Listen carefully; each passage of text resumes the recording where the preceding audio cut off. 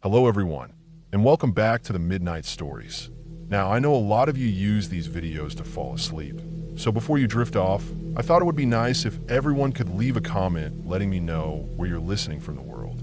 Also, don't forget to like and subscribe if you're enjoying the episodes. Alright, let's get comfy, relax, and begin.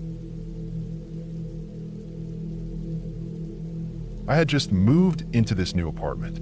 It was a quiet little place, tucked away from the busy city, a refuge from the chaos of work and the noise of the streets. The building was old, but it had character. The hardwood floors creaked underfoot. The walls were lined with vintage wallpaper that had started to fade in places, and the windows still had those thick wooden frames that you could imagine had been in place for decades. It wasn't anything fancy, but it was mine, and I loved the peace it offered. It was a small two-bedroom unit on the top floor of a three-story building. The elevator was out of service, so I got a good workout hauling my boxes up the narrow, creaky staircase. The hallways smelled faintly of dust and old wood, but nothing that was unpleasant, just a sign that the building had seen better days. When I first toured the apartment, I didn't notice anything strange. The landlord seemed like a nice enough guy, though a bit distant. He gave me the keys, said the place was quiet, and that the neighbors were mostly old retirees or quiet professionals. Perfect, I thought. Just what I needed. I spent the first couple of days unpacking, getting settled in.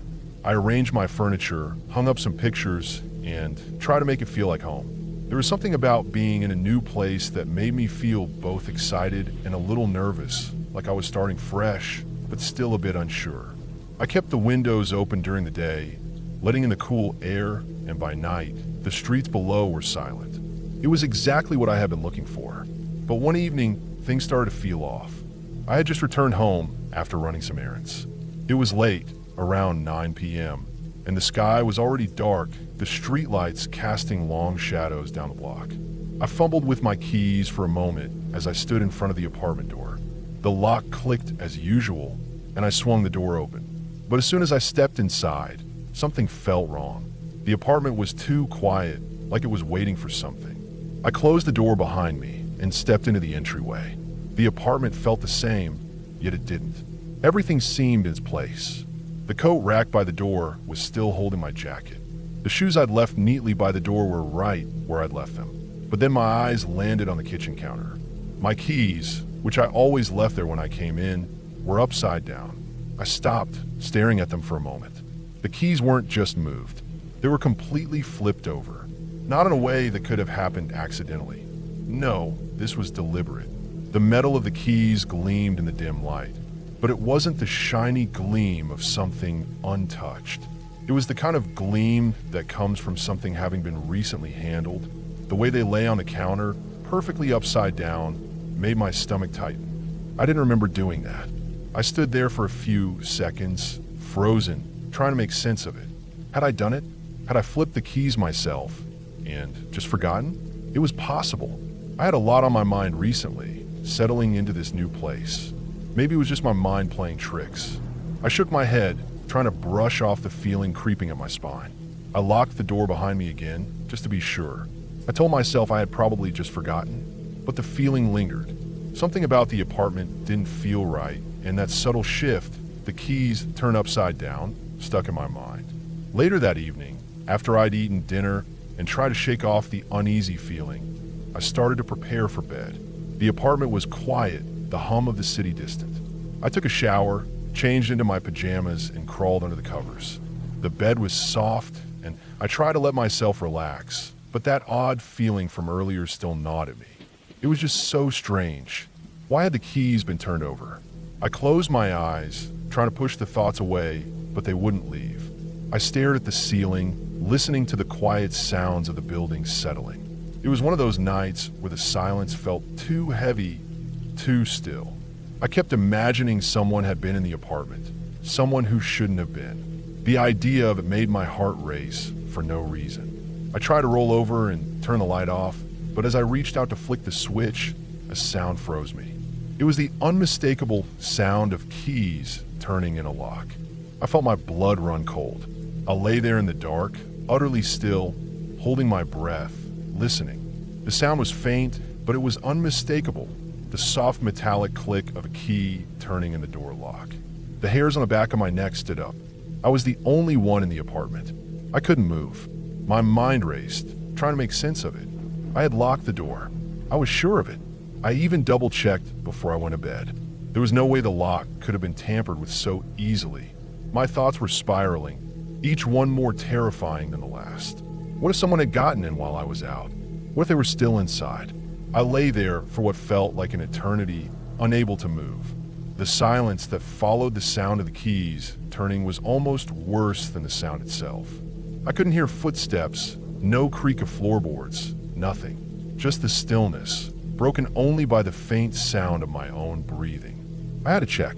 Slowly, I pulled myself out of bed, my feet barely making a sound as I touched the cold wooden floor. The apartment was still dark, but I could see the faint outline of the hallway from the dim light outside. My heart pounded in my chest as I crept toward the front door. I couldn't help but glance toward the kitchen counter, where my keys had been earlier. They were still turned upside down. I reached the door and stood in front of it, listening carefully. The silence was deafening. I could hear the faint hum of the refrigerator, the ticking of the clock on the wall, but nothing else. Nothing that would explain what I had heard. I carefully checked the lock. It was still latched. No signs of tampering. No marks. Nothing. I let out a breath I didn't realize I'd been holding. Maybe I had imagined the whole thing. Maybe I was just tired or stressed from a move. But as I stood there, I felt a cold chill creep up my spine again. The hairs on my neck prickled. The quiet felt oppressive, almost suffocating. I turned away from the door and walked back toward the kitchen. I didn't know why, but something told me to look out the window. I pulled back the curtain and peered into the alleyway below. The streetlights flickered in the distance, casting long shadows across the pavement. For a moment, I didn't see anything unusual. Then my eyes caught something. A figure. It was barely visible in the dark, but I could make out a person standing at the edge of the alley, looking up at my window. My heart dropped. They weren't moving, just standing there, staring up. The figure didn't seem to notice me watching. I stood there frozen for a long moment, unsure of what to do. I was paralyzed, caught between fear and disbelief. What were they doing? Were they the ones who had been in my apartment? I pulled the curtain closed quickly and backed away from the window. I couldn't take my eyes off the spot where the person had been. They had to have seen me. Why hadn't they moved? The thoughts swirled in my head. I grabbed my phone from the nightstand and dialed the number for the landlord. I didn't know what else to do. The ringing seemed to echo in the silence of the apartment. Finally, he picked up. "Hello," he answered, sounding groggy. "Hi, I hesitated, trying to keep my voice steady. "This is your tenant. I think someone's been in my apartment. I heard keys turning in the door lock. I'm not sure what's going on, but it's freaking me out." There was a long pause on the other end. "What do you mean? Someone's been in your apartment?" he asked. His voice was calm, too calm. I didn't like the way he said it. I swallowed. "I'm not sure, but I heard someone at the door. The keys turning in the lock, like they were trying to get in. And now there's someone outside my window." I waited for him to respond, but the line went dead. I stared at the phone in my hand. What the hell was going on? I didn't know what to do next, but the sense of unease wouldn't leave. I went back to the window, pulling the curtain aside cautiously. The alley below was empty now. Empty except for the faintest hint of movement in the shadows across the street.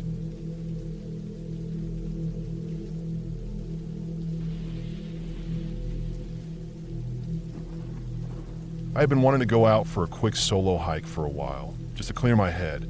Nothing serious, just a few miles in and out, a quick escape from the routine. I had heard about a trail not far from where I lived. It was simple enough, and I figured it would be the perfect way to spend an afternoon. I told myself I'd be back before dark, maybe catch the sunset if I was lucky. But as the light started to fade, I began to realize something wasn't right. I parked my car at the trailhead and started my hike. The first mile or so was easy, just a well-maintained path, trees towering on either side, the typical forest smells, fresh earth and pine. It felt nice, peaceful even, like it always does when I'm in nature. The sun was still high, but I knew I'd need to turn around soon if I didn't want to get caught in the dark. But I kept pushing forward, telling myself just a little farther. The trail started to wind through thicker woods, the trees pressing in closer as I went deeper. I could feel the temperature dropping as the sun sank lower in the sky.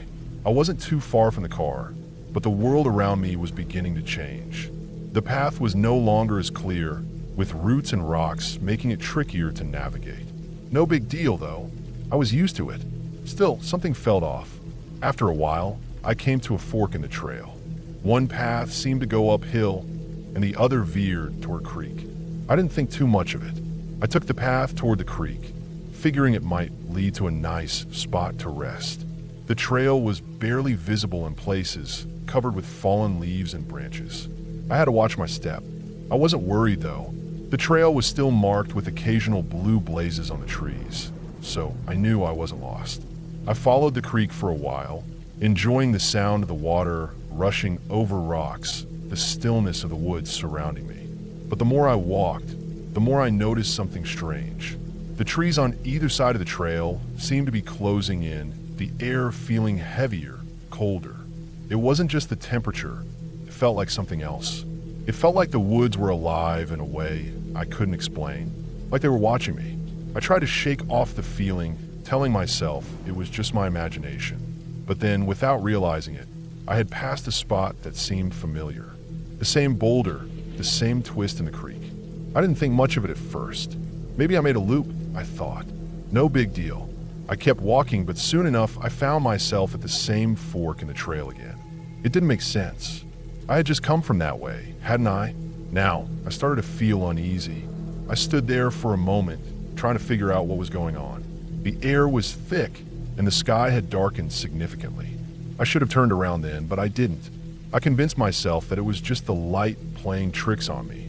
Maybe I wasn't as familiar with the trail as I thought. I chose the uphill path this time, thinking I could get a better view of my surroundings, maybe spot something to help me get oriented. But when I reached the top, everything looked the same. The forest stretched out in every direction, with no clear landmarks. The sun had dipped below the horizon, leaving the world covered in shades of deep blue and gray. That's when I heard it. Footsteps. At first, I thought it was just the sound of my own boots crunching on the leaves, but then I stopped. The sound didn't stop with me. It kept going in perfect time with my movements. I froze, my heart beginning to race. It wasn't my imagination. Someone, or something, was following me. I waited, holding my breath, but the footsteps didn't stop. They weren't heavy or fast, just steady, almost deliberate. My stomach dropped. This wasn't normal.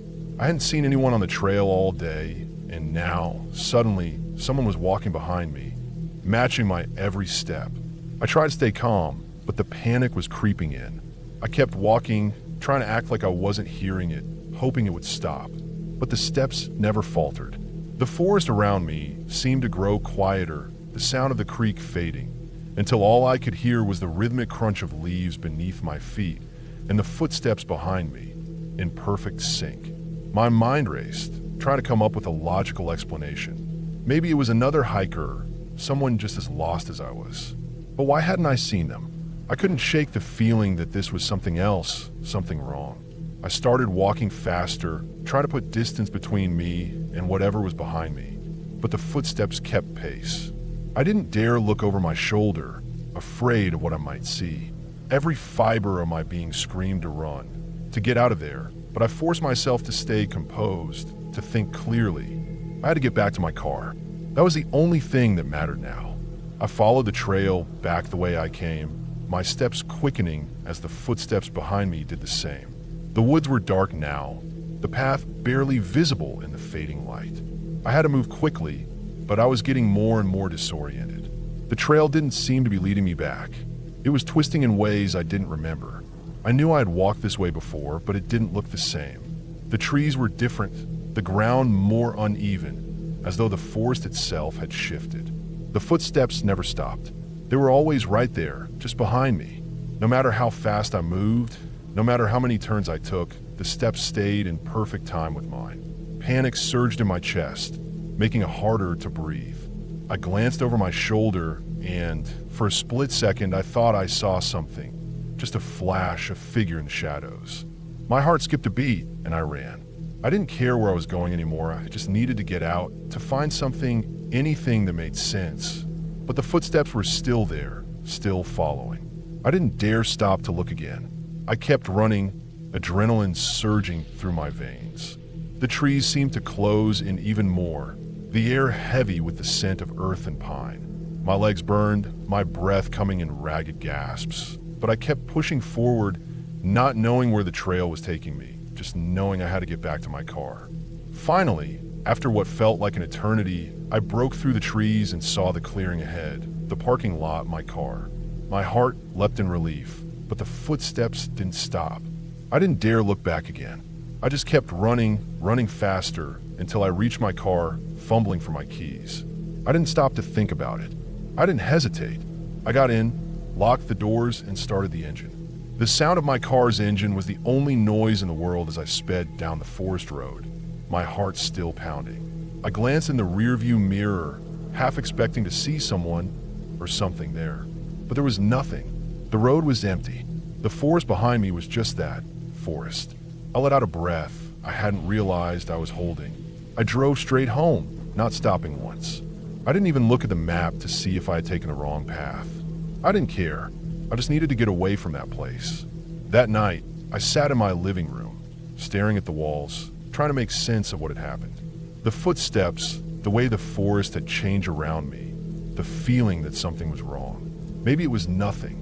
Maybe it was just my mind playing tricks, but I couldn't shake the feeling that something had been out there with me, something that was waiting for me to make a mistake.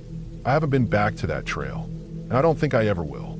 Sometimes when I close my eyes, I still hear those footsteps behind me, in sync with mine. They never stopped, not until I was safely in my car, and that's something I'll never forget.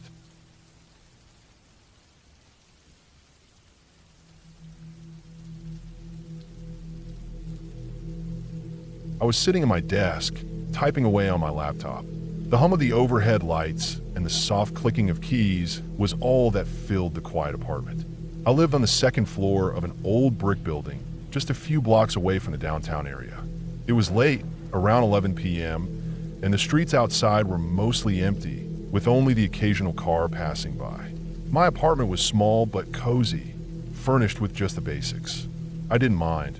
It was perfect for someone like me, who didn't need much to be content. The only light in my apartment was from my desk lamp. It created a soft glow that surrounded me, leaving the rest of the room in near darkness. The window next to my desk gave me a clear view of the building across the street. It wasn't a particularly interesting view, just another apartment building, the kind you'd see in a city that was slowly being gentrified. I didn't know the people who lived there, but I'd occasionally catch glimpses of them moving behind their windows. Most nights, it didn't pay me any mind. But tonight, something felt different. I was typing an email, my focus solely on the screen, when I happened to glance out the window. Across the street on the third floor of the building opposite, I saw a figure standing in front of the window. At first, I thought it was my neighbor, someone I'd seen walking around the building before. It wasn't uncommon for people to be up late, working, or whatever. But as I looked more closely, I realized something was off. The figure wasn't moving. It stood perfectly still, facing directly out the window. The lighting in the room across the street wasn't great, so I couldn't make out many details, but I could see enough to tell it wasn't a reflection of myself. I hadn't heard any sound from the apartment across the street. No sounds of furniture moving or doors opening and closing. Just stillness. Curious and a bit uneasy, I waved my hand. I figured if it was my neighbor, they'd notice and wave back. I waited, but nothing happened. The figure didn't move, didn't acknowledge my wave in any way. It just stood there, staring. It was strange, but I didn't think much of it at the time. Maybe they didn't see me, I thought. Or maybe they were just too tired to care. I turned back to my computer, but knot had formed in my stomach. I don't know why, but there was something about that figure that unsettled me. I tried to push out of my mind, focusing instead on the email I was writing, but it was hard to concentrate. My mind kept drifting back to the figure across the street. I glanced at the window again, hoping it was just my imagination playing tricks on me. But when I looked, the figure was gone. The space in front of the window was empty, and I let out a small sigh of relief. Maybe they just moved out of view, or maybe it was something as simple as the lighting changing. I told myself it wasn't a big deal, but then I saw something that froze me in place. The figure was no longer across the street. It was standing right behind my window. In the span of just a few seconds, it had moved from one side of the street to the other, and now it was standing in my line of sight, directly behind the glass of my window. Its face was pressed up against the glass, eyes wide and unblinking, staring straight at me. I froze, my heart pounding in my chest. My breath caught in my throat. The figure didn't move, didn't blink. It was as if it had appeared out of nowhere, standing still, watching me with an intensity that made my skin crawl. I couldn't move, couldn't tear my eyes away from the figure. It was the kind of stare that made you feel like you were the only thing in the world, like you were being studied, observed. I don't know how long I stood there, staring back at it, but I could feel the panic starting to rise in me. I looked down at my phone, my hand shaking as I reached for it, but I couldn't get my fingers to cooperate. I tried to turn away, but my body wouldn't move. The figure remained there, pressing its face against the glass, its eyes locked onto mine. Then, I heard something I hadn't expected. A soft tap on the window. It wasn't loud, but it was enough to break the tension. I snapped back to reality, finally pulling myself out of the trance I was in. My mind screamed at me to move, to do something. I bolted from my desk, my chair scraping across the floor as I rushed toward the door. I didn't even look back. I ran down the hallway of the building, my feet pounding against the worn wooden floors. The air felt thick, and my breaths were short and quick, as if I couldn't get enough air. I didn't know what I was doing, whether I was trying to escape or just get some space. I didn't know if the figure was still there, watching me. All I knew was that I had to get out.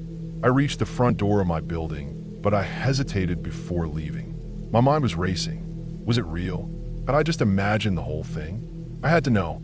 I opened the door, stepping out into the cold night air. The streets were quiet, the occasional car passing by. I crossed the road quickly, my heart still pounding, my body tense. I reached the building across the street, the one where I'd seen the figure. The lobby was dark, the door locked. I tried the handle anyway, just in case. It was one of those old buildings with a security system, and the door was always locked at night. I couldn't get in. I walked around to the back, where there was a small alley leading to the building's rear entrance. It wasn't much more than a small hallway, barely wide enough for two people to stand side by side. But it was a way in. The back door was unlocked. I stepped inside, cautiously, my breath misting in the cold air. The building was silent, the only sound the faint hum of the ventilation system. I crept up the stairs to the third floor, the same floor where I had seen the figure earlier. When I reached the top, I hesitated. I didn't know what I was expecting to find. Maybe I thought the person who had been staring at me would still be there, waiting in the darkness. But the hallway was empty. The door to the apartment where I had seen the figure was closed, just like all the others. I knocked on it softly at first, then harder, but there was no response. I moved down the hallway, trying other doors, but none of them opened. I was about to give up when I came across a maintenance closet at the end of the hall. The door was ajar, and inside, there were cleaning supplies and old furniture stacked up. But more importantly, there was a window, one that overlooked the street directly across from my apartment. I stared out the window for a moment, my heart still racing. The street was quiet, the building across from mine dark. But as I looked more closely, I noticed something strange. The window across the street, the one where I had first seen the figure, was still dark. There was no one there, no movement. I felt a chill creep up my spine. Had I imagined the whole thing? Had I been seeing things in the dark? But then it hit me. The window across the street had been dark when I first saw the figure. And yet, when I looked back, it was as if the figure had been standing there all along, waiting for me to notice. I turned and walked out of the building, back to the street. I stood there for a moment, staring up at the window where the figure had been. It was still dark, still empty. I never found out who or what it was that had been standing there, watching me. But after that night, I couldn't shake the feeling that someone or something had been keeping an eye on me from across the street. I moved out of that apartment not long after, leaving the old building behind. I don't know if it was a trick of the mind or if someone had been playing some kind of sick game. But I'll never forget that feeling of being watched, of being so close to something I couldn't understand. And every time I see someone standing in a window across the street, I can't help but wonder, are they really just a neighbor? Or is there something else out there, watching from the darkness?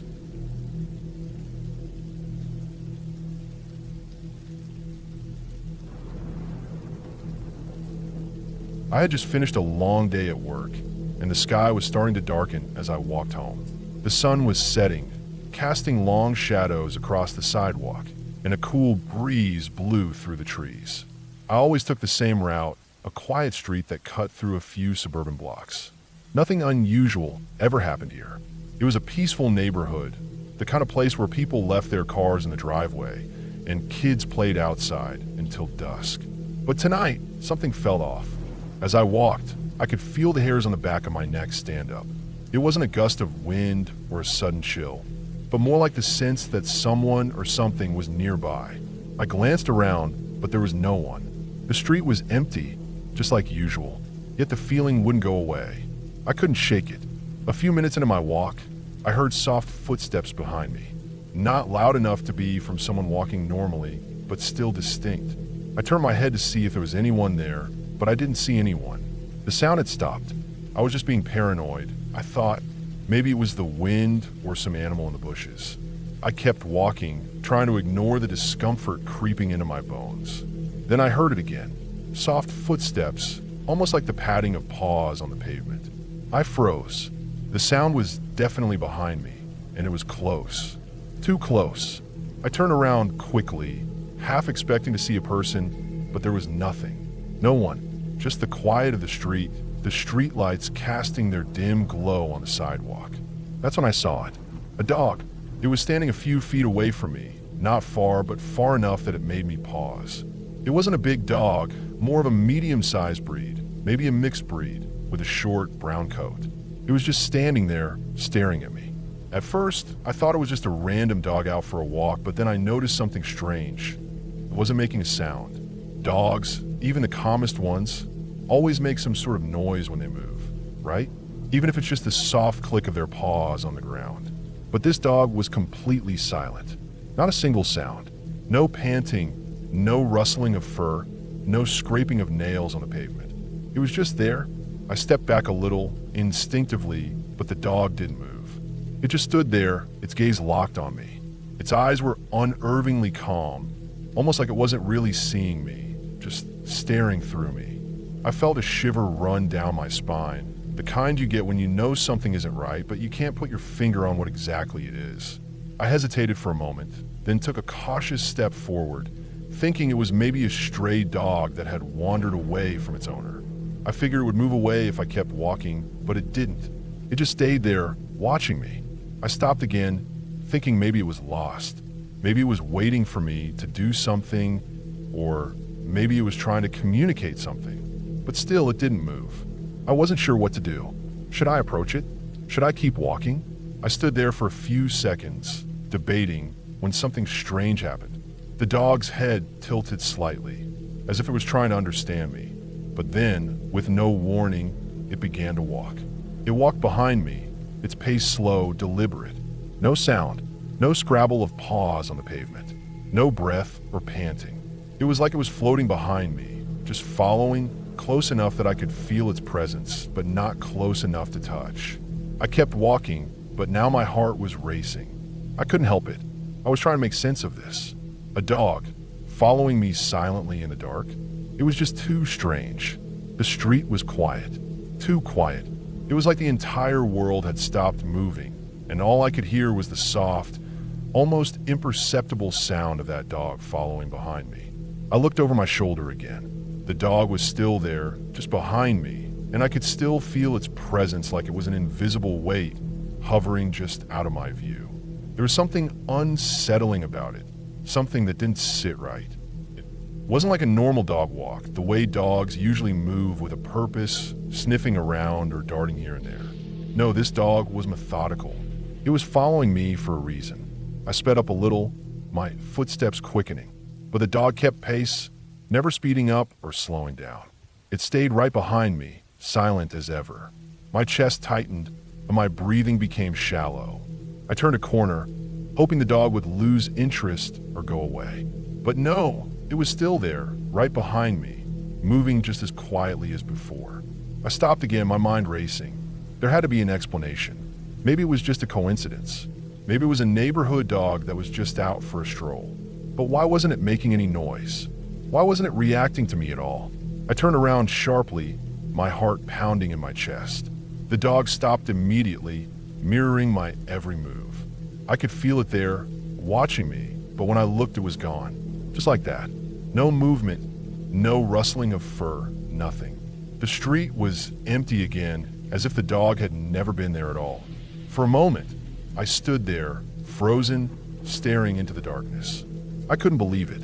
I had just seen a dog following me, and now it was gone, without a trace. But even though it was no longer in sight, I could still feel it. That eerie, unnerving presence, like it was just out of reach, lingering in the shadows. I turned back around and started walking again. My pace faster now, my heart still pounding. I was trying to convince myself that I was just overreacting, that I had imagined the whole thing. But as I walked, I couldn't shake the feeling that I was being watched.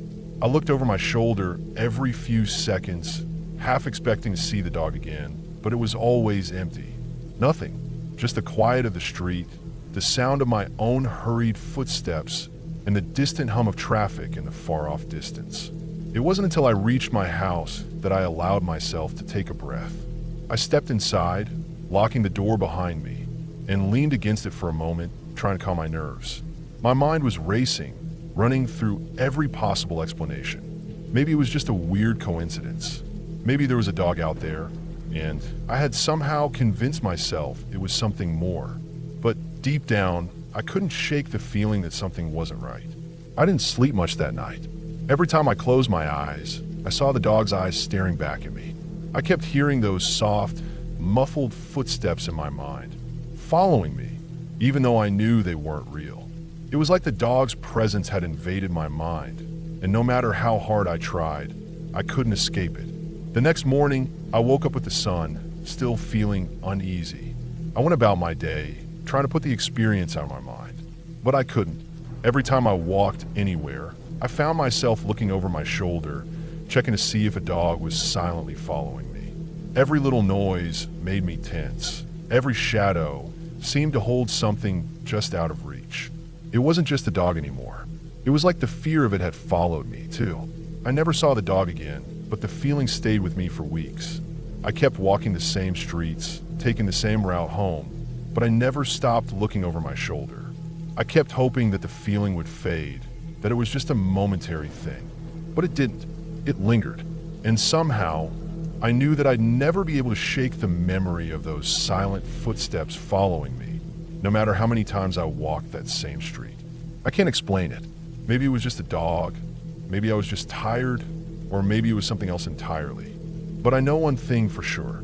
There are some things you can't unfeel. And for me, the presence of that silent dog will always be one of them.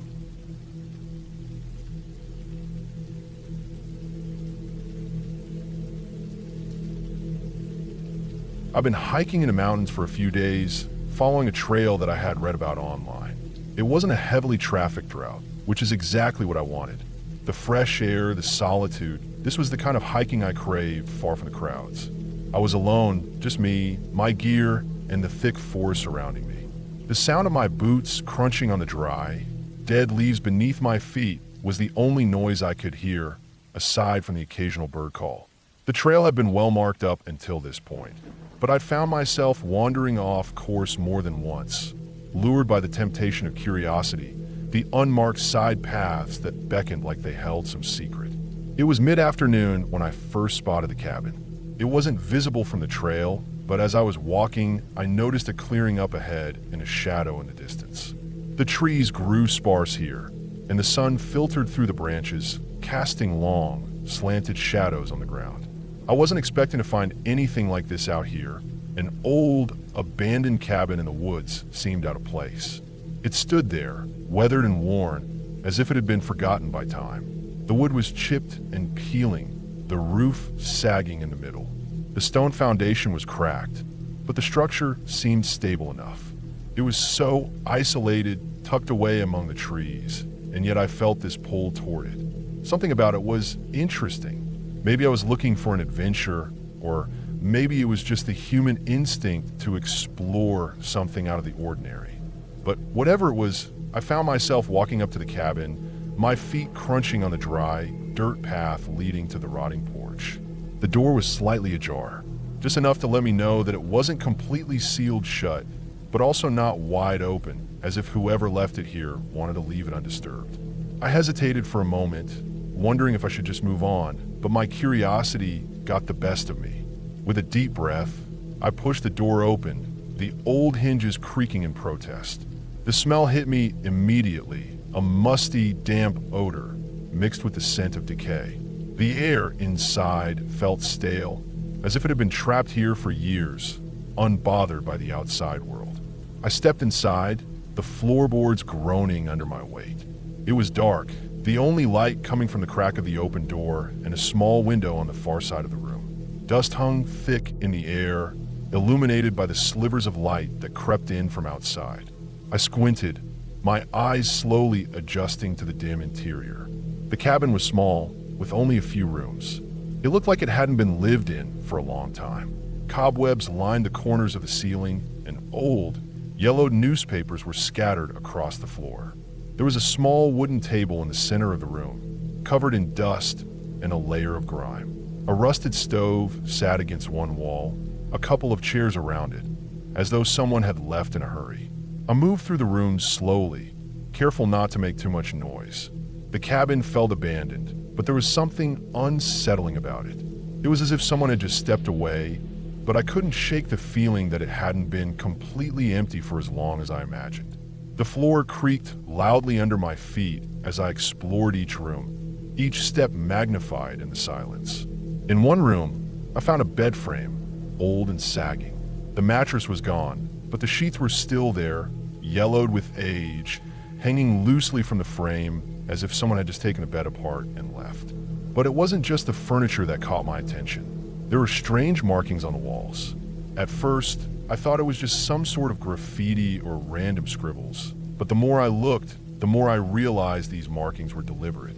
Symbols I didn't recognize, drawn in what looked like charcoal or paint. Some were crude, others more intricate, looping in patterns that seemed to move if you stared at them long enough. I traced one of them with my finger, an odd, jagged shape that seemed to spiral inward. I felt a chill run down my spine as I touched the rough surface. There was something deeply unsettling about these symbols. They didn't belong here. I pulled my hand away and continued exploring. The further I went into the cabin, the more the place seemed to weigh on me, as if the air itself was thicker in the back rooms. I tried to shake off the uneasy feeling, telling myself it was just the isolation and the strange markings that had me on edge. But there was something else, something that didn't sit right. I reached the last room, a small, dark space at the back of the cabin. It had a small, boarded-up window and a heavy wooden door that led to the second floor. There was a faint smell of mildew in the air, and the floorboards here seemed even more unstable than the rest of the cabin. As I stepped inside, the air grew colder, the musty smell more intense. The room felt claustrophobic, as if the walls were closing in on me. But what really got to me were the things on the walls. More symbols, but these seemed different. These didn't look like anything I had seen before. They were arranged in tight, deliberate patterns, and there was something about them that made my skin crawl. I was about to leave when I heard it, the unmistakable sound of footsteps above me. Slow, heavy steps, like someone was walking across the floor of the second level. I froze, heart pounding in my chest. No one was supposed to be here. I had checked outside before entering the cabin, and there was no sign of anyone. And yet, I could hear the steps, faint but unmistakable, creaking through the floorboards overhead. I stood there for a moment, my mind racing, trying to make sense of what I was hearing. Maybe it was an animal, though it sounded far too deliberate for that. I glanced at the door, but it was still slightly ajar, the light outside casting long shadows into the cabin. I moved cautiously toward the door, my steps barely making a sound. The last thing I wanted to do was confront whatever or whoever was upstairs, but I had to leave. I had to get out of here. As I moved toward the door, the footsteps above me grew louder. There was no mistaking it now. Someone was up there. They were walking around, their movements deliberate, as if they knew I was here. The hair on the back of my neck stood up. I turned, my heart racing, and rushed toward the door. But when I grabbed the handle and tried to pull it open, I froze. It wouldn't budge. I tugged harder, pulling with all my strength, but the door was stuck as if something was blocking it from the other side. My mind went into overdrive. I glanced around, desperately searching for another way out, but there was none. The small window was boarded up tightly. The cabin felt like it was closing in on me. The footsteps above grew faster, like someone was moving toward the stairs. My panic set in as I realized I was trapped. My breathing quickened. I looked back at the door.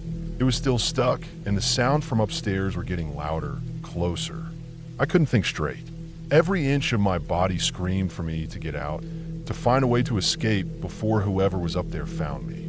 I grabbed the door again, throwing my shoulder into it, desperate to break free. My mind raced as I threw myself against it one last time. This time, it gave way, and the door swung open with a loud crack. I didn't wait a second longer. I bolted outside, not looking back, my heart pounding in my chest. I didn't stop running until I was back on the trail, breathing hard, my legs aching from the effort. I looked over my shoulder, expecting to see someone chasing after me. But there was nothing, just the trees, the silence of the mountains. But I knew something had been there. I knew I wasn't imagining the footsteps, the feeling of being watched. It wasn't an animal. It wasn't some strange, supernatural force. It was just someone who had been hiding in that cabin, someone who didn't want to be found. I didn't stop until I reached the nearest town, where I finally found some safety, some comfort in the presence of people. But even then, I couldn't shake the feeling that I wasn't alone in those woods. I don't know who or what was in that cabin, but I know I'm never going back.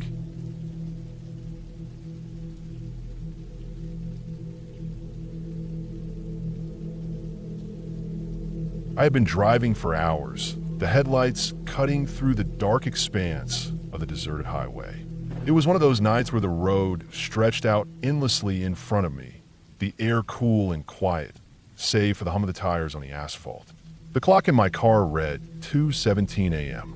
I wasn't really in any hurry, but I was starting to feel the weight of the night press on my eyelids. I've been out on the road, heading home from a long trip, and it felt like the only thing keeping me awake was the occasional flash of a sign or the sparse lights from distant farms. The highway was as lonely as I'd ever seen it. No other cars, no trucks, nothing but miles of open road in either direction. It had been like this for hours. I hadn't seen another soul since I passed a small town about an hour ago. The vast emptiness of the place almost felt oppressive. As I drove, I found my mind wandering, remembering things I had forgotten about, details from my trip, people I had met, places I had visited. I always found that when I was driving alone in the dark like this, it was hard to focus on just the road ahead. My thoughts seemed to drift in and out of clarity like the flickering of my headlights. Then I saw it, a figure standing by the side of the road. At first, I thought it was just a hitchhiker. I'd seen plenty of those during my travels, and most of the time, I avoided picking anyone up. But something about this person caught my attention. They were standing perfectly still just off the edge of the highway, as if waiting. I don't know why, but my foot instinctively pressed down on the brake. My car slowed, and I considered driving past, but a part of me felt strange. I couldn't shake the feeling that something wasn't right. Maybe it was the way they stood, unnaturally still, or the fact that there was no vehicle in sight for miles around. Either way, I couldn't help myself. I pulled over.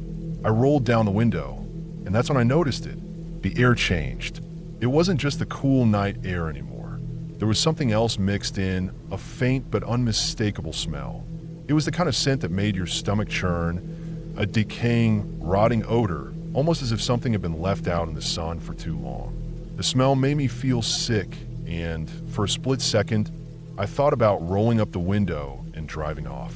But then I saw the person step forward. They were wearing a long, ragged coat, something that looked too old to be from this decade, let alone this century.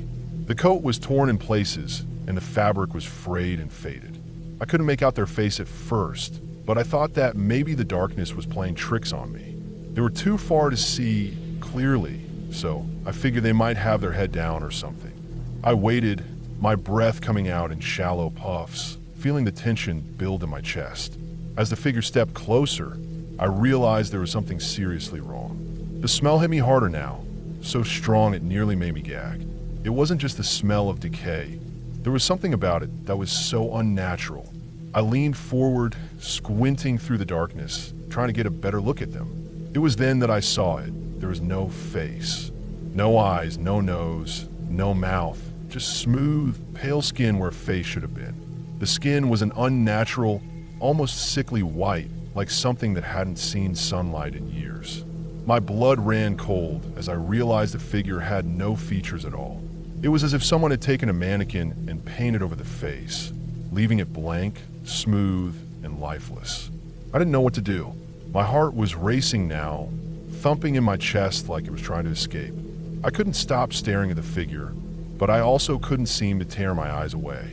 I could feel a kind of panic starting to claw at me, but I was frozen, staring at the person standing just a few feet away from my car. And then they took another step closer. I snapped out my trance. I don't know what made me do it, but I slammed my foot down on the gas pedal, and the car lurched forward. My heart was hammering in my chest, and I didn't even care that I was speeding now. I just needed to get away from that thing, whatever it was. I didn't even bother to look back. My hands gripped the steering wheel so tightly that my knuckles went white, but all I could think about was getting as far away from that thing as possible. I sped down the highway, the headlights cutting through the darkness, my mind racing. I didn't dare look in the rearview mirror. I didn't want to know if it was following me. I kept my eyes on the road ahead, focusing on the endless stretch of asphalt and the sound of my tires eating up the miles beneath me. But then, I couldn't help it. I glanced in the rearview mirror, and there it was. The figure was still standing by the side of the road, exactly where I'd left it. No movement, no change, just standing there, staring at me. The same pale, featureless face. It didn't look like it had even moved. I didn't know how it was possible. How could it still be there? I had been driving for miles, and yet it was as if it hadn't moved an inch. I blinked, tried to shake the image from my mind. But there it was again, clear as day in the rearview. The figure didn't move, didn't do anything, but I could feel its presence like it was still watching me, even as I sped away. My mind was racing now, adrenaline pumping through my veins. I didn't know what to think, but I knew one thing for sure. I wasn't stopping again. Not for anything. The rest of the night passed in a blur, my hands trembling on the wheel, my eyes flicking between the road and the rearview mirror, expecting to see that featureless face staring back at me. But as I kept driving, I began to convince myself that it was all just a trick of the mind. Maybe I'd been too tired, too sleep-deprived. Maybe the smell had been the result of some animal carcass nearby, and the figure was just a hallucination caused by too much time on the road. It wasn't until the next morning, when I pulled into a small gas station to fill up, that I realized I was still shaking. The memory of that face, the pale, smooth skin, the empty nothingness where a face should have been, was burned into my mind, and I couldn't shake it. I tried to tell myself it was just a trick of the mind, but something inside me told me that wasn't the case. Something inside me told me that I had encountered something unnatural. The gas station attendant looked at me strangely when I stepped out of the car, my hands still trembling as I fumbled with the pump. I must have looked like a mess. I hadn't slept, hadn't eaten, and I couldn't stop thinking about what had happened. I didn't want to tell anyone about the figure. They'd think I was crazy, and maybe I was. But I couldn't forget.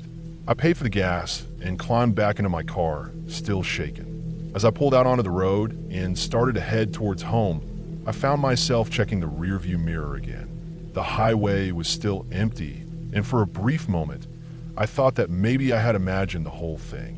But then, as I turned my gaze back to the road, I noticed something that made my blood run cold. There in the distance, standing on the side of the road, was another figure. The same shape, the same pale skin, the same lifeless stance. And I realized something that made my stomach churn. I had been followed.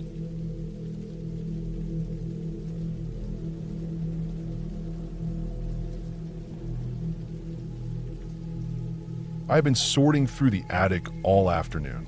My parents had asked me to go through some of the old family photos and memorabilia they had collected over the years. It was strange being up there alone, surrounded by dusty boxes filled with old memories. The attic smelled of age, like paper and wood, a scent I couldn't quite place. The light from a single bare bulb in the corner flickered now and then, adding an unsettling rhythm to the otherwise silent space. I had been up there for hours, sorting through photos of birthdays, holidays, and family vacations. The older pictures were faded, some of the edges curled and yellowed with time, but it was clear how much each one had meant to my parents. There were so many memories packed into the photos. My parents, my siblings, grandparents, and aunts and uncles. A lot of these moments felt distant now, but as I sifted through each image, I found myself feeling a strange mix of nostalgia and sadness. I came across a picture that caught my eye. It was from a vacation we had taken to the beach years ago. My family, all of us on a sunny afternoon, smiling with the ocean behind us. I knew this one well. It had always been a favorite, one that my parents had framed and hung in the living room for years. But there was something odd about it now. It wasn't the picture itself. It was the way it was lying on the shelf, face down. I didn't remember ever turning it that way. I was certain I had put it back in a box face up like all the others. Maybe I was mistaken, but the thought of it being flipped made my stomach tighten. I felt a small twinge of discomfort, though I couldn't exactly explain why. Without thinking, I flipped the picture over. The sight of it made my breath catch in my throat. In the photograph, everyone was there, my parents, my siblings, our family friends, all standing together on the beach, smiling in the warm light. But there was something glaringly wrong. I wasn't in it. I stared at the photo for a long time, trying to make sense of what I was seeing. My mind raced as I tried to convince myself that it was just a mistake, maybe some trick of the light or an old print where I was hard to see. But that didn't make sense. I remembered that day clearly. I had been right there in the middle of the group, grinning as I stood next to my sister and my mom behind me. I had been a part of that moment. I was in that photo. I flipped the photo back over to see the date written in the corner, 2002. That was the year we had gone on that trip, the summer before my senior year of high school. I knew I had been there, yet my face was nowhere to be found. Feeling a strange unease creeping up my spine, I grabbed the next picture. It was from the same vacation, taken just moments before or after the first one. I could tell because we were all wearing the same clothes, standing in almost the same positions. I turned it over. Again, I wasn't there. My stomach twisted with an inexplicable dread. I flipped through the rest of the photos from that day, each one more unsettling than the last. In every single one, I was missing. I could see my sister, my parents, even the dog we had back then, but not me. I wasn't in any of them. I had no memory of anyone else flipping these pictures or removing me from them. It didn't make sense. The longer I stared at the photos, the more I began to feel like I was losing touch with reality. This wasn't just a mistake. Something was wrong. But what? How could I not be in any of these pictures when I so clearly remembered being there? My heart raced, and the attic around me seemed to grow colder, the shadows deeper. I wanted to call someone, but a strange, suffocating feeling held me in place. My hands shook as I held the photos, now scattered around me on the floor. I couldn't look away from them. I felt like if I did, I might miss something important. I stood up, feeling dizzy, the air in the attic growing heavy. My mind was racing. I could hear my own heartbeat in my ears, thumping louder with each second. I had to find an explanation for this. It was impossible. It had to be a mistake. I grabbed the rest of the photo albums and pulled them down from the shelf. My fingers fumbled with the edges, as if I were tearing at the fabric of something delicate and fragile. I didn't want to think what it meant if I was actually gone from the photos, but I couldn't stop. I needed to know. The next album was full of pictures from various holidays and family gatherings, some from before the vacation I had just been looking at, others from years later. I turned each page with frantic speed, looking for anything that could make sense of what I was seeing. The photographs blurred together in my mind, faces merging into a haze of colors and memories, but the one thing that stood out was the same. I wasn't in any of them. Every time I checked, every picture I turned over, I wasn't there. Even photos I knew I'd been in before, Christmas gatherings, my birthday parties, none of them had me in them. At first, it felt like I was losing my mind. But then, as I turned the last page of the album, something in me snapped. I stood up, my legs trembling. The attic felt too small now, suffocating. My breaths came in short gasps. I couldn't make sense of it anymore. I was starting to panic, the air thick with my own unease. Was I going crazy? I had to leave this place. I backed toward the stairs, stumbling over boxes, knocking them over in my haste to get out. My eyes were locked on the pictures scattered around the attic floor. But just as I was about to turn and head downstairs, I heard a voice. A soft, distant whisper. "You never were." I froze. The words felt like ice, sinking deep into my chest. It wasn't loud, and it wasn't accompanied by any kind of forceful presence.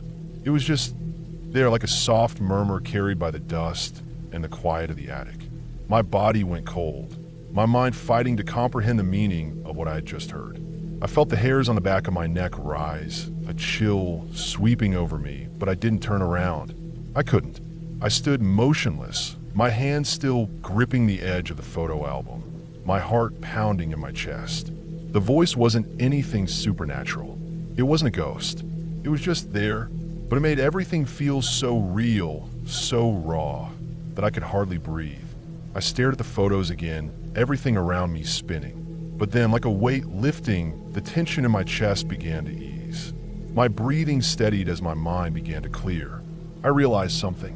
Slowly, the pieces of the puzzle fell into place. This wasn't about being erased or vanishing. It wasn't something supernatural at all. It was my mind playing tricks on me, playing on my fear. A long-buried memory surfaced, one I hadn't wanted to remember. The vacation wasn't the happy family trip I thought it was. It had been a trip fraught with tension, arguments, and resentment. It was the last vacation before everything began to fall apart. Before my parents started fighting more, before my family began to unravel. The truth hit me like a ton of bricks. The reason I wasn't in any of those photos was simple. I hadn't been there in any meaningful way. I had already emotionally checked out long before the vacation. I had been distant from everyone, barely participating in the trip. And over the years, I had forgotten that. I had convinced myself that I had been in those moments, part of the family, when in reality, I was a ghost, walking through that vacation without being truly present. My mind had filled in the gaps, erased the uncomfortable truth, and I had allowed myself to believe that I belonged in those photos. But I didn't. I had been too busy with my own feelings, too wrapped up in my own world, to notice the rift growing between my family and me. The voice I had heard wasn't a warning or a supernatural presence. It was simply my subconscious forcing me to confront the truth. I had never really been there, not in the way I thought I was. And the photo, the images of a family that no longer existed as it once had shown me that. I turned around and made my way back down the stairs, my legs still shaky, but my mind clearing.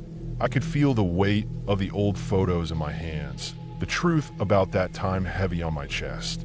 But at least now I could face it.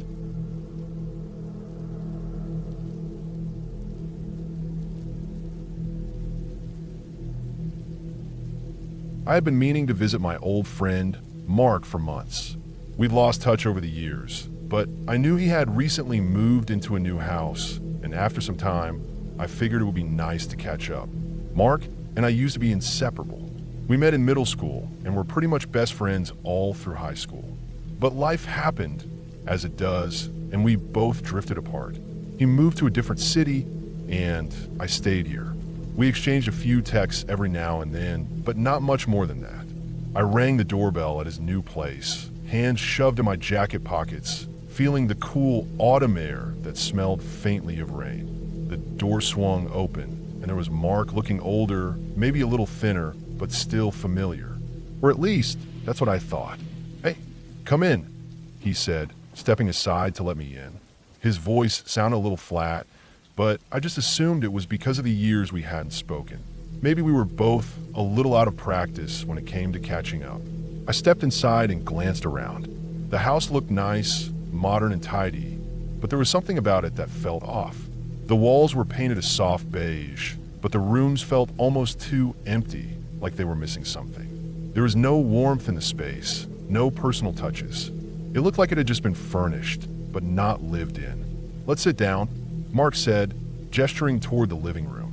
There was a large sectional couch with just a couple of throw pillows scattered across it. No coffee table, no knickknacks on shelves. It didn't feel like home, at least not like a home I'd expect from someone who'd lived here for a while. We sat down across from each other. Mark leaned back against the cushions, folding his arms, and stared at me for a few seconds. I could tell something was off, but I couldn't put my finger on it. He didn't seem as engaged as he used to be.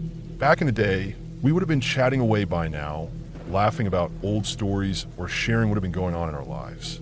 Instead, there was just silence between us, stretching out too long. Finally, I broke the quiet. "Nice place," I said, trying to fill the awkward space with something positive. "Looks like you settled in well." He nodded, but didn't say anything in response. It felt like he hadn't even heard me, like his mind was elsewhere. I tried again, bringing up a memory from our high school days. "Do you remember that time we skipped class and went to that diner? We got in so much trouble for that." I half expected a laugh or at least some recognition, but nothing. He just stared at me for a moment, his eyes flat, his expression unreadable.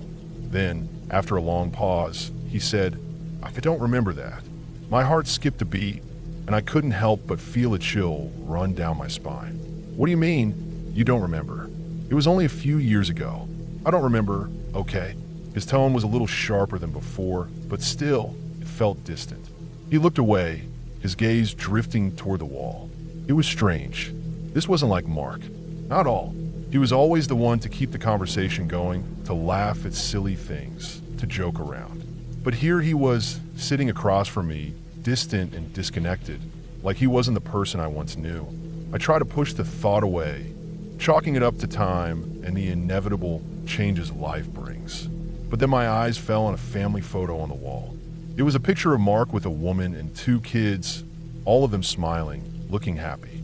But something about it didn't sit right with me. I didn't remember this photo. I'd never seen it before. Mark had always been a little private about his personal life, but I was sure I would have seen a picture of his family at some point. I couldn't have missed it. "Who are they?" I asked, pointing at the photo. Mark followed my gaze, and his expression shifted just for a moment. It was like he had to think about it before he spoke. "That's my family," he said flatly, like it was no big deal. But the way he said it, it didn't sound right. It didn't sound like he was proud or happy to talk about them. It was like he was just listing something off, like an item on a to-do list. I nodded slowly, trying to mask the unease creeping up my spine. I had to admit it, I was starting to feel uncomfortable. Something wasn't adding up. The more I thought about it, the more I realized how much was off about the situation. I leaned forward, staring at the photo. "I don't remember you ever mentioning having family. Have you been married for a long time?" Mark's gaze flicked toward the photo for a second. Then he looked back at me. "I've been married for a while now. A few years. A few years." I repeated slowly, my voice trailing off. That didn't make sense. I've been in touch with Mark pretty regularly over the years, and I was sure he'd never mentioned getting married or having kids. None of this was adding up. Why didn't I know about this? I'd always been one of the first people he'd tell things like that. I stayed quiet for a moment, tried to figure out what to say. Something about this didn't feel right. It felt like I was sitting in a room with a stranger who just looked like my old friend. It felt like Mark's eyes were focused on me, but he wasn't seeing me, not the way he used to. He wasn't engaged with me. I felt like I was fading into the background of this house. "Mark, is everything okay?" I asked, my voice trembling a little. "You seem different. I don't know, backslash. It's like you're not really here, you know?" He didn't answer. Instead, his eyes darted around the room, and for a second, I thought I saw a flash of something behind his gaze, something dark like he was struggling to hold something back. But then it was gone, and he just looked at me again with the same blank expression. "I'm fine," he said finally, but the words didn't sound convincing. They felt empty, hollow. I felt a wave of panic rising in my chest. My mind was racing now. I couldn't shake the feeling that something was very wrong. I wanted to leave, to get out of there, but I didn't know what to say. The silence between us grew heavier, thicker. The walls of the room seemed to close in on me. Suddenly, I realized something else, something more disturbing than the photo, than Mark's odd behavior. The more I sat there, the more I started to feel like I didn't remember him. The memories of our friendship, our time together, they started to fade. It was like they were slipping through my fingers, vanishing into thin air. I tried to hold on to them. I tried to recall the good times, the late night talks, the inside jokes. But the harder I focused, the more distant they became, as if the memories were being erased one by one. It wasn't just that Mark seemed different. It was as if the Mark I knew was fading away from my mind entirely. The panic surged. I stood up abruptly, almost knocking over the coffee table. I don't know what's happening, but this isn't right. I don't remember you anymore. Mark didn't move, didn't react. His eyes were still blank, still distant. He wasn't even looking at me anymore. His gaze was fixed somewhere else, like he was somewhere far away. I backed away from the couch, my heart hammering in my chest. The room felt suffocating now. I couldn't breathe. I couldn't think. I turned and bolted toward the door, throwing it open and stepping out into the cool air, gasping for breath. I didn't know what was happening, but I couldn't stay there. I needed to get away. I didn't look back as I walked down the driveway, my mind a whirlwind of confusion and fear. I had to get away from that house. For Mark. As I walked toward my car, I tried to grasp at the memories of our friendship, but it was like they were slipping through my mind like sand through my fingers.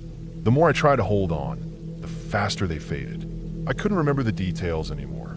The way Mark laughed, the things we used to talk about, the way his face would light up when he was excited. By the time I got to my car, I realized something worse. I wasn't sure I'd ever really known Mark at all. Maybe I just invented the memories of him in my mind. Maybe I'd created the person I thought he was. Maybe I didn't know him at all. But what scared me the most, what made my stomach twist with dread, was the nagging feeling that maybe it wasn't just Mark who had changed. Maybe I had too.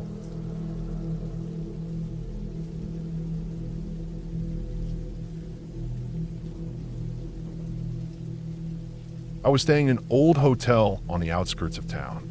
The building was tucked away behind a row of old trees, looking like it had seen better days. The faded sign above the door swung slightly in the breeze, as if it was just barely holding on. The reception area smelled like old wood and dust, and the clerk at the desk didn't say much, just handed me a key and pointed me toward the stairs. The whole place had a certain tiredness to it, as though it had long ago given up trying to be anything other than a relic of the past. The room I'd been assigned was on the second floor, at the far end of the hall. As I walked down the narrow corridor, the floorboards creaked beneath my feet, the sound echoing in the silence. The hallway lights flickered, casting long, odd shadows against the walls. The air was thick with the smell of stale carpet and old wood. It felt as though time had stopped in this place, trapped between the present and some forgotten past. When I opened the door to my room, I was greeted by the dim glow of a single light bulb hanging from the ceiling. The furniture was outdated, worn from years of use, but it looked clean enough. The bed, a queen-sized one with a floral bedspread that was faded but still intact, sat against the far wall. A small wooden desk with a chair was positioned beneath a window, which overlooked a dark alley. There was a wardrobe in the corner, a full-length mirror beside it, and a small, old-fashioned lamp on the nightstand. The entire room had an odd quietness, as though it had been waiting for someone to enter. I dropped my bag onto the bed and took a look around, trying to shake off the sense of unease that clung to the place. I wasn't sure what it was about this hotel, but there was something unsettling about it, like it was a place caught in limbo, too old to be comforting, but not quite old enough to feel like a historical monument. It felt abandoned, even though it wasn't. I shrugged it off, thinking it was just the dim lighting and the age of the building getting to me. I took a quick shower to freshen up, the water warm and soothing as it ran over my skin. When I stepped out, I glanced at the mirror above the sink. At first, it seemed normal, the reflection clear and steady. But then I noticed something. In the reflection, I could see the faint outline of a figure standing behind me. My heart skipped a beat. I spun around quickly, but there was nothing there. The room was empty. I looked back at the mirror, still just the reflection of the bathroom. The room was empty, just as I had left it. I stood there for a moment, staring at my reflection, trying to make sense of what I had just seen. My mind was racing, trying to figure out what had happened. It couldn't have been a trick of the light. There was no one behind me. I had been alone in the room. I took a deep breath, trying to calm myself. It had to have been a figment of my imagination, right? Maybe I was just tired, or my mind was playing tricks on me. But then, as I stood there, I saw it again. A slight movement, almost imperceptible in the reflection. The figure wasn't standing still anymore. It was shifting as if it was slowly turning toward me. I froze, my heart pounding in my chest. I looked over my shoulder once more. No one. The room was still empty. Yet the figure in the mirror kept moving, almost like it was trying to get closer to me. I couldn't take my eyes off the mirror. I felt a growing sense of panic, like something was wrong, like I needed to leave this room. But my feet were frozen to the floor. The figure in the mirror continued to shift, moving ever so slowly, its outline becoming clearer. The face, it didn't have a face. It was like a blur, as if the reflection couldn't capture all of the details. But the figure's movement was unmistakable. It was there, and it was not supposed to be. I stumbled backward, my hands shaking as I gripped the edge of the sink. My mind screamed at me to leave, to get out of the room and never come back. But as I turned to the door, I heard a faint sound, like the creak of a floorboard. My breath hitched. I slowly turned back around. Nothing. The room was empty again. The mirror still reflected nothing but the room. No figure, no movement. Just silence. I felt my pulse in my throat, the air thick with tension. Was I losing my mind? Had the stress of traveling finally caught up with me? But no. Something felt off. Something felt wrong about this place. I wasn't imagining things. The figure in the mirror hadn't been a trick of the light. It had been real, even if no one else could see it. I forced myself to move away from the mirror and sat down on the edge of the bed. I rubbed my eyes, trying to shake off the feeling of dread that had settled over me. I needed to calm down. I could feel my breathing becoming shallow, my mind racing through every possible explanation. Maybe it was just the reflection of something outside the window or the shadows playing tricks on me. I could have sworn I heard the sounds of footsteps, though, but no one had come to my room. I was alone. For the rest of the evening, I tried to push the incident from my mind. I watched some TV, had a quick bite to eat from a small bag of snacks, and tried to relax. But the unease didn't leave. I kept glancing at the mirror, almost expecting to see that figure again. I didn't want to go near it, but I couldn't help myself. I needed to know if it would happen again. I finally decided to turn in for the night. The bed, though not the most comfortable, felt like a welcome relief. I pulled the covers up, trying to bury myself in the warmth, but sleep wouldn't come. I kept staring at the ceiling, the sound of my own breathing the only thing breaking the silence. Eventually, exhaustion began to pull me under, and I drifted off into a restless sleep. Sometime during the night, I woke up. I'm not sure what had startled me. Maybe it was the cold or the sudden shift in the air, but I was awake now, wide-eyed and alert. I lay there, listening to the sounds of the hotel. The old walls creaked, and the wind outside rattled the window. Then, the faint sound of footsteps, slow, deliberate, echoed through the room. I turned my head, my heart racing. There was nothing there. The room was still empty. But the footsteps, they didn't stop. They came closer. I couldn't tell if they were coming from outside the room or from somewhere inside the building.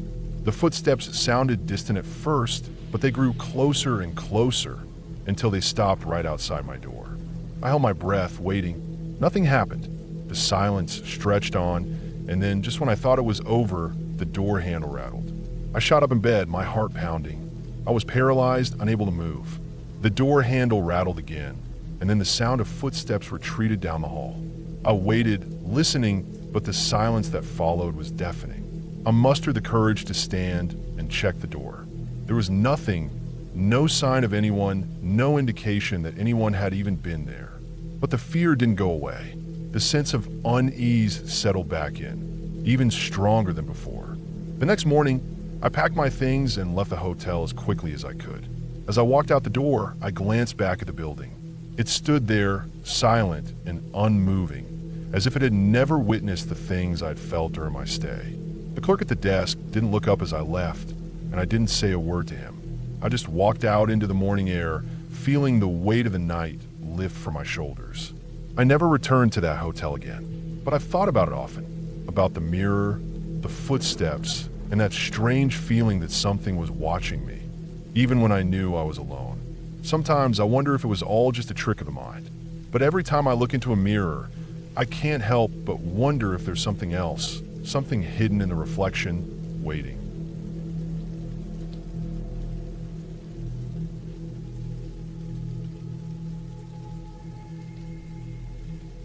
When I was 11, I stayed the night at my cousin's farmhouse during the summer. My parents had dropped me off earlier that afternoon, and the air smelled like sun-warmed grass and dirt, the way it always did out in the country. The farmhouse was old, with chipped white paint and a rusted metal roof that creaked when the wind hit it just right. The barn sat about 50 yards behind the house, past a chicken coop and a sloping field that ended in a line of trees.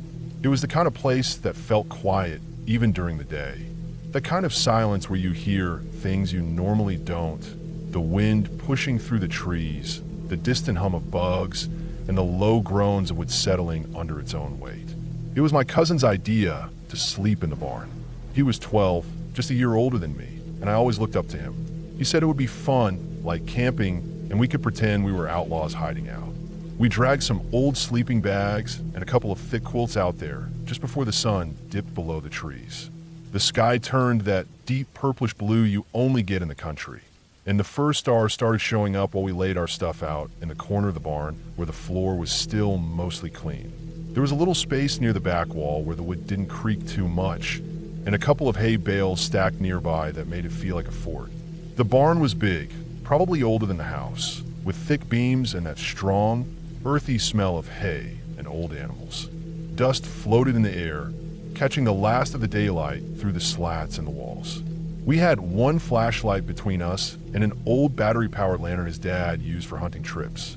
By the time we settled in and clicked the lantern on, the barn had gone full dark. You couldn't see more than a few feet in front of you without the light. The bugs outside were loud, buzzing and chirping in the tall grass. It was summer in the middle of nowhere, hot even after the sun went down.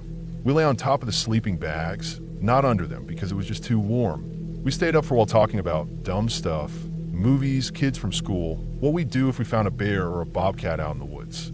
Eventually, we drifted off. I don't know what time it was when I woke up, but it was deep into the night. The lantern had gone out. The flashlight was still beside me, but I didn't reach for it right away. At first, I wasn't even sure why I'd woken up. Everything was black, pitch dark, the kind of dark where you couldn't see your own hand in front of your face. The barn was dead quiet too. No bugs, no wind, nothing. That kind of silence isn't normal. Not out there. It was heavy, like the whole barn was holding its breath. Then I heard it. Footsteps. Not on the ground level where we were, but above us, in the hayloft. They were slow, heavy. Not like boots stomping, but definitely not an animal. It sounded like someone walking across the old wooden boards up there. Step, creak, step, creak. Back and forth.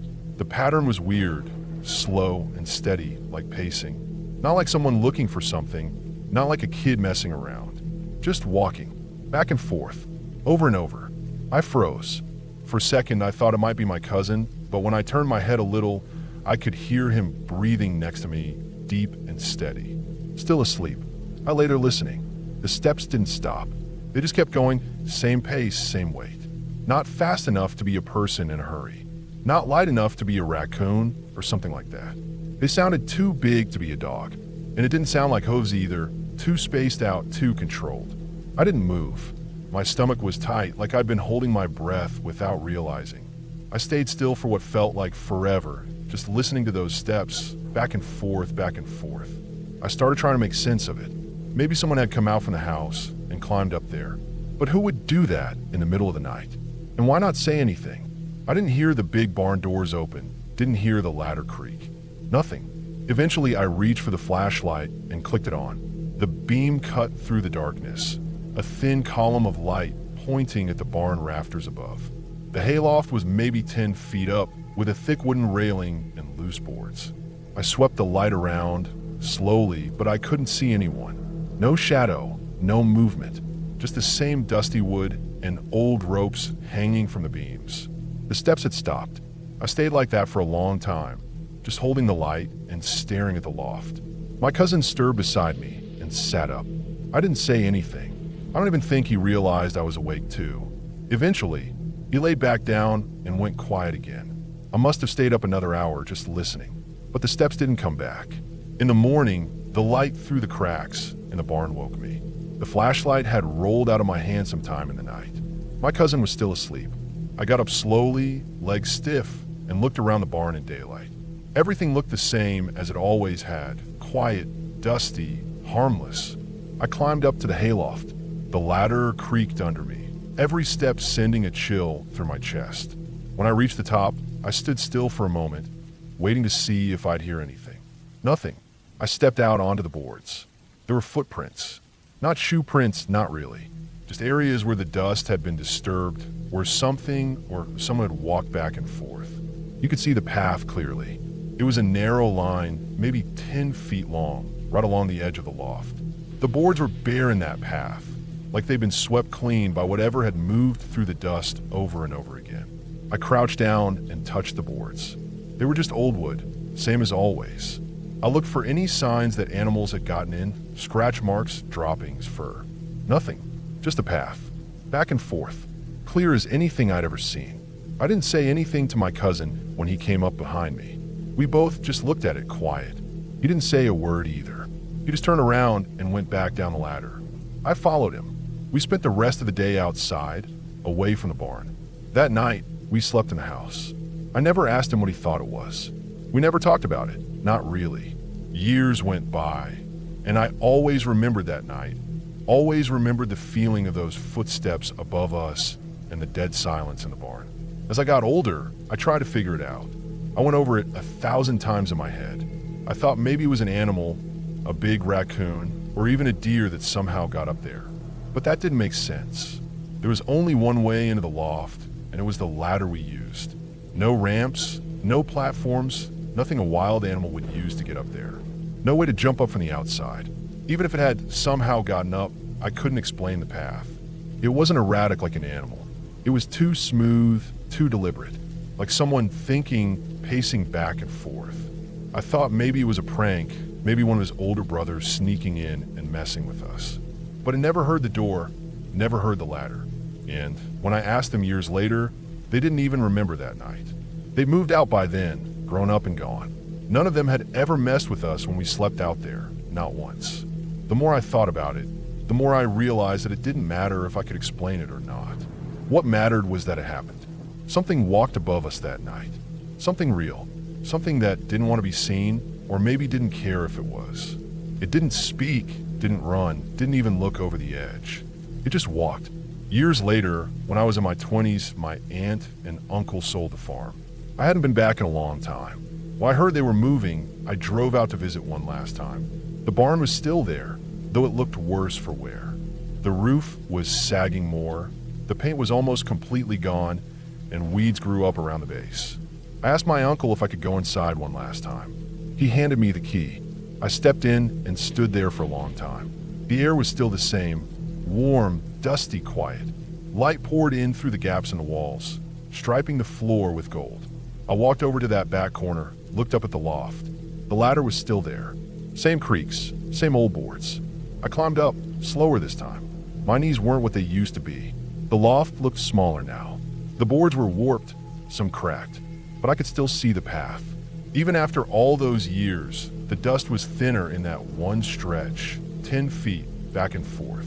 I stood there a while just staring at it, and then I turned around, climbed down, and locked the barn behind me. I still don't know what it was. Maybe I never will, but it was real.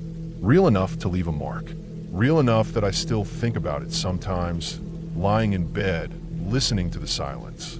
Not everything has to be a ghost to be scary. Sometimes it's the things you can't explain, the ones that happen quietly in the middle of the night without a single word, that stick with you the longest.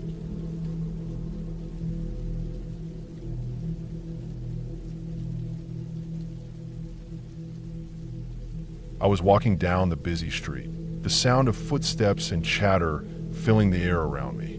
The day was bright, the kind of early afternoon sunlight that makes the city feel alive and bustling. I had just left the coffee shop, clutching a half-full cup in my hand, heading toward the subway. The street was crowded, as it always is in the city, with people rushing to and from their destinations, all absorbed in their own lives. I was no different, lost in my thoughts, my gaze occasionally flicking from the pavement to the faces around me. As I walked, something caught my attention. At first, it was just a feeling something shifted in the air. A subtle change, like a sudden drop in temperature or the way the atmosphere gets heavy just before a storm. I glanced around, trying to place it, but nothing seemed out of the ordinary. Then I saw them. A person standing in the middle of the sidewalk, just a few steps ahead of me. At first, I thought they might be lost in thought or maybe waiting for someone, but something about them felt off. They weren't moving, just standing there, still as stone, in a way that felt wrong. I slowed my pace without meaning to, my eyes narrowing as I tried to get a better look.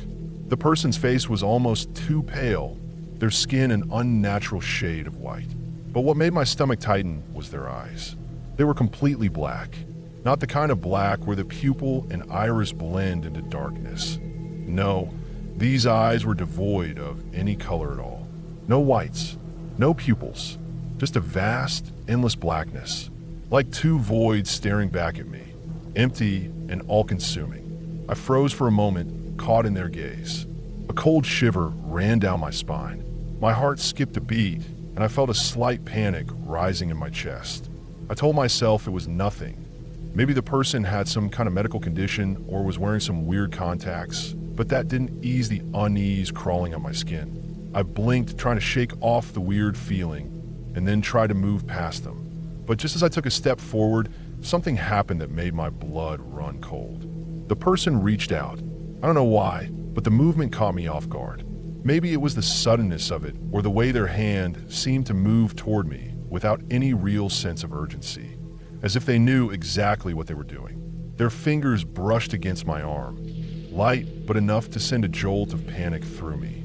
The touch was cold, far colder than it should have been, like they were somehow standing in shadow where time didn't quite work right. I flinched, pulling away instinctively, my heart thumping in my chest. For a moment, I couldn't think. My breath hitched, and I stared at them, expecting something more, anything more. But all they did was stand there, their face still empty, eyes fixed on me, as though nothing had happened. They didn't speak. They didn't move. It was as if time had stopped for a brief second, but everything around me continued. The people passing by, the sounds of the street. None of it seemed to matter anymore. My attention was fixated on them. I took a few hurried steps backward, my hand tightening around the coffee cup, trying to calm my nerves. I had to get away from them.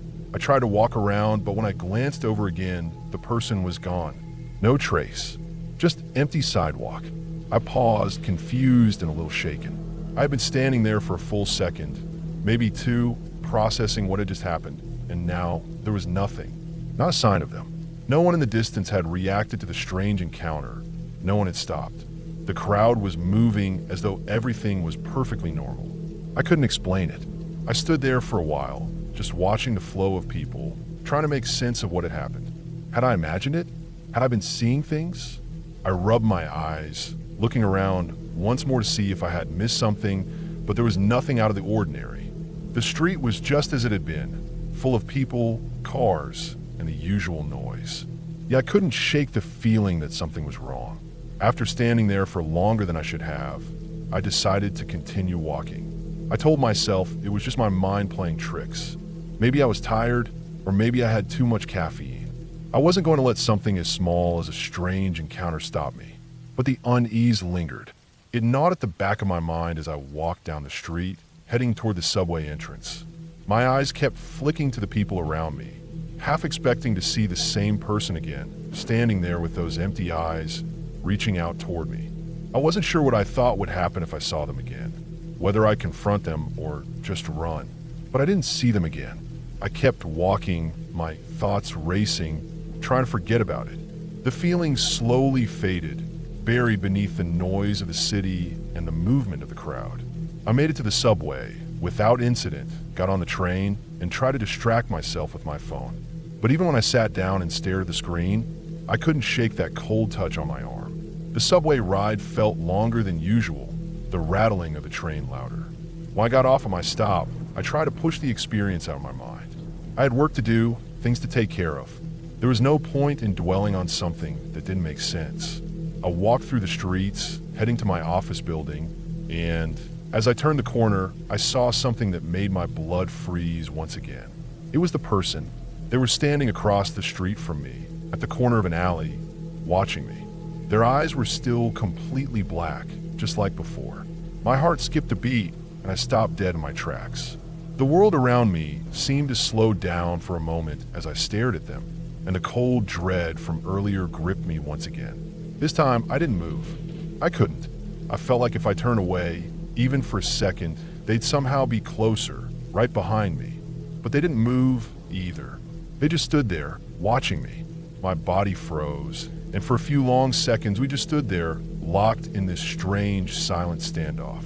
I don't know how long it lasted, but eventually, I forced myself to look away.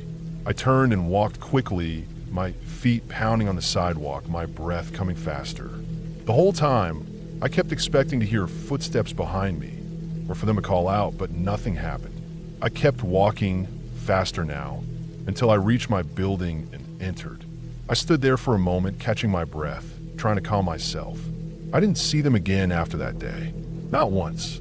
I told myself that maybe it had all been some weird coincidence, maybe some kind of odd hallucination or a trick of the light.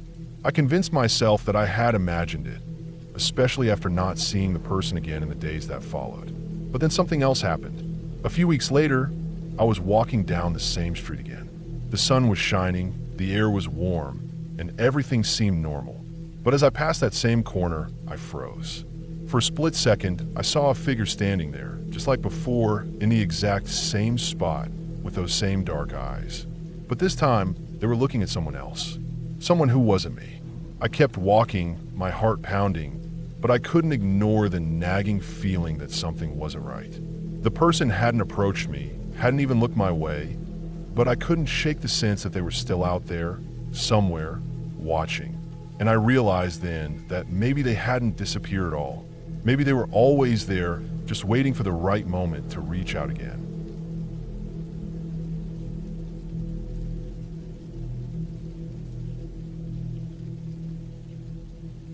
It was one of those quiet nights where the house seemed to hold its breath. The air was still, no cars passing by outside, no barking dogs in the neighborhood, just a deep, heavy silence. I never babysat for this family before, so everything about the place felt unfamiliar, but that wasn't what made me uneasy. The family had left for the evening, telling me they wouldn't be gone long, just a couple of hours for a dinner out. Their baby was sleeping soundly in the nursery upstairs, and I had been given strict instructions to make sure she stayed asleep. I'd arrived around 7:30. The parents had shown me around, told me the baby's routine, handed me the monitor, and were on their way. It all felt normal enough, and I had settled in on the couch after I made sure the baby was comfortable. I watched TV for a while, scrolling through my phone, not thinking much of the place at first. It was an older house, the kind that creaks and groans when it settles, the kind you expect to hear a door open or a floorboard creak with the wind. The floors had a familiar squeak to them, but that didn't bother me. It was an old house, it made sounds, no big deal. After about an hour, I began to drift off a little. The room was dim with the soft light of the television flickering across the walls. I started to get drowsy, but I couldn't quite sleep. Something about the house felt too quiet, too still. I could hear the faint hum of the refrigerator from the kitchen, the gentle thrum of the HVAC system, but everything else was dead silent. No noise from the streets outside, no animals or bugs making noise. It was just me in the house. I glanced at the baby monitor on the table beside me. The little green light was glowing, indicating the baby was asleep. I could hear a faint breathing in the monitor, soft and steady. Everything seemed fine, but I felt an unease creeping up my spine, an uncomfortable tightness in my chest, like I was being watched. Then I heard it. At first, it was just a soft sound, something I almost thought was my imagination playing tricks on me. But it was there. The faintest sound of music, almost like a lullaby. Soft, gentle, sweet. I froze. My heart began to beat a little faster, but I tried to shake it off. Maybe it was a recording, maybe it was coming from one of those automated baby monitors, or maybe it was even some kind of sound in the house. The baby monitor was silent, but the lullaby sounded too real, too close. I slowly stood up, trying to stay calm. I glanced toward the staircase. The sound was coming from upstairs, from the direction of the baby's room. The nursery was at the far end of the hall, and beyond that, there was an attic door at the top of the stairs. I hadn't noticed it before, but I looked at it now. It was an old, wooden door with a rusted metal latch. Nothing too unusual, but it was the only other place the sound could be coming from. I grabbed the baby monitor again, hoping to catch some movement, any sound that would explain what I was hearing. I was hoping that the lullaby was coming from a device, maybe a sound machine or some kind of speaker in the baby's room. But when I checked the monitor, the baby was still asleep. The room was calm. The lullaby wasn't coming from there. It wasn't coming from the baby at all. The music was coming from the attic. I felt my breath catch in my throat. The room seemed to close in on me, the walls pressing in a little tighter. The music, soft, eerie calm, drifted down the stairs from the attic. I stood there for a few moments, completely still, my mind racing. Should I go upstairs? Was it just a freak coincidence? My rational mind screamed at me that it had to be nothing, just a malfunctioning toy, a sound bouncing off the walls. But that little voice of doubt, the one that never lets you shake the feeling of something being off, was getting louder. It was getting harder to ignore. The baby was fine. The monitor showed no signs of distress. Still, I couldn't shake the feeling that something was wrong. I set the monitor back down and stood by the stairs. My pulse was pounding in my ears. The house was unnervingly quiet now. The lullaby, once sweet, had taken on a hollow quality. It was almost too soft, too gentle, like it didn't belong in this world at all. I tried to tell myself I was being silly.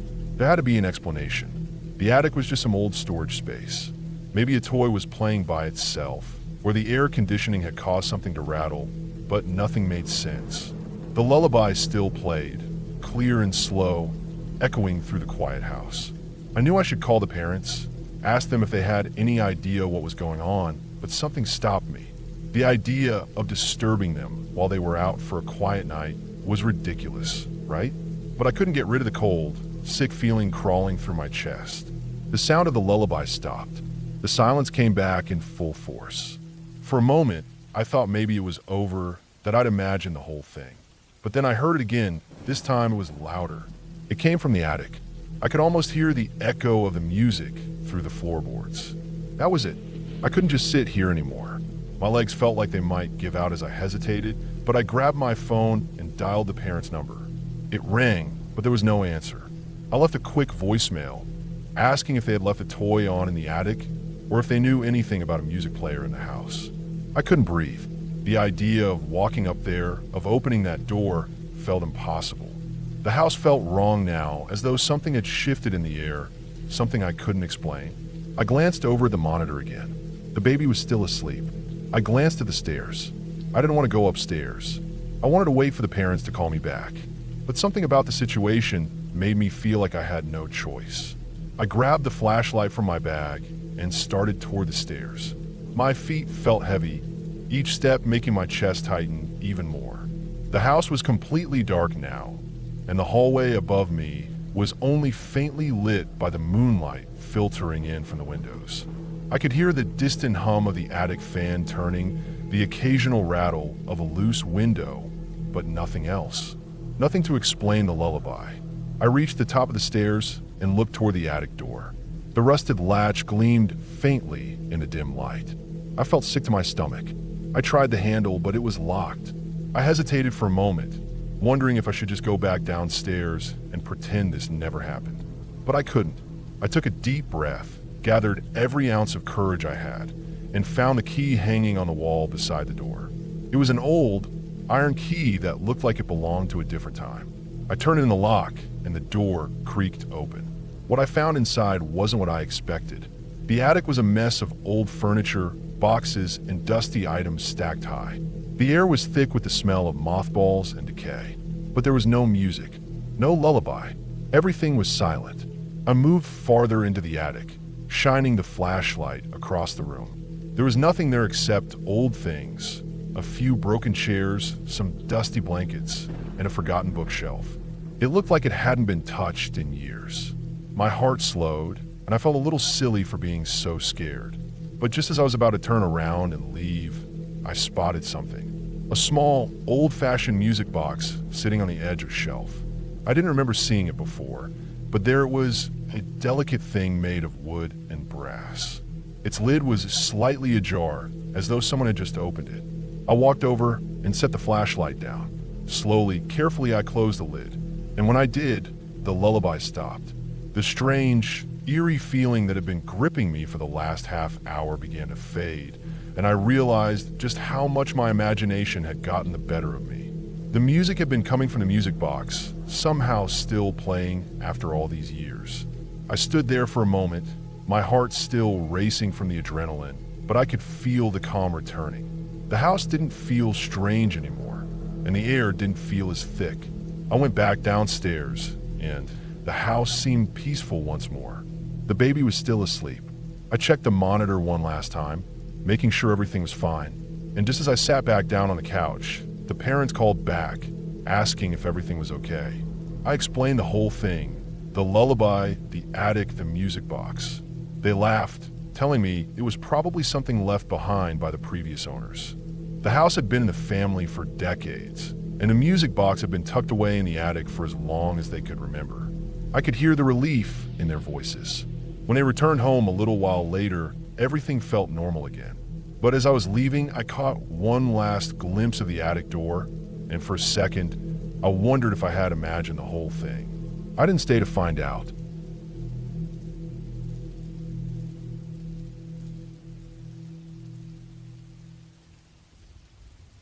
It had been a long day of meetings, presentations, and phone calls that left me feeling drained. My business trip had taken me to a small town in the middle of nowhere, and after hours of work, I finally made my way to the old inn where I'd be staying for the night. It was the type of place that could have been charming if it wasn't so worn down. The inn had a character, sure, but it felt like it was stuck in time, as if the walls themselves had forgotten the years. The innkeeper, an older man with gray hair and thick glasses, checked me in with an odd sort of nervousness that I didn't quite understand. I figured it was just a small town thing, a tendency to be overly cautious with outsiders. As I made my way to my room, I noticed the building was incredibly quiet.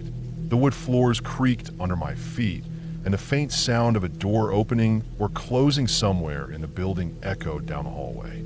There were no other guests in sight, but it was late in the evening, so that wasn't too surprising. The room itself was well old.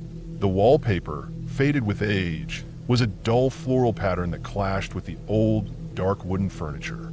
The bed was large, but the blankets felt stiff, as though they hadn't been washed in a while. A small window let in only a sliver of light from the street lamp outside, and despite the early spring season, the room felt unusually cold. I shivered as I dropped my suitcase onto the bed and began to unpack.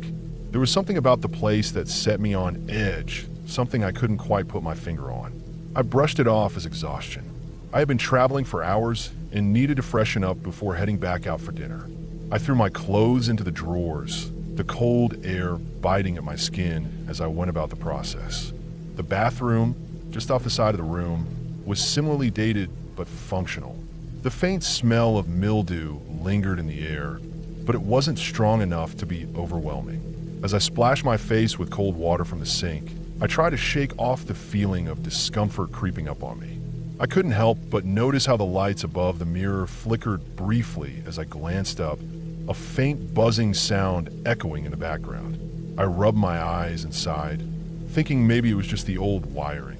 After brushing my teeth and getting a quick drink of water, I returned to the room, wiping my hands on a towel. The lights flickered again as I closed the bathroom door behind me, but this time I didn't think much of it. I walked back toward the bed, and that's when I saw it. The closet door, which I had distinctly closed when I came in, was now wide open. The slight gap between the door and the frame was enough to make my heart skip a beat. I could have sworn I had shut it. Maybe I hadn't been paying attention when I unpacked, but I felt sure of it. I stared at the open door, the darkness beyond it swallowing up any light that fell from the room. My stomach twisted, and I suddenly had the overwhelming urge to close it. I walked over to the door and reached for the handle, my fingers trembling slightly as I gripped it. The closet smelled musty, like old coats and forgotten shoes, but there was nothing unusual inside, just a few hangers and an old jacket draped over one. I closed the door quickly, my eyes scanning the room for any other signs of disturbance, but everything else seemed normal. Still, The uneasy feeling lingered. I couldn't shake the thought that I wasn't alone in the room. I stood there for a moment, taking a deep breath, tried to dismiss the feeling.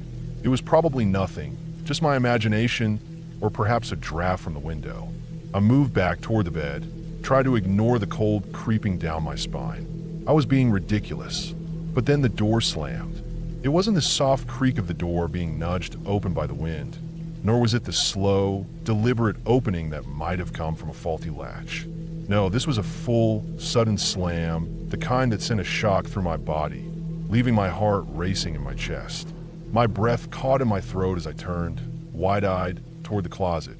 The door was fully closed, but the sound of it slamming was so loud that it felt as if the entire room had shaken. There was no logical explanation for it. I couldn't think of one. I knew I hadn't imagined it. I had heard it as clearly as anything. And yet, there was no draft, no sudden movement from anything else in the room. I froze in place, my mind scrambling for an explanation, but none came. I didn't want to look back at the closet, but I couldn't tear my eyes away. I stood there for what felt like an eternity, just listening to the silence that seemed to hang in the air. I could hear the faint hum of the lights overhead, the distant sound of traffic somewhere far below, but in the room itself, there was nothing except the lingering tension that seemed to press against me from all sides. I knew something wasn't right. The air felt thick, almost suffocating, and the coldness in the room seemed to have deepened, seeping into my bones. My mind raced through possible explanations, but none made sense. I wasn't one to believe in superstitions or anything remotely supernatural, but for the first time in a long while, I felt genuinely afraid. I turned back toward the closet, hesitating. My instinct screamed at me to leave the room, to get out of this damn place and back to civilization, but I couldn't. Something kept me rooted to the spot, something that felt almost like a challenge. I didn't know what I was challenging, but there was this nagging pull that made me feel like I needed to prove something to myself. I wasn't about to let some old building make me lose my nerve.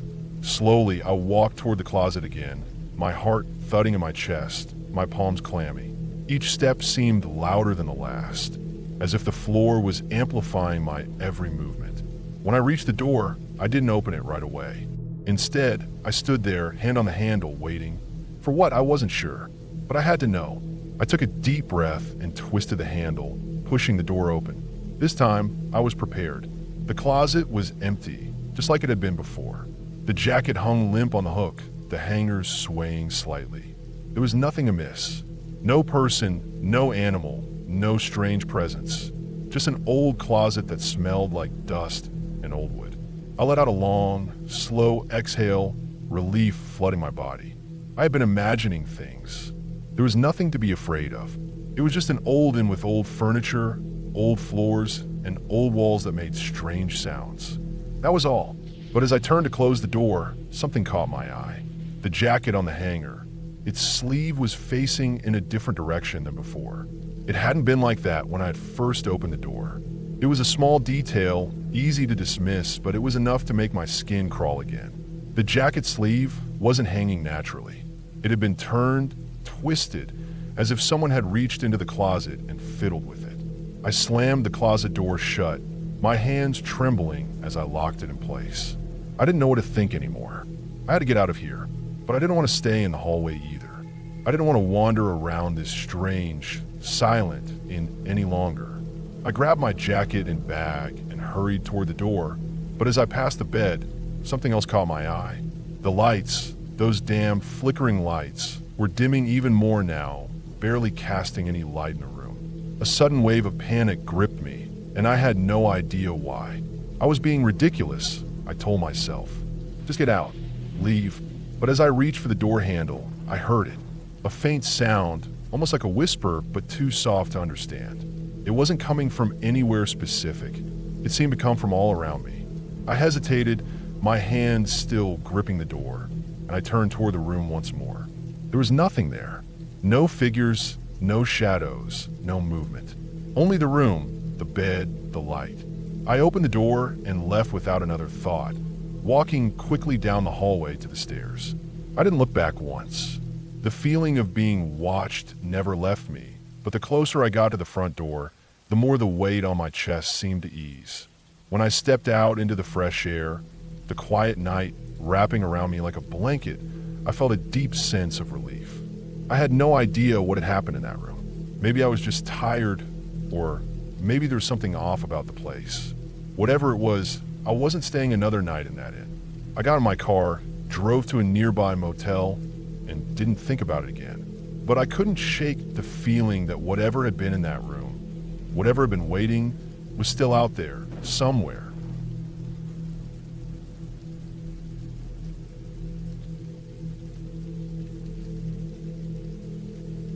When I look back at my time in nursing school, there's one experience that stands out so clearly that it feels like it happened only yesterday. It's a memory that's both chilling and unsettling, and every time I think of it, I still feel a knot in my stomach. This wasn't the kind of thing you would expect to happen in a hospital, but it did, and I, along with the rest of the staff, couldn't explain it.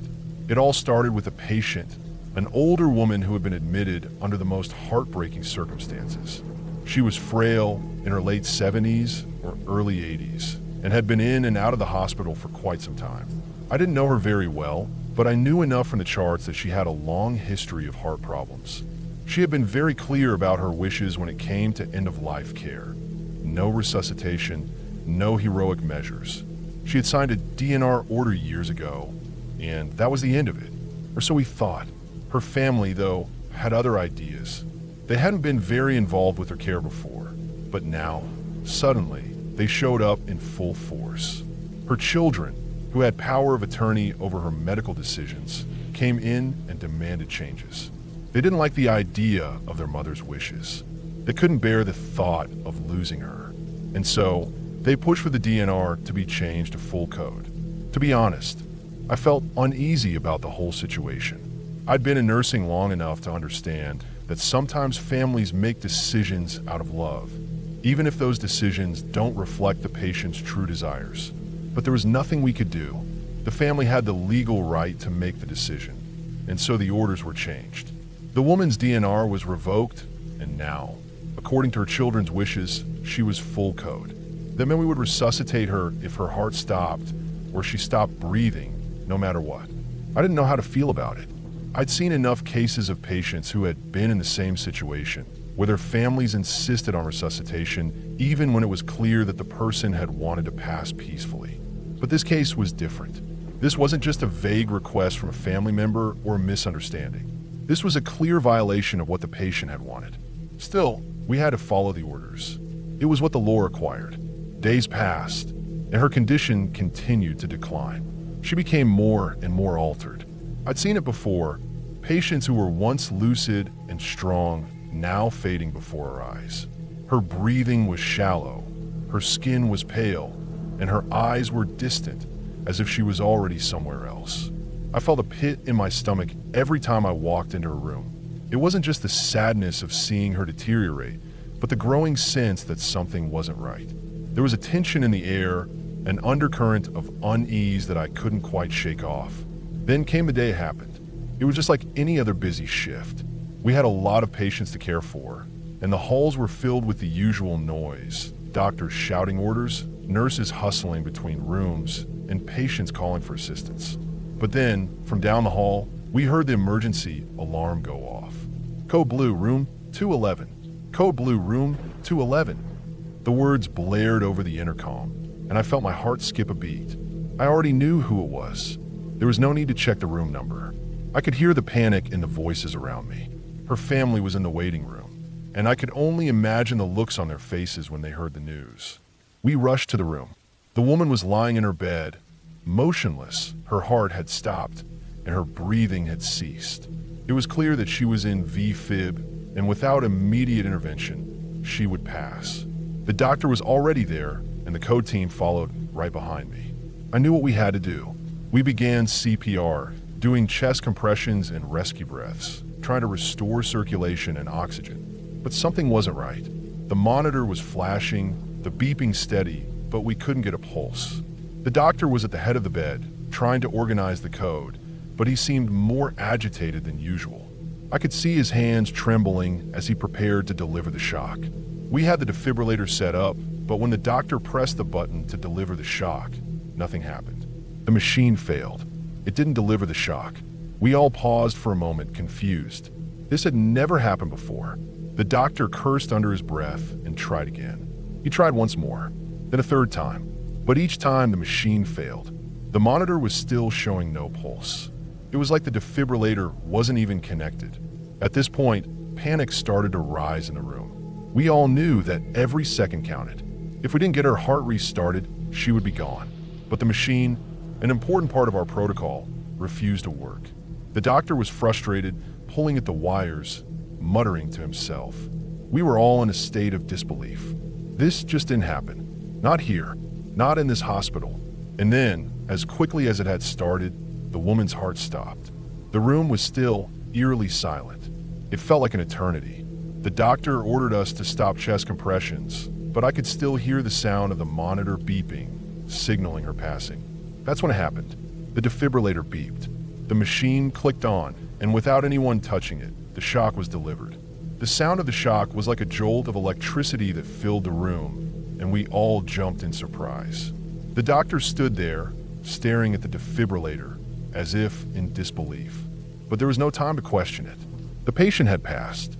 The family, who had been waiting just outside, rushed into the room. I couldn't help but notice their faces, filled with hope, only to be met with the harsh reality that their mother was gone.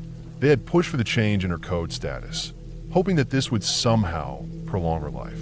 But in the end, she was gone, and it was clear that this was what she had wanted all along. After the code was over, we began the process of cleaning up and documenting everything. But the room felt heavy. The air was thick with tension. The whole experience left us all unnerved. The doctor was still standing near the defibrillator, staring at it like he had just witnessed something impossible. He kept muttering, "It shouldn't have happened like this. It shouldn't have." Later that night, when I had a moment to reflect, I couldn't shake the feeling that something was off. The machine had failed at the most critical moment, only to work the instant she passed away. It didn't make sense. The hospital had always prided itself on having the best equipment, the best doctors, and the best care. But that day, something happened that we couldn't explain. In the days that followed, we were told that the defibrillator was checked daily, that there had never been a malfunction like that before. It was serviced regularly, and everything was in perfect working condition. The hospital ran diagnostics, and everything came back fine. The machine had never failed in the history of the hospital. Yet, on that day, during that moment, it refused to work until the woman was gone. The staff, the doctors, the nurses, and the family all tried to make sense of it. But we couldn't. There was no logical explanation, no technical error, no malfunction, just a series of events that led to the machine failing at exactly the wrong moment, only to work the second she passed. It left us all with a lingering sense of unease. Was it fate? Was it just a strange coincidence? Was it a sign that maybe, in the end, some things are beyond our control? I've been a nurse for over 20 years now, and I've seen a lot, but I've never seen anything like that. The memory still haunts me, and every time I walk past that room or see the defibrillator, I remember the woman, her family, and the strange, eerie way everything unfolded. In the end, she got what she wanted. She passed on her terms, even though her family had tried to override her wishes. But the events that transpired during that code stayed with me, leaving me to wonder if we truly have control over life and death, or if there are forces at play that we'll never understand.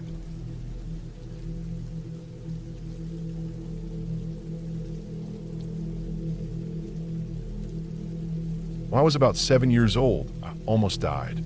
I don't mean I fell off my bike and scraped my knee and thought it was the end of the world. I mean I truly, completely almost died. It was a hot day, one of those dry, dusty days where the air smells like sunburnt grass and warm rubber tires.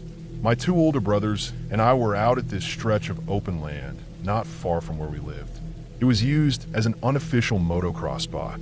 Guys would bring their dirt bikes out there, racing and jumping the small hills and dips people had shaped into the earth over time. When no one was riding, it was just a wasteland of bumps, ruts, and loose soil. There were no adults around, just the three of us. That place was kind of second home during summers. Our parents didn't really know exactly where we were, and honestly, they trusted us way too much. Back then, kids just disappeared for hours at a time and came back dirty and starving, and nobody thought much of it. I don't remember who came up with the idea to dig a tunnel. Maybe it was me. Maybe it was one of my brothers. But once the idea was in the air, it stuck. We grabbed whatever we had on us, mostly sticks and maybe an old metal spoon someone had left behind, and started digging into the side of Small Hill. It was stupid, incredibly stupid, but at the time it felt like the best idea we'd ever had. It felt like building a fort, but better. We imagined hiding out in there, maybe making little shelves in the dirt walls to stash snacks or flashlights. It wasn't easy work. The soil was soft in some places, but dense and packed in others. We used our hands more than anything else, clawing, scraping, sweating. Our shirts were soaked through, and our fingernails were packed with dirt.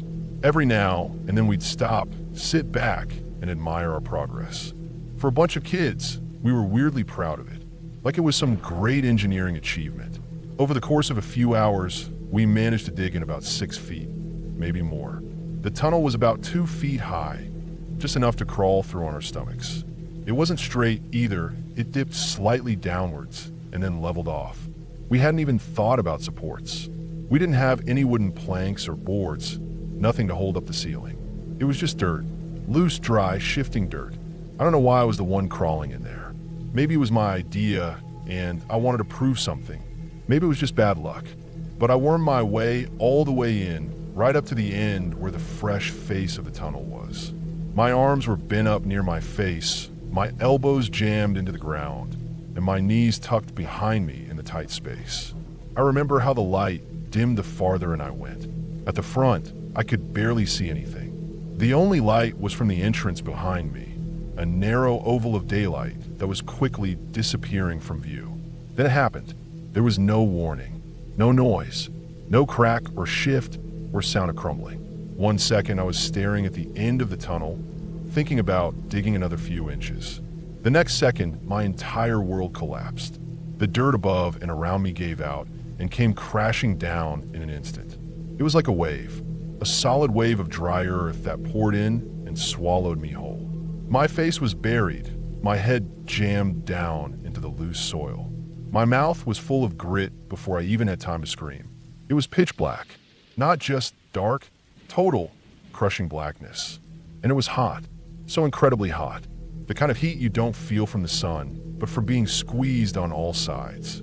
It felt like a furnace had been lit around me, like the dirt was on fire. Not literally burning, but the pressure of it, the weight of it. It made my body feel like it was boiling. I couldn't move, not even a twitch.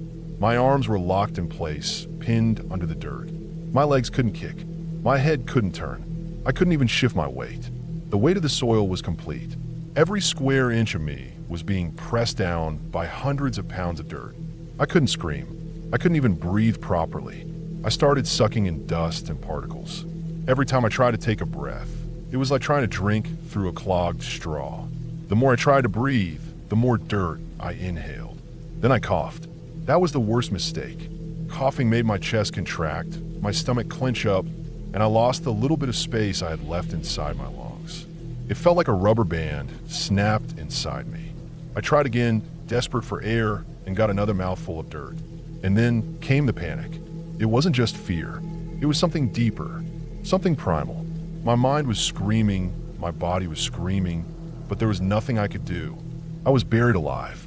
My heart was slamming against my ribs. My ears were pounding. I started to see red, not metaphorically, but literally. The total darkness in front of my eyes shifted into this deep, burning red color, like blood was being forced into my eyeballs. My face felt like it was going to explode. The heat, the pressure, the red light, it all mixed together, and in my 7-year-old mind, there was only one explanation. I thought I was in hell, not going to hell. I thought I had died, and this was it. Buried, burning, trapped in red darkness. I remember thinking I was being punished, that I had done something terribly wrong, that this was how it ended. I'd never see my parents again, never go home, never play with my brothers. I'd just be there forever, in that tight, hot tunnel buried under the earth. Time stopped meaning anything. It could have been 10 seconds or 10 minutes. It felt like an hour or longer. I had no sense of it. I wasn't even fully aware anymore. Everything was soundless. Just heat, pressure, the taste of dirt in my mouth, and the burning in my eyes. My body had stopped fighting. I think at some point, I stopped trying to breathe. There was nothing to breathe in anyway. My lungs felt like they were being crushed. And then, just when everything was starting to fade, I felt something grab my foot. It was soft at first, almost not real. I thought I was imagining it. Then it pulled. A hand, wrapped around my ankle, tugging hard. Dirt shifted around my legs, and light, blessed, beautiful light, broke through the soil near my feet. The pressure eased, just slightly, and I felt air hit my legs. My brothers, they had seen the collapse. I must have screamed, or maybe they just heard the sound of the earth caving in. Either way, they had jumped into action. I didn't know at the time, but they had been digging like madmen, hands tearing at the soil, clawing through the loose dirt as fast as they could. It must have only taken them a minute or two to reach my feet, but it felt like a lifetime.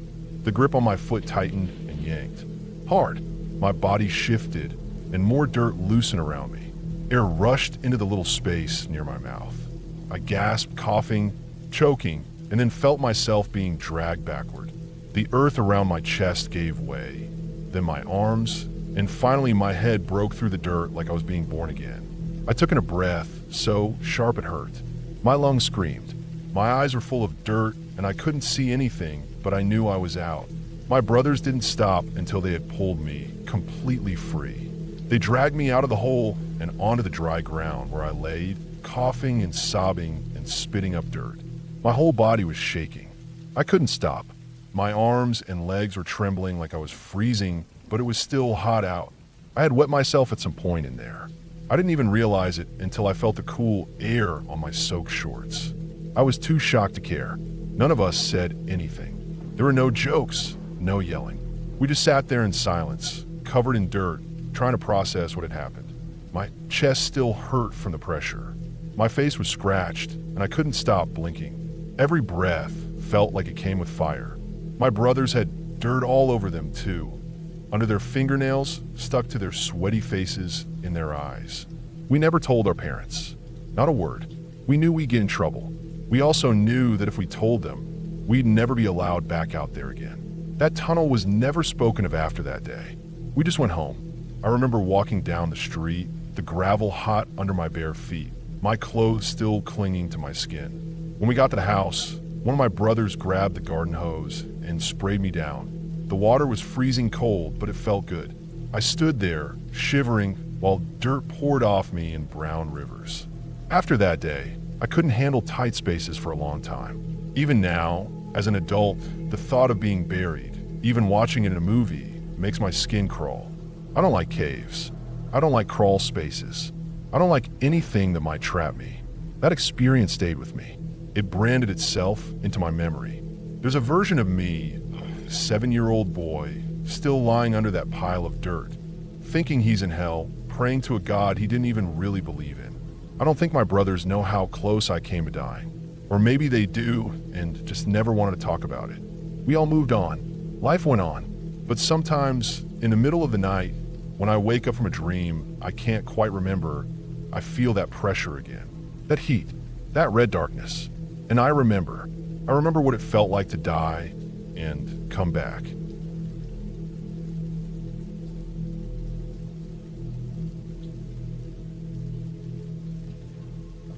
It was a quiet evening at home when I first noticed the front door creaking open. At first, I thought it was the wind. Maybe the old hinges were just reacting to the sudden chill in the air. But as I glanced over from the couch, a sense of unease prickled the back of my neck. The door didn't just swing open like it sometimes did after a gust. It was ajar in a way that made it feel deliberate. I had been sitting in my living room, half watching some TV show I wasn't really paying attention to when I noticed the odd creak of the door. My heart rate spiked a little, but I quickly told myself it was nothing. The weather had been stormy lately, and the wind was unpredictable. That was all. Still, I couldn't shake the feeling that something was off. I set the remote down and walked toward the door. As I crossed the room, the temperature seemed to dip, as if I'd suddenly walked into a cold draft. My breath became visible, and I stopped for a second, confused. The house was warm before, but now the air was almost unnervingly chilly, a stark contrast to the heat that usually lingered inside during the evenings. I hesitated. There was no reason for the door to be open. The latch was secure, and I always double-checked it before going to bed. But now, the door was wide enough for a person to slip through, though not far enough to look outside. I felt a wave of discomfort wash over me, but I brushed it off. I had lived in this house for years without any major issues. No strange happenings, no odd noises, so there was no reason to freak out. Still, something didn't sit right. I stood still for a moment, listening. I could hear faint breathing. It wasn't the kind of wind or house settling noises you hear in the night. No, this was deeper, slower, like someone was standing just inside the threshold, waiting for something. My heart picked up speed. The air felt too still, too silent, aside from that faint exhale that seemed to come from all around me. "Hello," I called out, my voice trembling slightly more than I intended. Silence answered. I waited for a response, but none came. Just that strange breathing, growing fainter but still distinct. My mind raced, trying to come up with an explanation. It could be the wind. Maybe it was just my imagination playing tricks on me. Or maybe something had shifted in the house, a door or window opening slightly somewhere. I took a slow, steady breath and started to move toward the front door. The living room was dim, the only light coming from a lamp on the side table, and I could see the door clearly now, ajar with that dark space beyond it. I reached out to close it, but stopped just before I touched the knob. I could have sworn I heard something move inside, like the scuff of shoes on hardwood. The breath in my throat caught. My fingers tightened around the doorframe, but I didn't pull it closed. Something wasn't right. I could feel it now, the unmistakable sense of being watched. It wasn't just the breathing anymore. It was the way the hairs on the back of my neck stood up, how my stomach clenched tight, the weight of something unseen lingering in the air. For a moment, I just stood there, frozen, trying to listen. It could still just be my nerves, but I couldn't shake the feeling that I wasn't alone. I was starting to convince myself it was all in my head when I heard it again. A soft breath right behind me. I spun around, my heart nearly leaping out of my chest, but the room was empty. The only sound now was my own breathing, quick and shallow, as I stood in the center of the room. I glanced back at the door. It was still slightly open, like it had been when I first noticed it. No one was outside. The front porch light was off, and the driveway was empty. There had to be an explanation. I walked through the house, checking every room. The kitchen was empty, the bathroom was locked from the inside like usual, and the bedroom was as quiet as it always was. There were no signs of anyone having been here. No broken windows, no signs of forced entry. But the feeling didn't go away. I couldn't explain it, but I knew someone had been here, or at least had tried to be. I returned to the front door, stood in the hallway, and checked outside. The street was deserted, the moon casting long shadows along the pavement. There were no footprints, no signs of anyone walking around the yard. I checked the back door and found it locked as it should be. But when I looked down at the floor in front of the door, I saw something strange. A faint, wet print. It was small, about the size of a human hand, but too clear to ignore. My stomach churned. My mind raced. I didn't know how, but it seemed like someone had been there. No one had knocked. No one had made a sound. But the print, it didn't belong. I backed away from the door, feeling an overwhelming need to leave. Something was wrong. I could feel it crawling beneath my skin. I locked the door and then double-checked every window in the house. I didn't care if it was obsessive. I wanted to be sure, more sure than I had ever been. When I sat back down on the couch, I couldn't relax. My body was on edge, my mind spinning in circles, trying to make sense of everything. Hours passed, and the house remained silent. I even managed to sleep for a few hours, but the feeling never fully went away. It lingered in the corners of my mind, a quiet dread sitting just beneath the surface. The next morning, I went about my day like usual, but I couldn't shake the feeling of unease. I kept thinking back to the night before, wondering if I had missed something. Was I just imagining things? Was I paranoid? Or had someone really been in the house? I decided to take another walk around, checking the yard and the house once more, just to be certain. Nothing seemed out of place. The door was still locked, the print was gone. No signs of forced entry. Everything was as it should be. But then, as I rounded the corner of the house, I saw it. The door.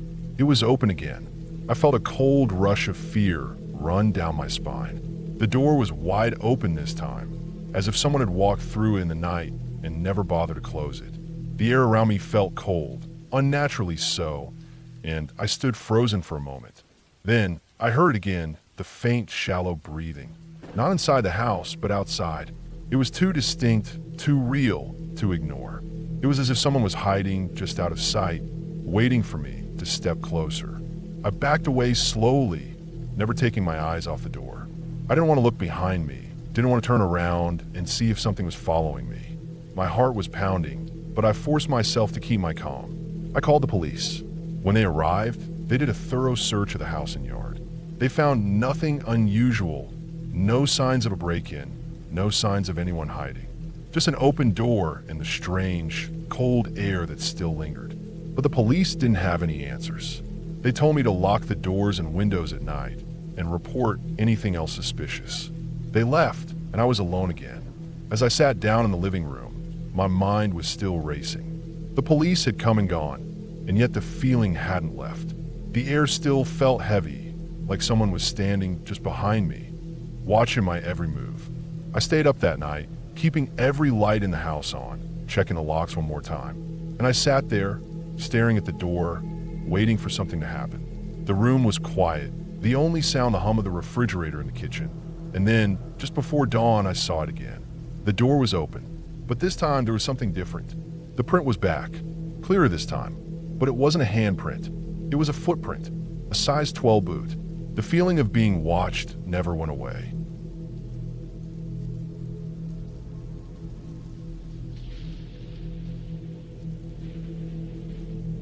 I don't know if it was luck or stupidity that kept me alive that night. Maybe a bit of both. I'd been driving for hours, longer than I should have. My eyes were heavy and my back was sore. I was coming back from a delivery run that took me from Missouri to eastern Utah. The whole trip was meant to be there and back in 3 days, but I was already on day 4, tired and behind schedule. I decided to take a less used highway through a stretch of desert to save time, even though I didn't know much about it. There weren't many towns, and I hadn't seen a gas station in at least 2 hours. My tank was just above a quarter, and I figured I'd push it to the next place that had fuel. The sun had set about an hour earlier, and it was getting cold. The desert drops quick like that. 1 minute you're sweating, the next your breath is fogging up the windshield. My high beams were on, showing a narrow ribbon of cracked asphalt stretching out through nothingness. No streetlights, no buildings, no signs. Just empty land on both sides, dotted with sagebrush and shadows. The only sound were the low hum of the tires and the occasional rattle of something in the back seat. I hadn't passed another car in over an hour. My phone had 0 signal, not even a single bar. I kept checking it out of habit, but it was no good out there. I wasn't worried yet, but I was alert. Roads like that can make you feel invisible, like the world's gone on without you and forgot to take you with it. I started noticing things out of the corner of my eye, flickers of movement beyond the reach of my headlights. I told myself it was just the wind playing tricks, maybe a jackrabbit or a tumbleweed catching the light. But I started to get that tight feeling in my chest, the kind where your instincts are ahead of your brain. I sat up straighter and gripped the wheel harder. Then I saw it, off to the right side of the road, a shape, just for a second, like someone standing still near the edge of the highway. Not moving, not walking, just standing. My headlights didn't fully hit it, so I couldn't make out details. I slowed down a little, squinting, but there was nothing there anymore. I told myself it was a post or a tree or something, but there aren't any trees out there. About 15 minutes later, it happened again. This time on the left side, a little closer to the road. A human shape, but too still. Again, when my lights passed over the spot, it was gone. No footprints, no signs, just dry dirt and brush. My stomach turned a little. It didn't make sense. I started running through explanations. Maybe I was too tired. Maybe it was some kind of optical illusion. Maybe something was smudged on the windshield. I even got out at one point to check, shining my flashlight along the road, and rubbing the windshield with a rag. It was clean. I kept going. There wasn't much choice. I wasn't about to stop in the middle of nowhere with no signal and a quarter tank of gas. The road started to climb a bit, winding up into low hills. Still nothing around. Then I saw lights ahead, flickering orange lights, maybe a fire or someone pulled off the road. As I got closer, I saw it was a car, an old red pickup pulled off into the dirt. The hood was up, and there was a man standing next to it, holding a flashlight. I slowed down and pulled up behind him. He didn't wave or turn toward me, just kept standing there, looking down into the engine. I thought about getting out to help. I even had my hand on the door handle, but something didn't sit right. He hadn't flagged me down, hadn't even acknowledged I was there. Most people stranded in the middle of nowhere would be waving their arms or running over the second they saw headlights. I stayed in the car and watched for a minute. He moved then, not toward me, just back around the truck toward the passenger side. He still hadn't looked at me. I flashed my brights once. Nothing. Then again. Still nothing. I rolled the window down, just a crack. Cold air poured in, dry and sharp. I called out. Just a short, "Hey, you okay?" He didn't answer. Just kept walking around the truck slow, like he was killing time. Something about the way he moved was off. Like he wasn't in a hurry, but also like he had nowhere else to be. I felt a chill go down my spine. A real one. I rolled the window back up and eased my foot off the brake. I wasn't going to stick around. As I pulled away, I checked my rearview mirror. He was standing in the road now, watching me. I didn't look back after that. About 10 minutes later, I realized something strange. I hadn't passed any roads, no driveways, nothing. So where did that guy's truck come from? There was no way he could have driven it off that stretch without me seeing him. And even if he had broken down earlier and I'd missed him, why hadn't he been waving for help? My thoughts were racing. I started driving faster, eyes wide, muscles tight. I wasn't just tired anymore, I was afraid. Not panicking, but alert in the way that only happens when your body knows something is wrong before your mind catches up. I kept thinking about the way that man stood there, so calm, like he was waiting for something. I kept thinking about those shapes I'd seen before him. Then I saw movement again, in the road ahead this time. I slowed down and squinted. There was something in the middle of the lane, not standing, but lying down. I thought maybe it was an animal, maybe a deer. I rolled to a stop about 50 feet away and put my flashers on. It was a person, lying flat on their back, arms at their sides.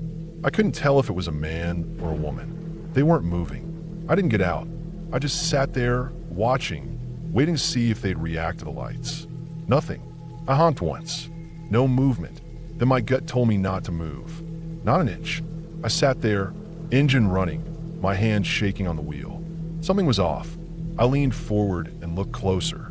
The person wasn't breathing. I couldn't see their chest move.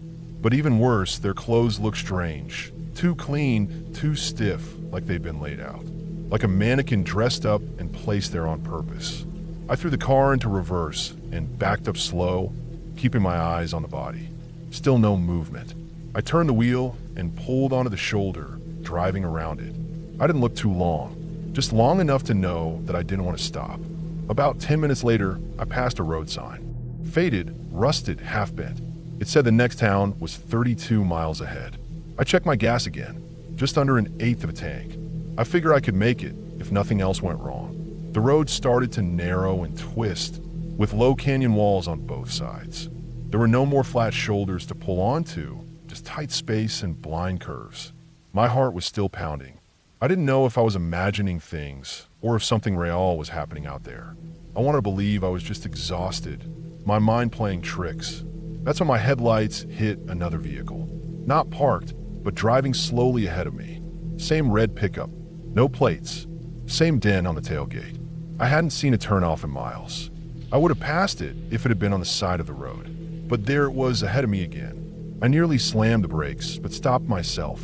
I slowed down, keeping a few hundred feet behind it. The taillights were dim, and it was driving too slowly, maybe 20 miles an hour.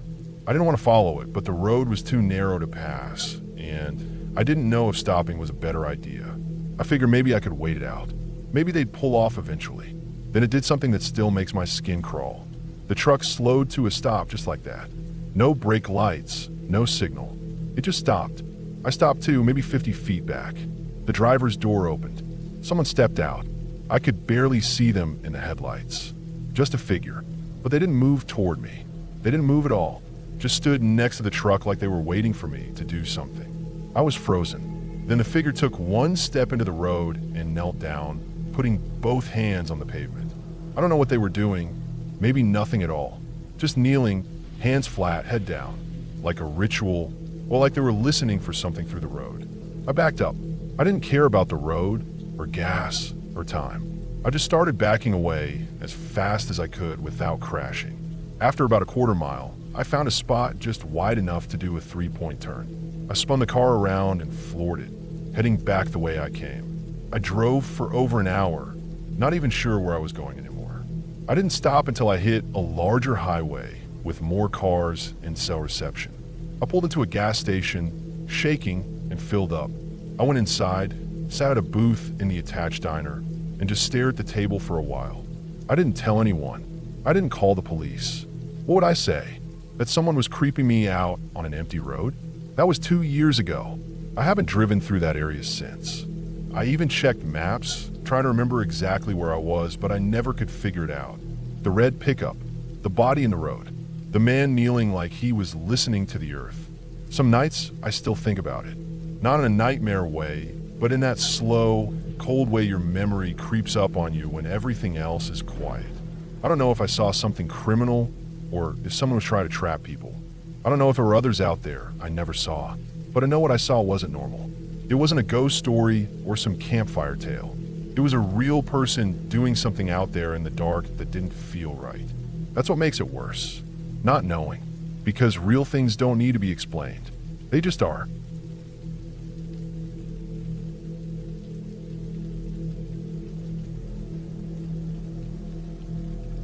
I was 16 when I decided to camp alone for the first time. It was late summer, early September maybe, just before school started up again. I wanted a few nights out before the cold settled in and life turned back into routine. I didn't tell anyone exactly where I was going. I just told my parents I was heading out to a lake in upstate New York for a couple nights. They didn't press me for details. I've been out plenty of times on my own or with friends, and I guess they figured I knew what I was doing. I picked a place I'd been to once before with my uncle. Small, quiet, no campsites or picnic tables. Just a clearing near a lake that locals knew about, but rarely visited. It was about a 3-hour drive from where I lived, and then another 30-minute hike through thick woods. The trail wasn't marked, just a deer path mostly, but I remembered enough of it to find my way back. I liked it because of how far out it was. No cell service, no road noise, just woods, water, and whatever you brought with you. I got there around noon. The air smelled like damp leaves and pine, and the only sounds were birds and the occasional rustle in the underbrush. I found the clearing easily enough. It was just big enough to set up a small tent and maybe build a little fire. The lake spread out about 100 feet from where I pitched my tent. Its surface was still and smooth, reflecting the trees like glass. There were no boats, no docks, no cabins in sight. Just the lake and the forest circling it tight. I spent the day like I usually did when camping, gathered wood, filtered some water, walked around a bit. I didn't go swimming. The water looked clean enough, but it was cold, and I didn't feel like dealing with wet clothes. I ate a simple dinner, beans and rice cooked over my camp stove, and as the sun dipped low, I got a fire going. It crackled softly while I sat on a log, staring into it and thinking about nothing. Those are the kinds of moments I live for out there. No noise, no pressure, just time stretching out. It was about 11 when I finally crawled into my tent. I zipped it shut, lay on top of my sleeping bag with the flap open so I could see out toward the lake.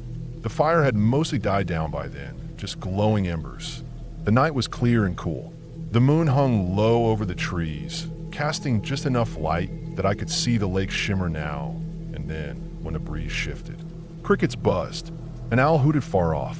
I started to drift off, letting my mind wander. But then I heard it, a soft splashing sound.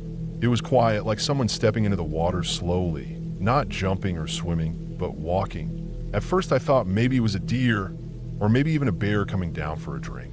I lay still, listening. The splashes came steady, one after the other, spaced like footsteps. My stomach tightened. I sat up slowly, peering out from the half-open flap. That's when I saw it. There was a figure standing in the shallows, facing the lake. I could just make out the shape. A person, definitely. They were thin, with long arms hanging at their sides. Their skin looked pale in the moonlight, almost white, and they were naked or maybe just wearing something light-colored. I couldn't tell from that distance. They weren't making any sound, just moving forward, step by step, into the water. I froze, unsure what I was seeing. My first thought was that it was some lost hiker, maybe someone on drugs or confused. But there was something strange about the way they moved. Slow and steady, like they were walking into a room instead of freezing lake in the middle of the night. I waited for them to turn around or stop, but they didn't. They just kept going. The water rose to their waist, then to their chest. They didn't hesitate. They didn't look back. They just kept walking forward until the lake covered their shoulders, then their neck, and finally their head. The last thing I saw was the top of their head slipping under. The water rippled, then went still. I watched for a long time, waiting for them to come back up. But they didn't. The lake stayed quiet. Nothing broke the surface. No bubbles. No splashing. Just silence. I didn't move. My breath was shallow, my ears straining for any sound. A minute passed, then 5, then 10. Nothing. I didn't sleep that night. I stayed in the tent, sitting up, flashlight in my lap, knife in my hand. My fire had gone out completely. I didn't want to relight it. I didn't want to make any noise. I just sat there, staring toward the lake, trying to make sense of what I'd seen. Part of me wanted to believe it hadn't happened. Maybe it was a trick of the light, a dream, but I knew it wasn't. When dawn broke, I stepped out of the tent and walked down to the edge of the water. I looked for footprints. There weren't any. The shore was soft and muddy. If anyone had walked in, there should have been something. But it was clean. No prints, no drag marks, nothing. I stared out over the lake, watching the morning mist roll off the surface. It looked just like it always did. Calm, peaceful, but I felt different now. Something was wrong. Still, I didn't leave right away. I stayed another night, partly because I didn't want to run from it, and partly because I wasn't sure what I'd even tell someone.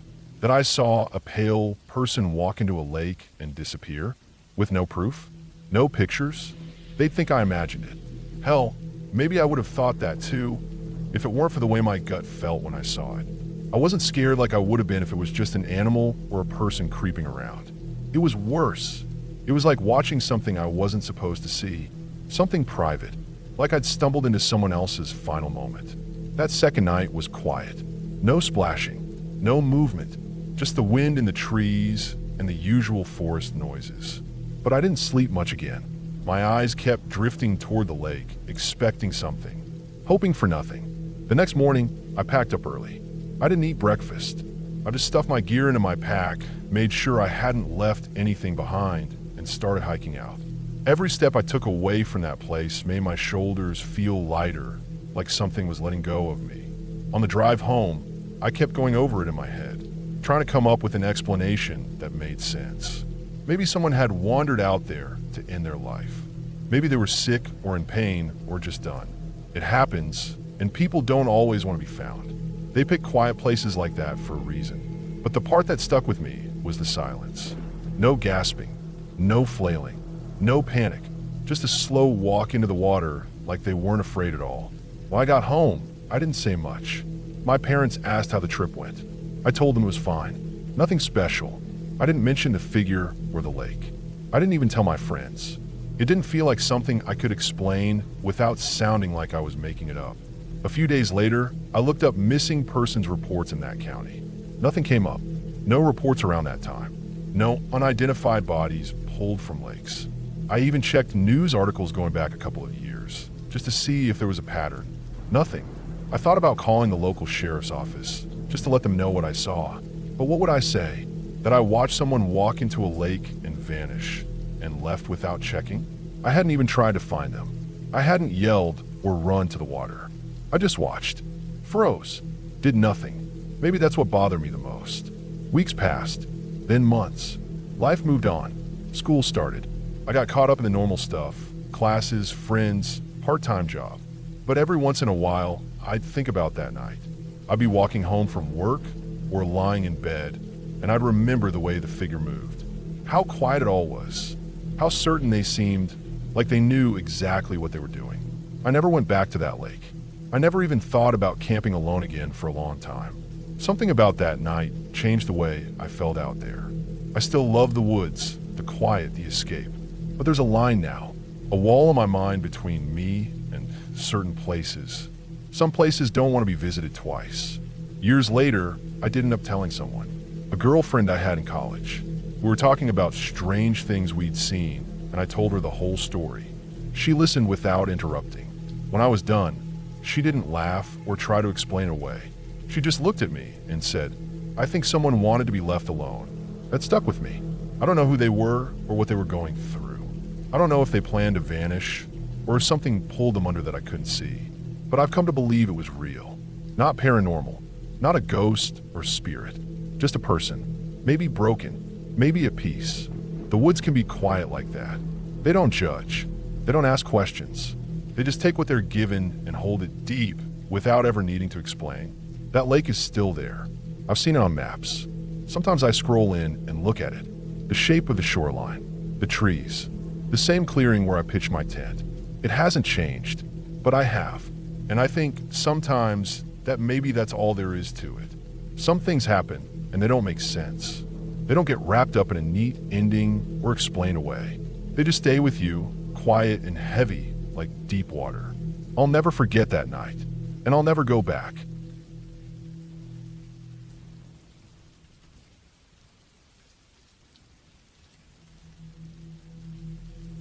I had been walking in the woods for about an hour when I first noticed it. The forest was still, unnaturally still. It's not like I hadn't been in the woods before. I've hiked, camped, and spent hours wandering through these trees more times than I can count. But this time, something was off. There was no sound, no birds chirping, no rustling leaves, no wind moving through the trees. Just silence, complete and utter silence. I stopped and took a deep breath, trying to shake off the unease creeping up my spine. Maybe it was just a quiet moment. I had been on this trail 100 times before and never felt anything like this, but I couldn't ignore the feeling settling in my gut. I looked around, half expecting something to pop out from behind the trees. Nothing, just the empty woods stretching out around me. I shrugged it off and started walking again, but that heavy silence followed me like a shadow. It was almost suffocating. I could feel the weight of it pressing on me, as though the trees themselves were watching, waiting for something. The longer I walked, the harder it became to shake the feeling that I wasn't alone. Then it happened. Out of nowhere, I felt a hand on my shoulder. At first, I thought it was a twig or some kind of brush from the trees, maybe something brushing against me in the wind. But there was no wind, just that thick, stifling silence. The hand on my shoulder was real, solid, and cold. It froze me. My heart skipped a beat, and before I could think, I whipped around, ready to confront whatever was there. But there was nothing. I spun around in a panic, half expecting someone to be standing right behind me. Nothing, just the trees, the dirt, the distant overgrowth. My breath caught in my throat. I stood there for a second, my heart thundering in my chest. The silence was back, louder now than ever, pressing in on me. I swallowed hard, forcing myself to take a step back. Maybe I was just imagining it. Maybe it was some branch that brushed against me when I wasn't paying attention. It had to be, right? I tried to laugh it off, but the sound came out wrong, hollow and nervous. Still, the weight of the silence never lifted. It was as though the world had simply stopped. I stood there for a moment, listening. Nothing. No breeze, no animals, no distant calls. My ears were ringing from the lack of sound, and I couldn't shake the feeling that something was out there, watching. I turned back, walking forward, trying to push through the anxiety rising in me. But I couldn't stop glancing over my shoulder, couldn't stop the nagging feeling that I was being followed. The more I walked, the more I felt it. Something was there. I couldn't see it, but I could feel it just beyond my vision, just out of reach. The trail ahead was starting to get thicker. I hadn't planned on going too far today, but now that I was this deep into the woods, I wasn't sure if turning back was an option. The thought of retracing my steps made my stomach twist. What if whatever was behind me was following me, watching me, waiting for me to make a mistake? I kept walking, my pace quickening, and yet the feeling of being followed didn't go away. Every time I looked over my shoulder, there was nothing. Just the empty woods stretching on and on. But the air felt heavier. The trees seemed darker. I tried to focus on the path ahead of me, but the silence was deafening. I had never noticed how quiet the woods could be before, how the sound of my boots crunching on the gravel and leaves felt so loud against the silence. Every step felt like a drumbeat, echoing too loudly in the stillness. I stopped again, wiping my forehead with the back of my hand. The temperature had dropped. I glanced up through the trees, looking for any sign of wind, but the branches were completely still. No movement, nothing. I swallowed and tried to focus. It was getting darker, and I hadn't planned on staying this late. My eyes darted around the trees, looking for something, anything, to reassure me that I wasn't alone. There was a sudden rustling sound in the bushes to my right, but when I turned to look, there was nothing there. The silence returned, even heavier now. I kept moving quicker now, my pulse racing. I could feel the tension in the air, thick and suffocating. The hairs on the back of my neck were standing on end. My heart hammered in my chest, and I couldn't stop the creeping fear that something was closing in on me, lurking just outside my sight. Then I heard it. Footsteps. At first, I thought I was imagining it, but the sound was too distinct, too real. The unmistakable crunch of leaves, the soft thump of shoes against the earth. The footsteps were close, just behind me. My stomach dropped. I stopped dead in my tracks, every muscle tensed, frozen. I waited. For a moment, I didn't hear anything, just the oppressive silence again. But then, the footsteps started again, closer this time, following me.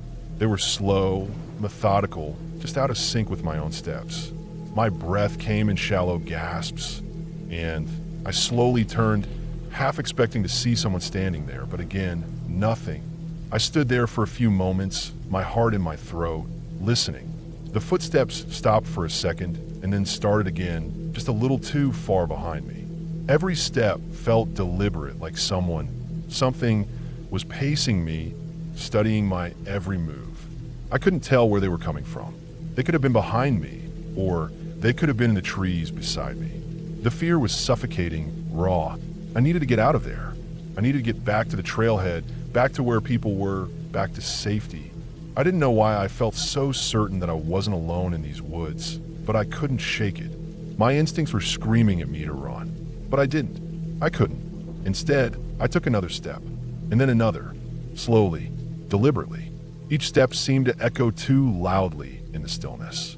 But still, the footsteps behind me continued, never speeding up, never slowing down. I kept walking, faster now, but not looking back.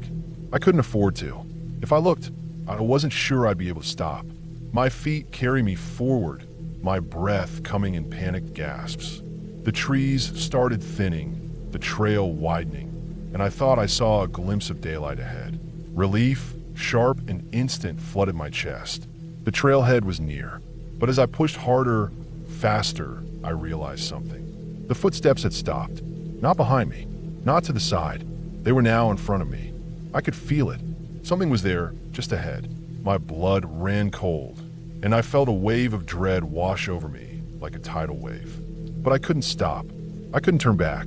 I pushed forward, harder now, my breath ragged. And then, just as quickly as it had started, the footsteps stopped. I burst through the trees and into the open, finally seeing the trailhead, the parking lot, the world beyond the woods. My heart was pounding in my chest, my body shaking uncontrollably. I didn't look back. I didn't stop to take a breath. I just ran to my car, fumbled with the keys, and slammed the door behind me. As I sat there, hands gripping the steering wheel, I finally allowed myself to breathe. My heart slowed, the tension lifted, but I knew, deep down, I wasn't alone out there. Something had followed me, something that I would never be able to explain. The woods had felt alive in a way I could never forget, and whatever it was, whatever had been watching me, it was still out there, somewhere.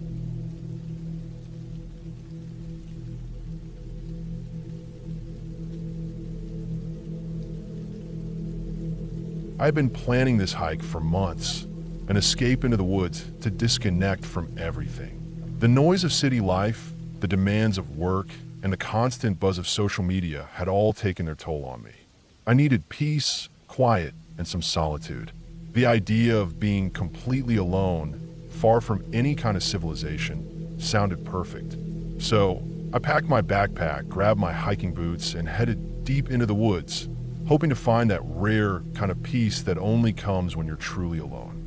The sun had just started its slow descent when I set foot on the trail. The path was narrow and winding, the kind of trail that slinks through dense trees and underbrush barely visible from the outside world. I had hiked before, but this trail was different. The trees felt thicker, more oppressive, and as the minutes ticked by, the weight of the forest seemed to press in on me. I told myself it was nothing to worry about, just the natural feel of the wilderness. I didn't hurry. I had no reason to. I wasn't trying to make it anywhere, just letting my legs move at a steady pace. Every now and then, I'd stop to adjust the straps on my pack or take a quick drink from my water bottle. The air was thick and humid, the smell of pine and wet earth filling my nose. There was something about it that felt oddly comforting, like a quiet lullaby. As the sun dipped lower, I found myself at a small clearing where I decided to set up camp. I wasn't too far from the trail, but far enough that I felt like I had truly entered the wild. The ground was soft but firm enough to pitch my tent without much trouble. I set up my camp, made sure everything was ready for the night, and started a small fire with dry wood I had gathered earlier. The crackle of the flames was oddly soothing. I ate a quick meal, something simple, just a pack of dehydrated soup and some nuts. I had made sure to pack light, since I didn't intend to stay out for long. A couple of days, maybe 3. The idea was to immerse myself fully in nature.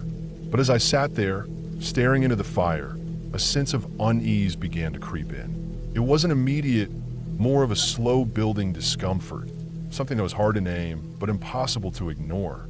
The night air grew cooler, and the sky above was a dark shade of navy, dotted with stars that twinkled like tiny specks of light in an endless ocean. The fire flickered in front of me, and I couldn't shake the feeling that I was being watched. I told myself it was just the natural tension that comes from being out in the woods alone. But that uneasy feeling lingered. As the darkness deepened, the woods around me seemed to grow quieter. There were no birds, no crickets, no rustling leaves in the wind, just the occasional crackling from the fire. It was unnaturally still. That stillness, that silence, became suffocating. The longer I sat there, the more I felt like something was off. I decided to take a walk around the clearing, just to stretch my legs and clear my head. The moment I stepped off the firelight and into the shadows, a chill ran down my spine. It wasn't cold exactly, but something in the air felt wrong. The trees, which just moments ago seemed so peaceful, now looked foreboding. Their gnarled branches reached out like twisted fingers, their shadows stretching longer in the moonlight. As I walked deeper into the woods, the feeling of being watched grew stronger. I stopped for a moment, my heart racing, listening to the silence around me. That's when I saw them. At first, it was just a flicker, a shadow darting between the trees, just out of the corner of my eye. I whipped my head toward it, but there was nothing. The woods were empty, or so it seemed. I shook my head, trying to dismiss the thought. Probably an animal, I told myself. Maybe a deer or a fox. It was still early in the night, and animals were more active around dusk. But then I saw it again. A dark figure, quick and barely visible, slipping between the trees. I froze, my breath caught in my chest. My mind raced. Was it another hiker? No, no one else was supposed to be out here. I was deep into the wilderness, far from any trailhead or campgrounds. I took a slow, careful step forward, hoping to catch another glimpse. The figure was gone, but that unsettling feeling, the one that told me I wasn't alone, lingered. I couldn't shake the feeling that something was moving just out of sight, watching me. My pulse quickened. I turned back toward the campfire, my mind spinning with confusion. I tried to tell myself it was nothing, just my imagination, but I couldn't. The hairs on the back of my neck stood up. Something was out there, and I was sure of it. I didn't want to acknowledge it, but I knew I couldn't ignore it anymore. Something about the silence felt wrong, unnatural.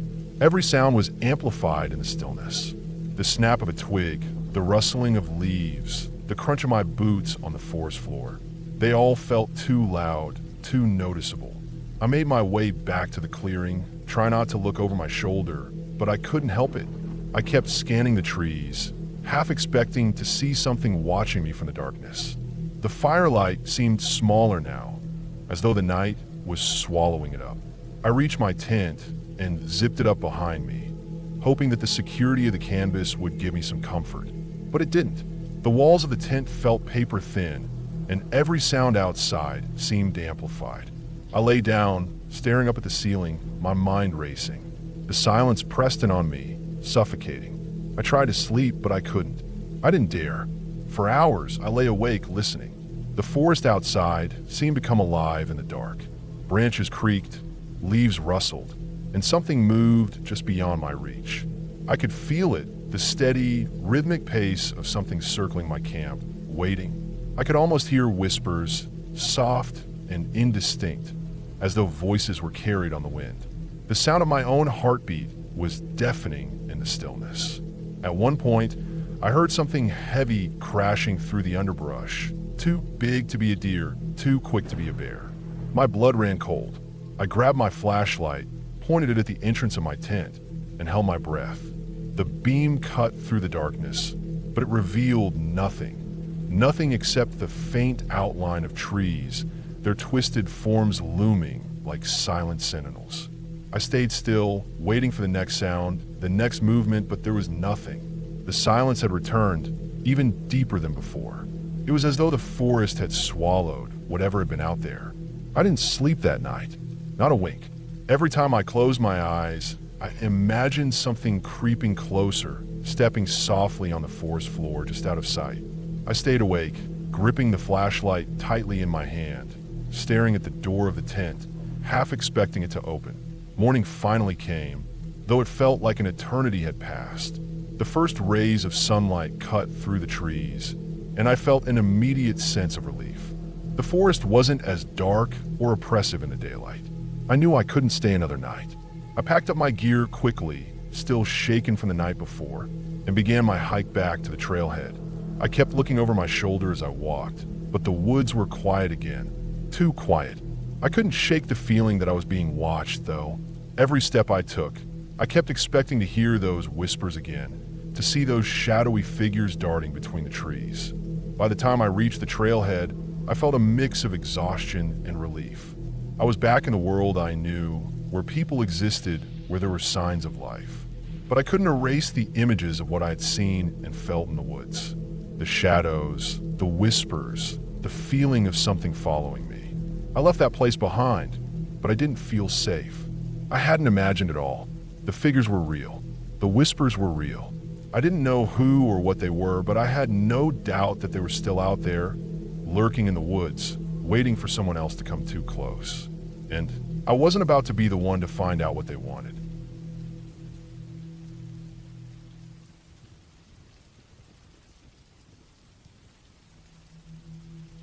I was young when we first moved into the house I grew up in. I remember the day we pulled up in a moving truck, my excitement and curiosity rushing over me as I saw the house for the first time. It was a small, one-story home in a quiet neighborhood, the kind of place where nothing seemed out of the ordinary. The yard was well kept, with a few trees scattered around the edges. It was a bit older than the houses I had been used to, but that gave it a certain charm. To me, it was just a house, a new home where I would make memories, or so I thought. For a while, things were pretty normal. We unpacked, I set up my room, and my parents went about their business, setting up the rest of the house. The living room had this great big window that looked out onto the street, and the kitchen had a worn but comforting feel to it.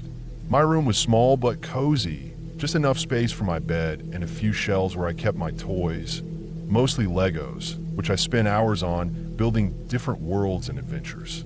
I liked the house. It felt safe, nothing too strange. But then, something started happening. At first, it was so subtle that I didn't even think much of it. I'd be in my room, playing quietly, when I'd hear it. A voice coming from the other side of the house, calling my name. Not a loud shout, but a soft, familiar voice like it was my dad calling me from his room just down the hall. At first, I didn't think much of it. I assumed he needed something. Maybe he wanted me to come get him for something. I'd stop whatever I was doing, go down the hall, and knock on his door. But each time, without fail, he would look up from whatever he was doing and ask, "What are you doing here?" As if he hadn't called me at all. I was a little confused, but again, I brushed it off. Maybe I had misheard him. Maybe I was just too lost in my imagination. But then it started happening more often. I'd hear the voice again, and each time I'd go down to his room to check, and every time, he'd be sitting there, completely unaware of what I was talking about. My mom, too, when I went to ask her, would give me this odd look and tell me that she hadn't called me either. After a while, I started to think they were just messing with me. It became a sort of game. I would hear the voice, go to ask them, and they pretend to be confused. It felt like a joke, but I couldn't understand why they would keep playing it. It wasn't until one night, a few months after we had moved in, that things took a turn. I had been in my room, as usual, playing with my Legos. The soft hum of the house around me was comforting, the sound of the refrigerator running in the kitchen, the distant murmur of the television in the living room. But then, once again, I heard it. My name, clear as day, calling from the other end of the house. This time, it didn't sound like my dad or even my mom. It was just a voice, unmistakable, but strangely distant. I stood up, thinking this was going to be the same routine. Go ask them what they needed, they pretend they didn't call me. And that would be the end of it. But something felt different this time. Maybe it was the way the voice sounded. Maybe it was the time of night, the silence in the house. I don't know. But when I stepped into the hallway and started walking down toward my parents' room, I felt uneasy. I couldn't explain it. I'd done this 100 times before, but tonight, the hallway seemed longer, darker, and more foreboding. The house was quiet, too quiet, as if the usual hum of life had been sucked out of the air. When I reached my parents' bedroom and pushed the door open, I saw them sitting together on their bed, just as I'd expected. But then something strange happened. I heard my mom's voice. Her voice calling for me, but from the other side of the house, from the living room. The living room was far away, almost at the opposite end of the house. The voice wasn't coming from my parents. It couldn't be.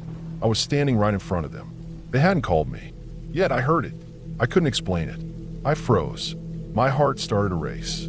I remember the chill that ran up my spine, the hairs on the back of my neck standing straight. I turned slowly to look at my mom and dad, who were now both looking at me with confusion, as if they had no idea what I was talking about. But I knew what I had heard. It was no joke. Something in me clicked that night. I wasn't just hearing things.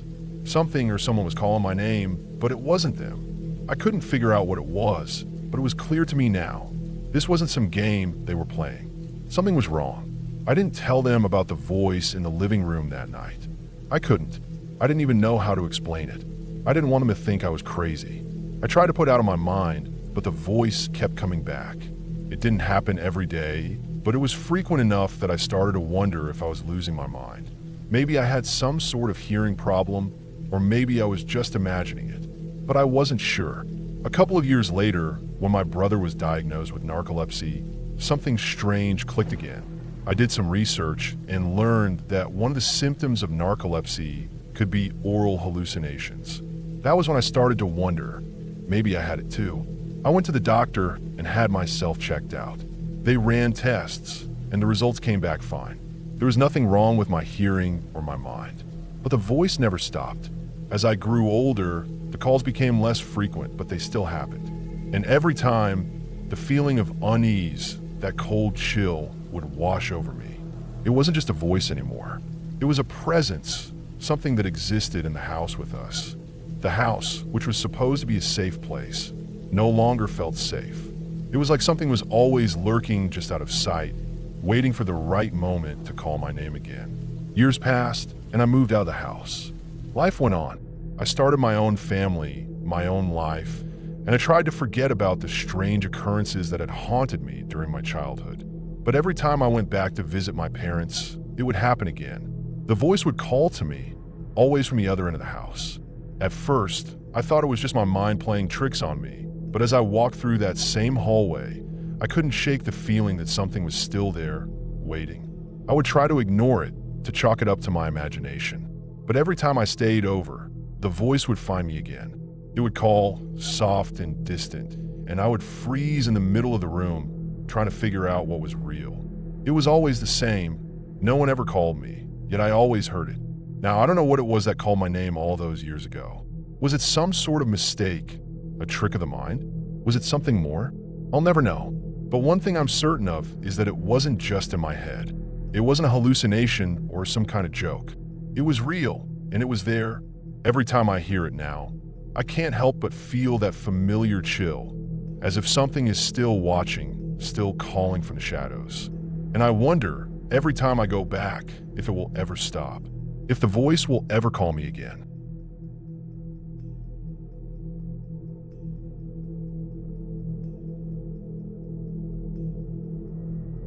I was home alone. It was late, and the house was quiet except for the soft hum of the refrigerator in the kitchen. I had been curled up on the couch, scrolling through my phone, trying to pass the time. My parents were away for the weekend, and my older brother had gone out with his friends. I'd been used to the quiet by now, the solitude not bothering me. The house wasn't big, just a two-story with narrow stairs leading up to the bedrooms. I spent a lot of time in the living room, which had a clear view of the staircase. As I sat there, the only light in the room came from the lamp on the end table beside the couch.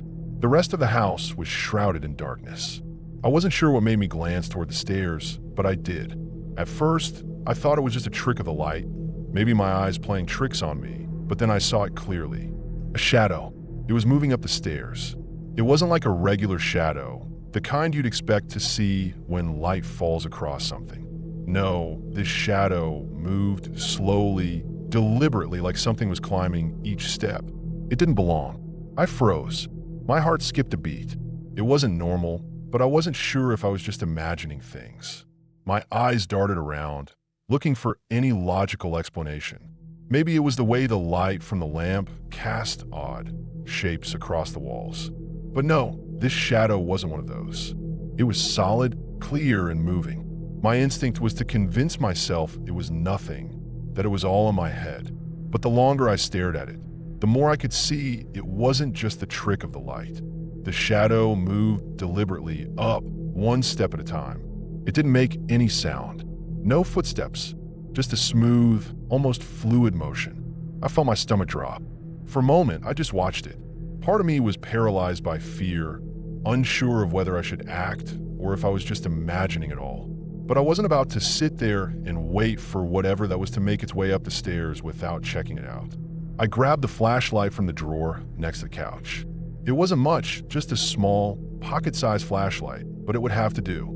I crept toward the stairs, heart hammering in my chest. My mind raced with 1,000 possibilities, but none of them made sense. The house was locked up tight. The doors were all shut, the windows too. I was alone. There couldn't be anyone else here. But there it was, that shadow, still climbing the stairs. I took a deep breath and began to move toward the staircase. The beam from my flashlight cut through the darkness, but the closer I got, the more I could feel a weight in the air. It was like the whole house had gotten heavier, like something was pressing in on me, making it harder to breathe. Step by step, I moved toward the stairs. I thought I heard something, a faint rustling sound, but I couldn't tell where it came from. It could have just been the house settling, but it felt wrong. I reached the bottom of the stairs. My feet felt like they were stuck to the floor. The shadow was still there, still climbing. It didn't stop, didn't hesitate, just moved upward. My eyes were locked on it, my breath shallow as I stepped onto the first step. The wood creaked under my weight. It felt impossibly loud in the silence of the house. The shadow didn't waver. I kept climbing, flashlight in hand, illuminating each step as I moved upward. I had to focus, had to keep my mind from wandering. If I let my thoughts drift, I knew I'd lose my nerve. Every part of me wanted to turn and run, but I couldn't. Not when I was this close.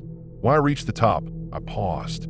The shadow was gone. The hallway in front of me was completely still. Nothing but the darkened doors of the rooms, the dim light from my flashlight casting long shadows on the walls. I blinked, tried to adjust my eyes, searching for any sign of what had just been there. But there was nothing. The staircase behind me was empty. No shadow, no movement. I felt my breath catch in my throat. My skin was crawling. I took a few steps down the hallway towards the bedrooms. Everything was quiet, too quiet. The kind of quiet that made every sound you did hear seem unnaturally loud. I checked each room, one by one. The first room was my brother's, empty. The second was my parents', also empty. I checked the bathroom, the guest room, but all were just as still as the hallway. The only thing I could hear was the dull thumping of my heart in my chest. I stood there for a moment, thinking, trying to rationalize. Maybe I'd imagined it. Maybe it was just my mind playing tricks. I had been sitting on the couch for hours. My eyes were tired, my body sluggish from sitting too long. I wasn't even sure what time it was. I hadn't checked my phone in ages. But that shadow, it had been real. I had seen it. I knew it. I turned and started to head back toward the stairs. As I did, I heard again a faint sound, almost like a whisper. I froze. It wasn't the sound of footsteps. It wasn't the house creaking. It was something else, something I couldn't place. My head snapped toward the living room, where I had been sitting earlier. The door to the kitchen was still ajar, and I could see a sliver of light coming through. I made my way back down the stairs, moving quickly this time, my heart racing again. I glanced back at the staircase, but it was empty. I was sure of it. I reached the bottom and stepped into the kitchen. The light from the fridge glowed faintly in the corner. I checked the back door, the windows, the pantry. Everything was locked, everything was in place. I even grabbed a kitchen knife, just in case, but it didn't make me feel much better. I don't know how long I stood there, staring into the empty room, but I didn't want to go back upstairs. The sensation of being watched, of something lurking, wouldn't leave me. I felt like whatever was up there, whatever had moved up those stairs, was still here. My thoughts raced. I went over everything again in my mind. Could I have missed something? Maybe someone was hiding in the house, waiting for me to leave. But the house was small, and if someone had broken in, I would have heard it. The doors hadn't been disturbed. I walked back toward the living room, checking the front door just to be sure. It was locked as it should be. The house still felt heavy, the air still thick. The flashlight in my hand was shaking, but I couldn't stop. Then, as I reached the couch, I saw something that made my blood run cold. There on the coffee table was my brother's phone. He wasn't home. He hadn't been home. His phone wasn't supposed to be here. I froze. There was no way. How could it have gotten there? I picked it up. The screen was cracked, but the phone was warm, like someone had just been holding it. I stared at it for what felt like an eternity. The weight in the room was suffocating. I was about to turn and head back toward the stairs when I heard a noise. It wasn't the wind or the house settling. It was clear, distinct, the sound of a footstep on the stairs. I rushed to the stairs again, flashlight in hand, my whole body shaking. I shone the light up, but the top of the staircase was empty. My heart was pounding in my chest. There had to be an explanation. I couldn't let myself believe that something was here, but I couldn't deny what I was hearing. Another step, this time closer. I didn't wait. I ran. I bolted for the front door. My mind raced as I fumbled with the lock, finally throwing the door open. I didn't look back. I couldn't. I just ran out into the cold night air until I reached the neighbor's house. I knocked furiously on the door until they answered. It wasn't until I was safely inside, sitting in their living room, that I finally stopped trembling. I don't know what happened. Maybe I was just tired, maybe it was all in my head. But I know one thing for sure. When I got back to the house the next morning, everything was exactly as I left it. No signs of forced entry. No sign of anyone. No shadow on the stairs. But I never stayed there alone again. I don't know what happened that night. I don't know who or what was in that house, but I wasn't willing to stick around to find out. And I still hear that footstep sometimes.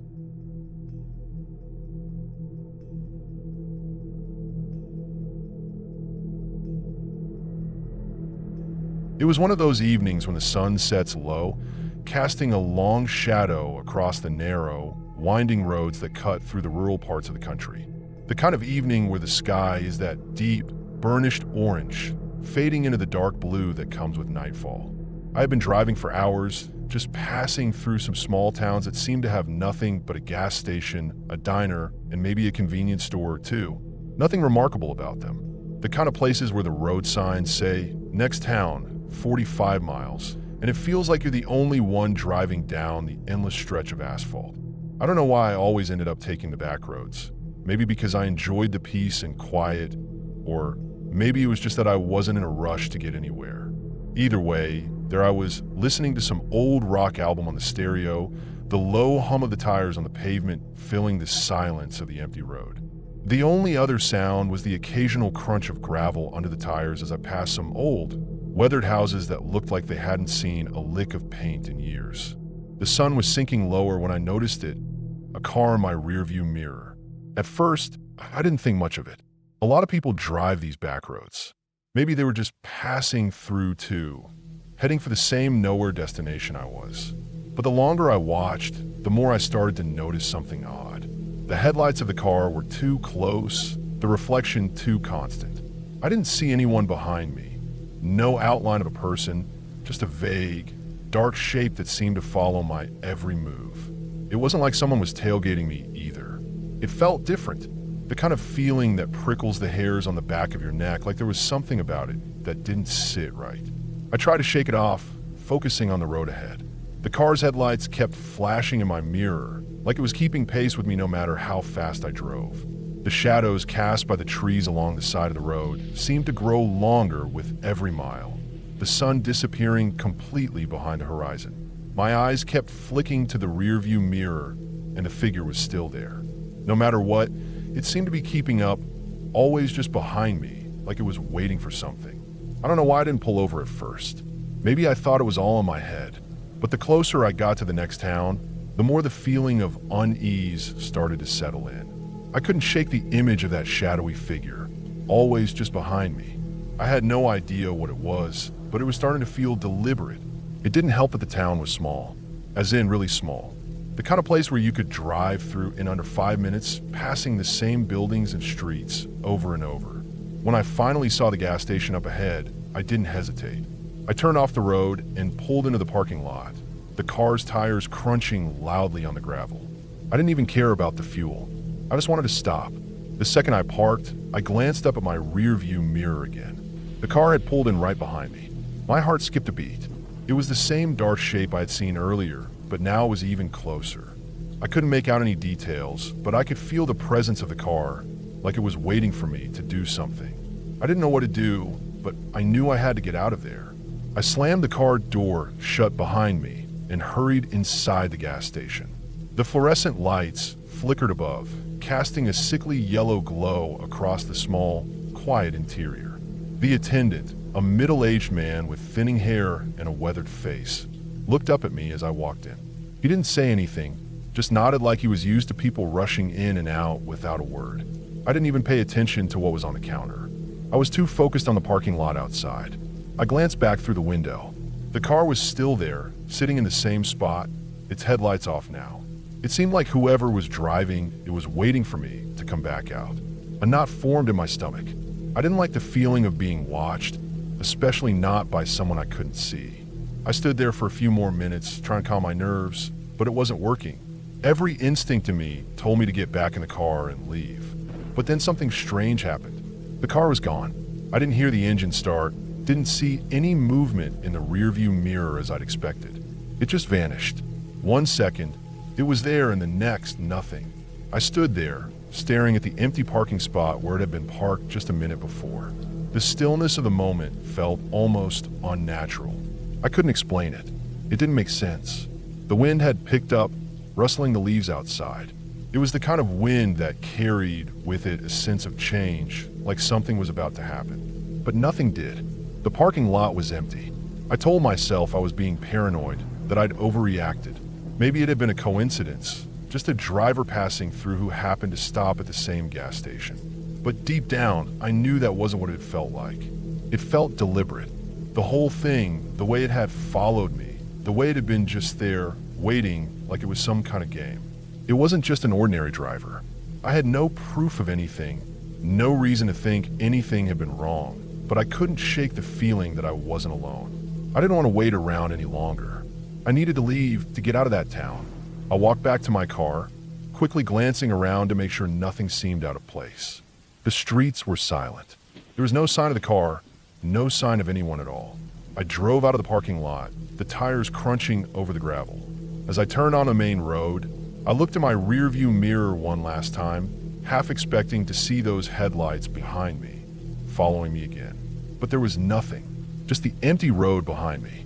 The further I drove, the more I started to feel like I could breathe again. The tightness in my chest loosened. The feeling of being watched began to fade. But even then, a part of me stayed alert, watching the shadows along the road, waiting for something I couldn't explain. By the time I reached the next town, the sun had fully set and the night stretched out around me like a blanket. I didn't stop for gas or food.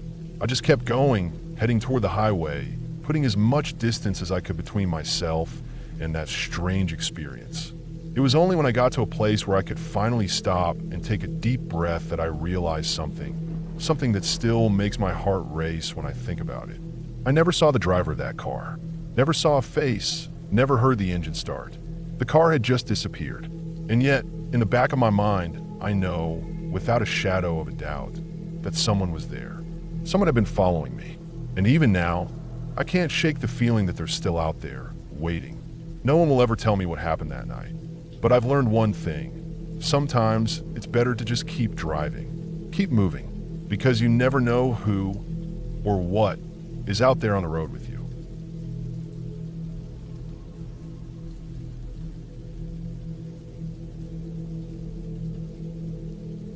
I was out for a late night jog through the park, the kind of jog I'd gotten used to.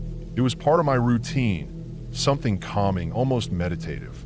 The park was quiet at this hour, the kind of quiet that made everything feel still and peaceful, like the world had taken a breath and was holding it in. The only sound was the rhythmic slap of my sneakers on the cracked pavement and my steady breathing as I pushed myself to go a little faster, a little further. It was around midnight. The air was cool, and a slight breeze rustled the leaves of the trees that lined the park. Streetlights cast long shadows across the path, creating patches of light and dark that I knew all too well. The park wasn't the safest place to be alone at this hour, but I'd been jogging here for months, and nothing had ever happened. It was my escape, away from the stresses of work, of life. Just me and the night. I was nearing the woods section of the park when I heard it. A scream. It was loud and piercing, the kind of scream you never forget, the kind that seems to tear through the night. It wasn't a scream of joy or a call for help. It was something raw, something desperate and full of terror. I froze in my tracks, my heart suddenly pounding in my chest.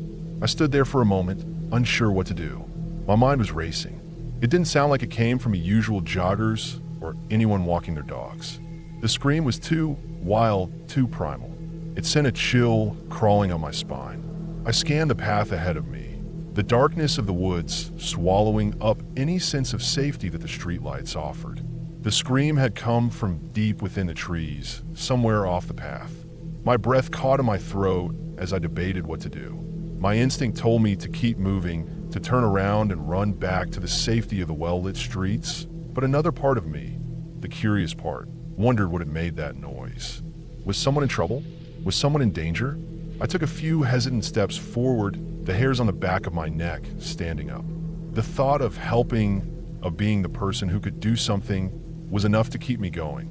The park was usually empty at night, but I told myself there must be someone else around, someone who might have heard that scream. It was a rational thought, but the dread gnawing at my stomach told me otherwise. Then before I could decide, it came again, the scream. This time, it was closer. It wasn't just in the distance anymore. It was almost as if it were right there, just beyond the trees, almost within arm's reach.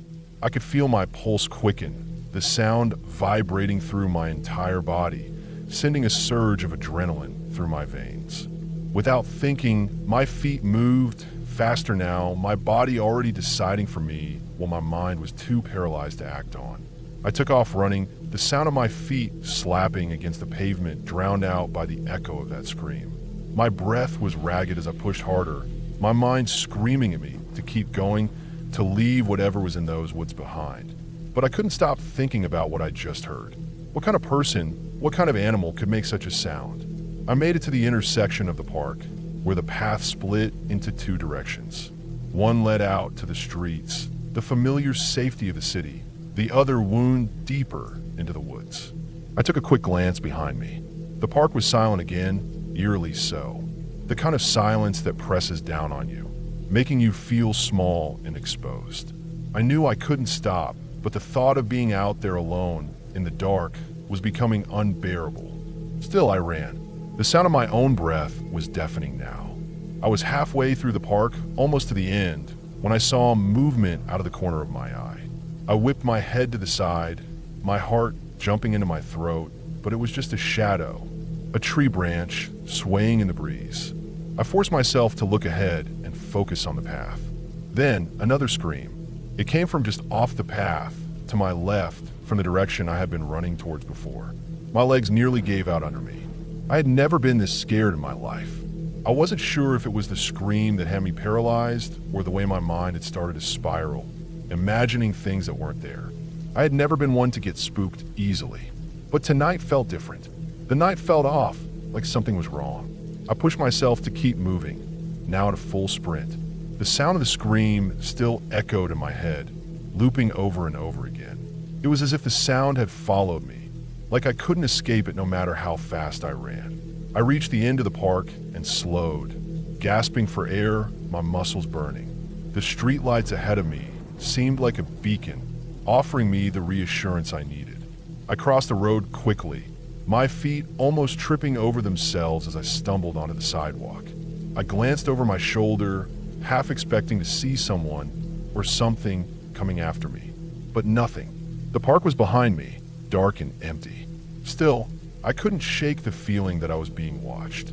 The walk back home felt longer than usual. My head was spinning, and every little sound made me jump.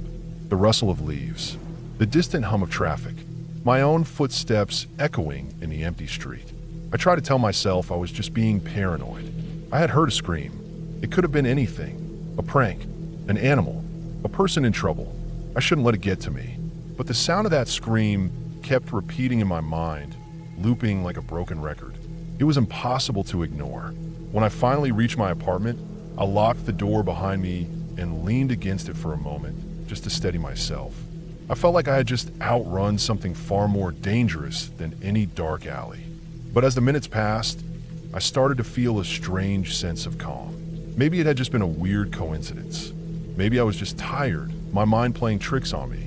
But that's when the knock came. It was soft at first, like a gentle tap against the door.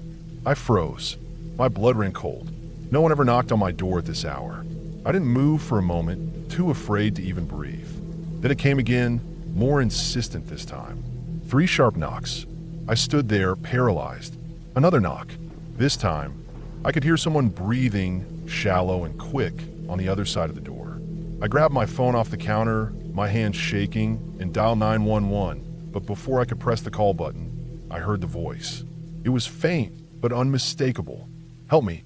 My heart stopped. It was the same voice, the same scream I had heard in the park. I didn't know what to do. I wanted to scream, to run, to hide, but my body wouldn't move. The knocking stopped, but the voice lingered. That desperate, pleading voice was still echoing in my ears. "Help me." Finally, after what felt like an eternity, I managed to unlock the door, my fingers fumbling over the handle. The door creaked open, and I was met with the most terrifying sight I could have imagined. Nothing. There was no one standing there. The hallway outside was dark, empty. I stepped out, confused, my pulse still racing, my breathing shallow. I looked both ways, but there was no one to be seen. I slowly closed the door behind me and stood there, still in shock, trying to make sense of what had just happened. But there was no explanation.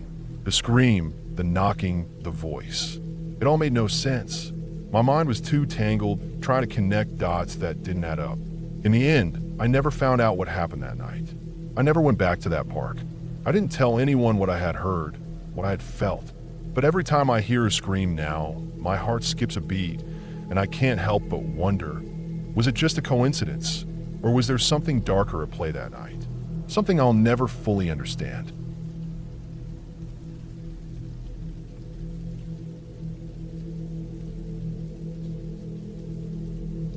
I used to work at a cheap movie theater. It wasn't anything special, Just a rundown place on the edge of town that got the films after they'd already run their course at the bigger theaters. We got all the movies that no one cared about anymore, the ones that didn't make it big. I didn't mind though. It was easy work.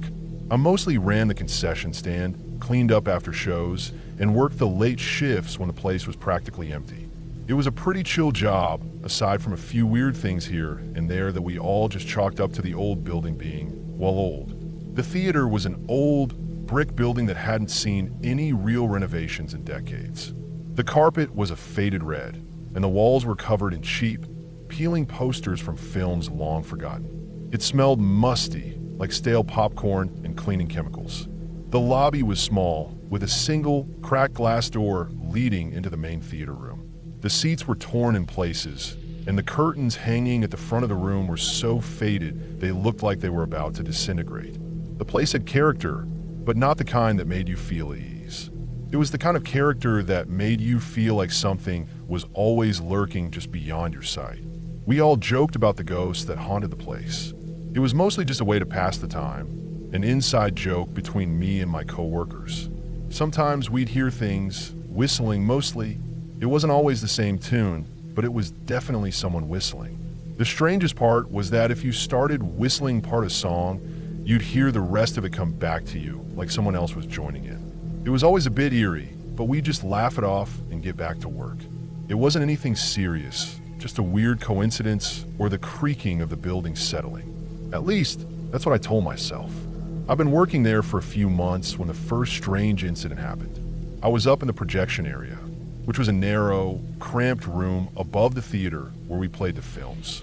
It smelled like oil and machinery up there, the hum of the projector providing a steady background noise. I was up there alone, fixing something on the projector when I heard it. A voice, clear as day. It was my name, whispered softly, almost like it was right behind me. I froze, holding my breath, my hand still on the projector.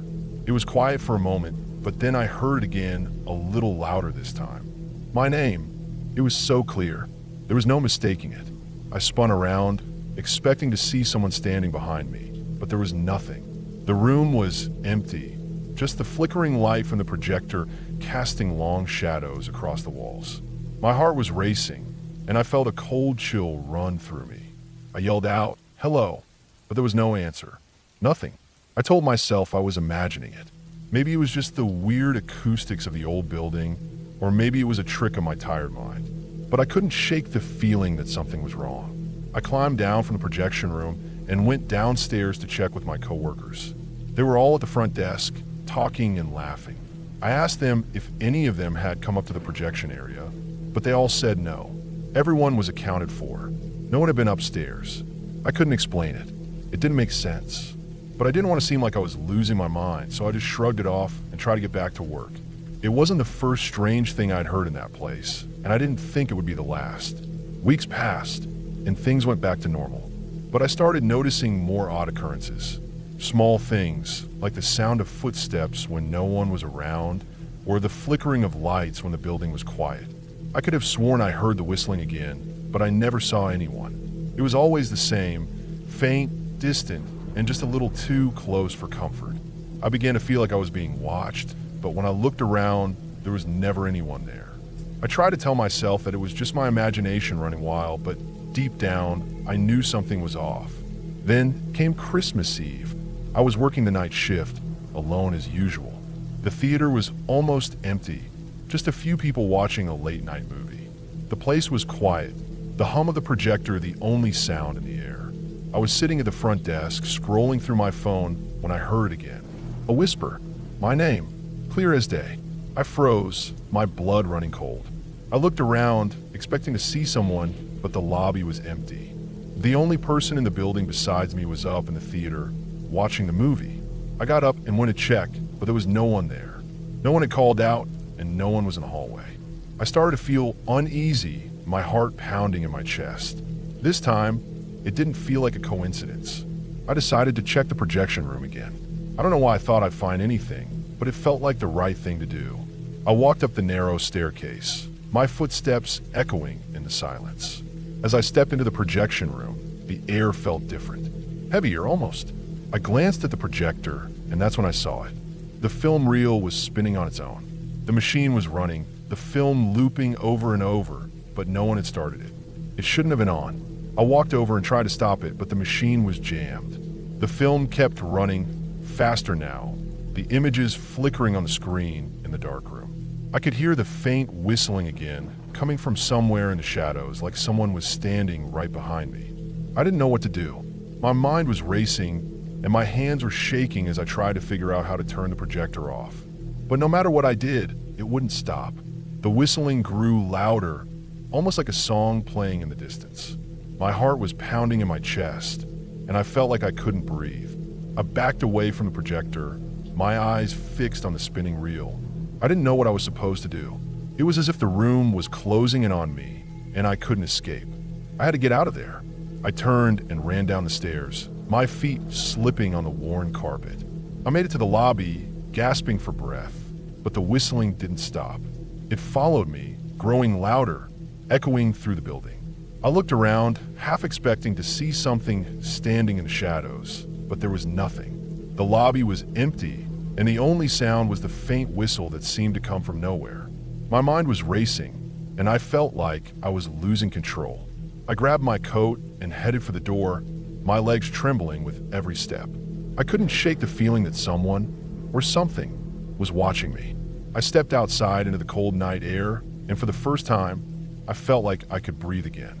The whistling faded as I walked away from the theater, the sound growing fainter and fainter until it disappeared altogether. I never went back to that theater. I don't know what happened that night, but I know what I felt. I know what I heard, and I know I wasn't imagining it. I don't care if it was just the building settling or if there's some logical explanation for the whistling. That place was never the same after that night. I couldn't shake the feeling that something was there, something that didn't belong, and I wasn't going to stick around to find out what it was. I quit the next day, and they never heard from me again. The theater eventually closed down, and they built something new in its place. But even now, when I pass by the old building, I can't help but feel a shiver run down my spine. I don't know what was going on in there, but I know I'm glad I'm not the one left to figure it out.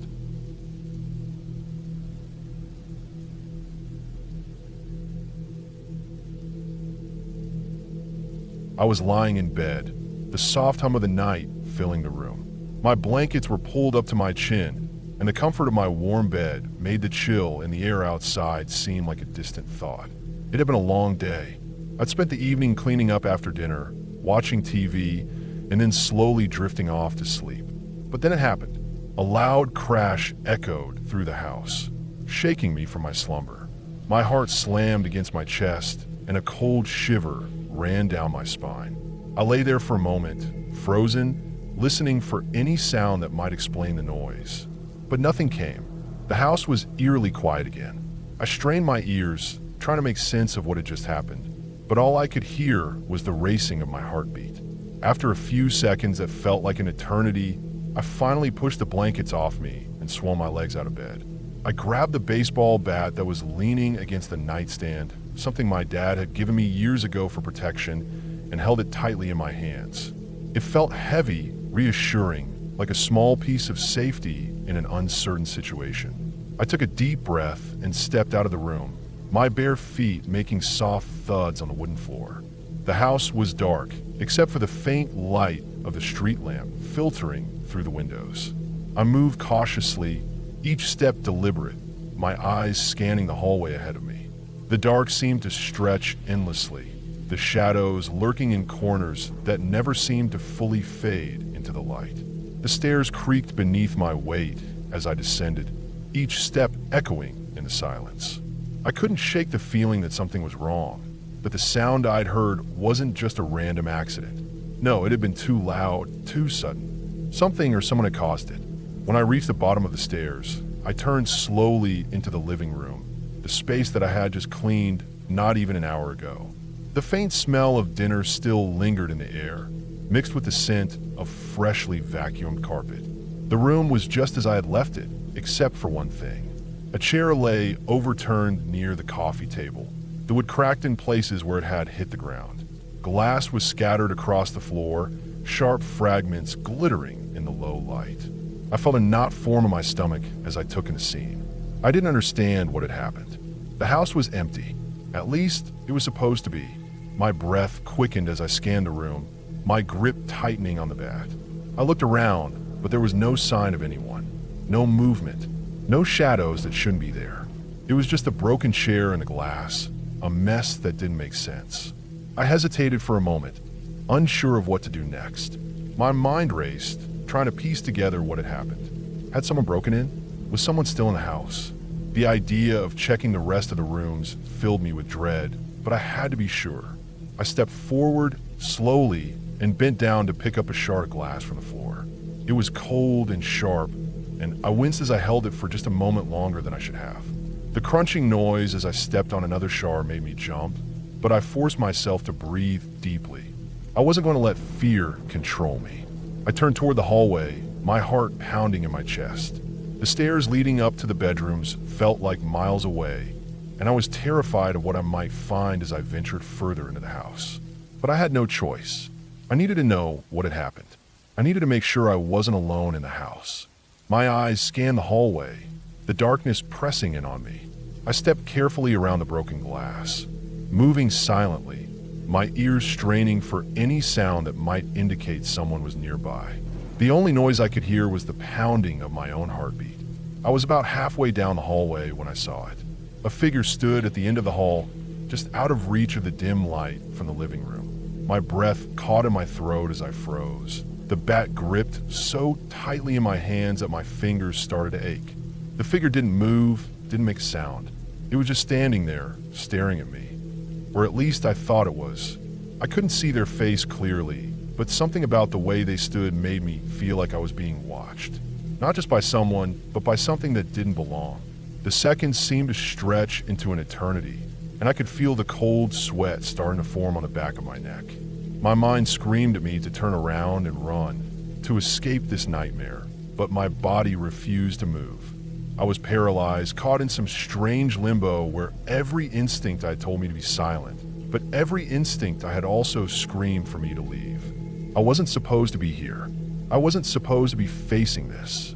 I forced myself to take a step back, but then I heard a creak, the unmistakable sound of floorboards shifting under the weight of someone or something moving. My breath caught, and I instinctively lifted the bat, pointing in the direction of the figure, even though it felt useless.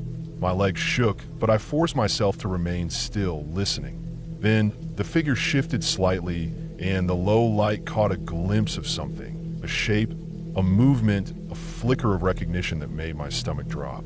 The figure was real, not a trick of the light or my imagination, and they were waiting for me to make a move. My body tensed as I finally managed to take a step back, but this time I wasn't frozen. I was ready to run. My heart thundered in my chest, but I had no choice. I had to escape. I turned on my heel, my breath coming in ragged gasps as I made my way back toward the stairs. But then I heard something else, a sound I hadn't expected. Footsteps, heavy, deliberate steps, following me down the hallway. I whipped around, the bat raised in front of me, but the hallway was empty again. No one was there. Nothing. Just the dim light and the oppressive silence that filled the air. For a moment, I thought I might have imagined the whole thing. That the crash downstairs had been some kind of fluke, that I had overreacted, that I had somehow misinterpreted the situation. But then I remembered the figure, the one I had seen standing at the end of the hall, waiting. I didn't dare go back down the hallway. Instead, I turned and bolted up the stairs, my feet pounding the steps as I rushed to my room, the door slamming behind me as I locked it. I didn't know if I was being followed, if someone had broken in, or if it was just my mind playing tricks on me, but I wasn't about to take any chances. I stood there, breathless and trembling, as I listened intently. The house was silent once more, but I didn't dare move. I didn't dare let my guard down. The minutes stretched on, and I eventually forced myself to sit down, the bat still gripped tightly in my hands. My body was exhausted, but my mind was still racing, trying to make sense of everything that had happened. The crash, the figure, the footsteps, it didn't add up. And the more I thought about it, the more I realized that whatever had happened downstairs wasn't over. I wasn't alone in the house, and I wasn't going to be able to just ignore it. I waited, hoping for some kind of sign, some sort of noise that would tell me what to do next. And then, finally, the sound I had been waiting for, the unmistakable click of the front door opening and closing. I wasn't alone anymore. The figure from the hallway had left.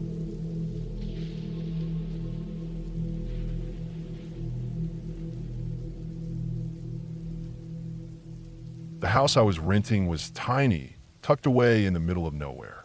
It wasn't much to look at, just a simple 2-bedroom cottage that sat on a plot of land with a few scraggly trees and a dirt road leading up to it. I had moved in only a few weeks ago, hoping for a fresh start. I'd been through a rough patch, and this place was cheap, secluded, quiet, just what I needed to escape the noise of the city and the constant chaos in my life. The first few days were peaceful. The nights were especially quiet, the kind of quiet that gets to you when you're alone in the dark for too long. I had gotten used to the silence by then, the kind of silence that seeps into your bones and feels like it's pressing down on your chest. But it wasn't until that one night that everything changed. It was late, probably around 2 or 3 in the morning. I had just finished watching an old movie on TV and was about to fall asleep when I heard it. Footsteps, slow, deliberate steps.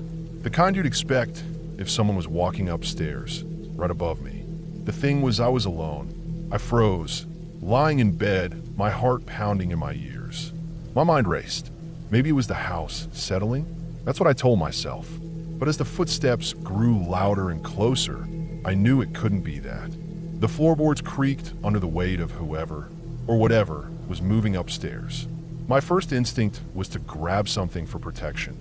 I reached for the bat I'd left by my door, the one I'd bought when I first moved in, just to feel a bit safer in this isolated place. My hands were shaking as I gripped it, the wood cold and heavy in my hands. I stood there for a moment, listening. The footsteps continued, slow and steady, as if whoever was upstairs didn't care that I could hear them. The hairs on the back of my neck stood up, and I swallowed hard. The house was small, but the upstairs was split into 2 rooms. One for a small bedroom, and the other for a tiny storage area that had a steep, narrow staircase leading up to it. I hadn't explored much of the upstairs, figuring the place wasn't worth bothering with. The rooms were sparse, the walls covered in faded wallpaper, and the attic just felt off. The thought of something or someone up there filled me with dread, but I had to know what was going on. With each step I took toward the stairs, my stomach twisted. The air felt thick, almost suffocating. I made my way into the hallway, careful not to make sound. The floorboards creaked under my feet. My breath felt shallow, like it wasn't enough to fill my lungs. The hallway was dimly lit by the faint glow of a streetlight outside that barely filtered through the dusty window. The only sound now was my heartbeat, racing faster than it should be. The footsteps had stopped, but I still heard that low, almost inaudible sound of something shifting upstairs. I reached the foot of the stairs and stopped, my heart pounding in my chest. The air was so still that I could hear every small creak of the house settling, but the upstairs was completely silent. I didn't know what I was expecting. Maybe a neighbor sneaking in? Maybe someone had broken in? But I couldn't just stand there. I had to check. Taking a deep breath, I slowly made my way up the stairs. With every step, the creaking grew louder and the silence felt heavier. My eyes scanned the dark, narrow hallway at the top, waiting for something to move, for something to show itself. But it was eerily quiet, too quiet. When I reached the top, I looked both ways. To my left was the bedroom, the door slightly ajar, and to my right was the small storage room. The bedroom door was wide open. I couldn't stop staring at it, my feet frozen to the floor. The air around me felt colder, and I felt a shiver run down my spine. My hand tightened around the bat, the wood feeling slippery with sweat. I stepped toward the bedroom, each movement slower than the last, my eyes never leaving the darkened doorway. As I got closer, I heard it, a low, raspy breath. It wasn't the kind of sound you'd expect from the wind or an animal. It was human, or something that used to be human. My body went into overdrive. Every muscle tensed, my heartbeat deafening in my ears. There was no way I could stand there any longer. My mind screamed at me to run, to get out, to leave whatever was in that room behind. But I couldn't. I stepped forward, my breath shaky as I approached the door. The dim light from the hallway barely illuminated the room inside, but I could make out shapes, furniture, a bed, a dresser. Nothing was out of place, except for the man sitting in the corner of the room. His back was hunched, his face hidden in shadow. He was sitting completely still, the only movement coming from his uneven, labored breathing. He hadn't noticed me yet, but something about the way he sat there made my skin crawl. I wanted to scream, to call the police, to do anything. But my throat closed up. I couldn't move. I couldn't even blink. The fear gripped me harder than I thought possible. I don't know how long I stood there just staring.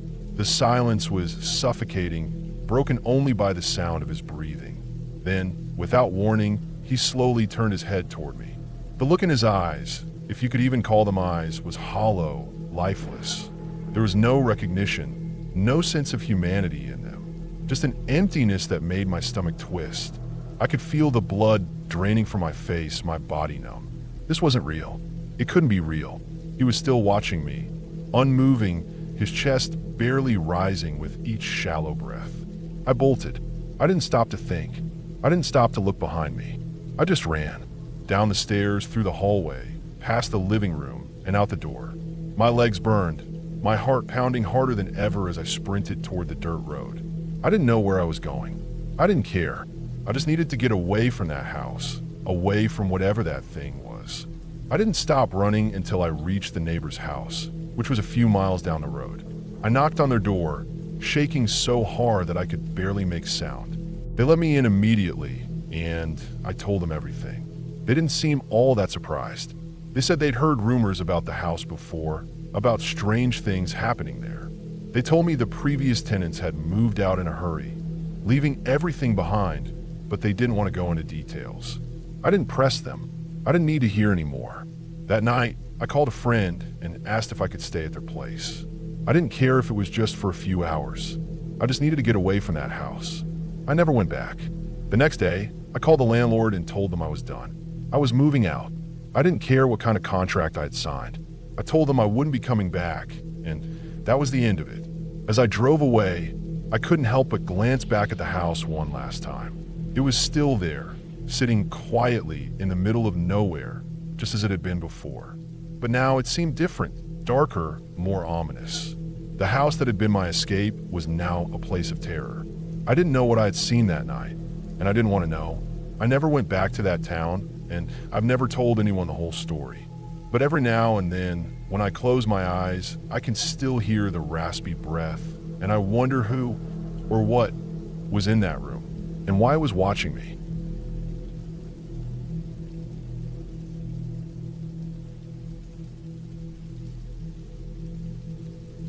It was late fall when I took the job, the kind of cold that crept into your sleeves and stayed there, no matter how many layers you wore. I'd been working security at the Westbrook Mall for about 6 months. Nothing flashy, just the usual graveyard shift, walking laps, checking cameras, doing my rounds every hour. It was quiet work, the kind of quiet that could either make you feel at peace or get under your skin if you thought about it too long. The mall was old, parts of it built in the late 60s. It had been renovated several times, but underneath the new tile floors and the clean food court lights, there was an old skeleton, concrete and rust, and forgotten hallways that ran below the storefronts. That's where the basement came in. Every night, one of us had to check the basement storage areas. Not the whole thing. It was too big and mostly unused. Just the 2 main corridors and the utility room. Usually I didn't mind. You'd go down, flick on the lights, walk to the end, turn around, scan with your flashlight if you felt like being thorough, then sign the log sheet. 15 minutes tops. After a while, you barely noticed how strange it was down there. How your footsteps echoed too long. How the air smelled like damp concrete, copper, and something older. How the lights buzzed, even the LED ones. There was one section we didn't bother with anymore. It had been sealed off some time before I started. According to the shift lead who trained me, that hallway used to store seasonal mall decorations, trees, benches, Santa's sleigh, all that crap. But then some of the old pipes started leaking down there, and the floor got moldy. They pulled everything out and locked it up until maintenance could replace the pipes. That had been over a year ago, and no one had gotten around to doing anything with it since. I'd passed the door 100 times. Big steel latch, padlocked with a sign that said, "Do not enter, maintenance only." The kind of sign that makes you feel like you should follow it, but doesn't stop your curiosity from drifting toward it every time you walk past. That night, I was the only one on shift with another guard named Lewis. He was new, maybe 3 weeks in, and still carried himself like he expected something exciting to happen every night. He'd pace around the camera monitors and ask questions that no one really needed to answer. I didn't mind him.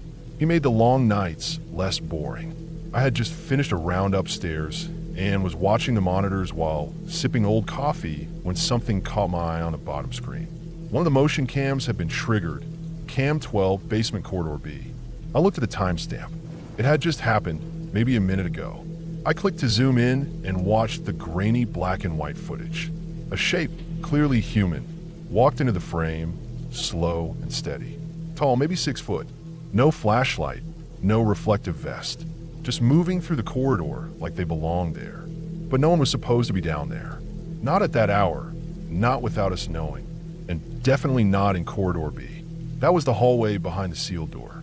I stared at the monitor, trying to figure out if the person had come from another camera. I flipped back through the feed from cam 11 and 10. Nothing. No movement. No one entering from the elevator. No one on the stairs.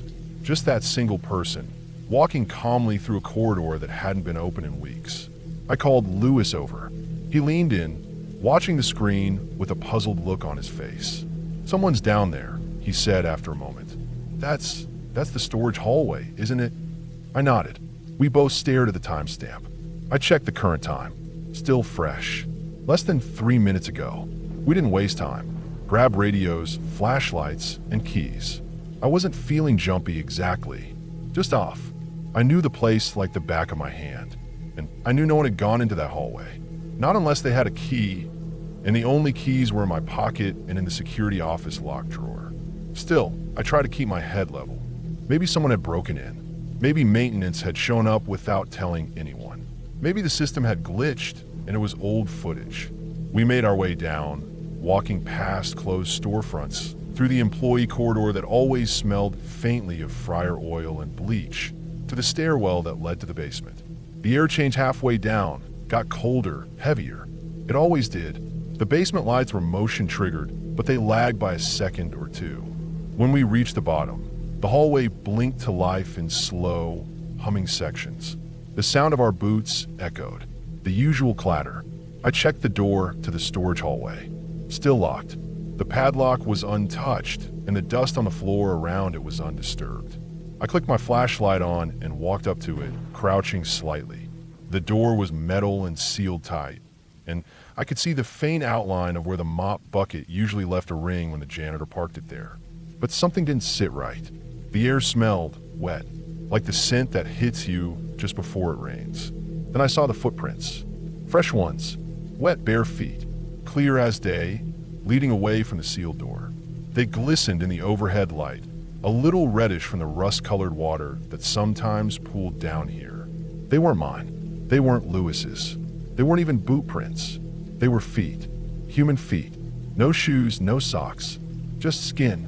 You could even make out the heel and the bend of the toes. And they were walking away from a door that, by all logic, couldn't have been opened.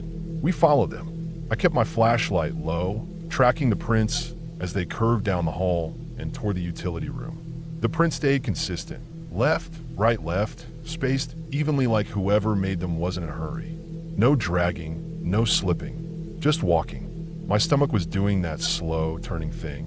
The feeling that something's wrong, but you can't put your finger on it yet. We reached the utility room door. I stepped aside and checked the handle. It was unlocked. It shouldn't have been, but it was. I looked at Lewis, who was clearly unsure whether to go in or call it in. I pushed the door open slowly. The room was dark, the kind of dark that feels thick, where your light only goes so far before it seems to get swallowed. It was full of shelves, cleaning supplies, an old mop bucket, a stack of folded chairs leaning against one wall. The footprints stopped halfway into the room and vanished near the drain in the center. I swept my light around the space. Nothing. Not a single sound except the hum of the lights outside and our own breathing. I walked in, slowly, scanning every corner, every shelf. No sign of anyone. No sign they had ever been there, except those prints. It didn't even trail back out. Just stopped at the drain. I looked closer. The drain cover was iron, circular, maybe 8 inches across, rusted around the edges. I crouched down and listened. Nothing. We stayed there for maybe 2 more minutes before stepping out and radioing in. Our supervisor didn't say much, just told us to keep the hallway sealed and to document everything. We took pictures of the prints, checked the security footage again, and watched the same figure walk past the camera and vanish off screen. We rewound the footage 10 times. No entry, no exit, no other angles showing anything. When we came back the next night, the prints were gone. Not clean, just gone, like they'd never been there. I checked the lock on the storage hallway. Still sealed, still dusty. Same mop bucket sitting nearby. The air didn't smell like rain anymore. I never saw another figure on that camera. Nothing like that happened again. But from then on, I refused to check the basement alone. Even when they told me it was fine, even when they said nothing had been reported missing or broken. I just couldn't shake the feeling. A couple weeks later, I was talking with one of the janitors, an older guy who had worked at the mall for decades. I didn't bring up the footage. I just asked if anyone ever went into Corridor B. He gave me a strange look and said no one had gone in there for years. Said they sealed it because of a gas leak they couldn't find.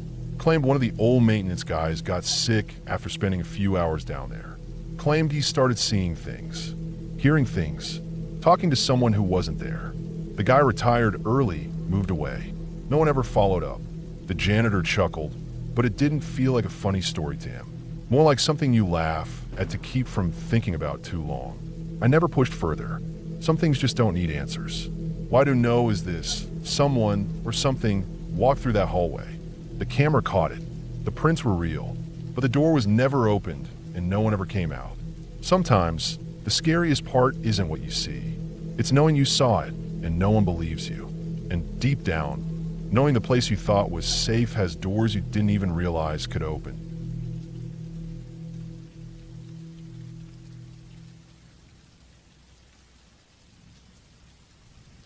I was staying at my grandmother's house for the summer, a place I had always loved. It wasn't the first time I'd stayed there, but this time felt different.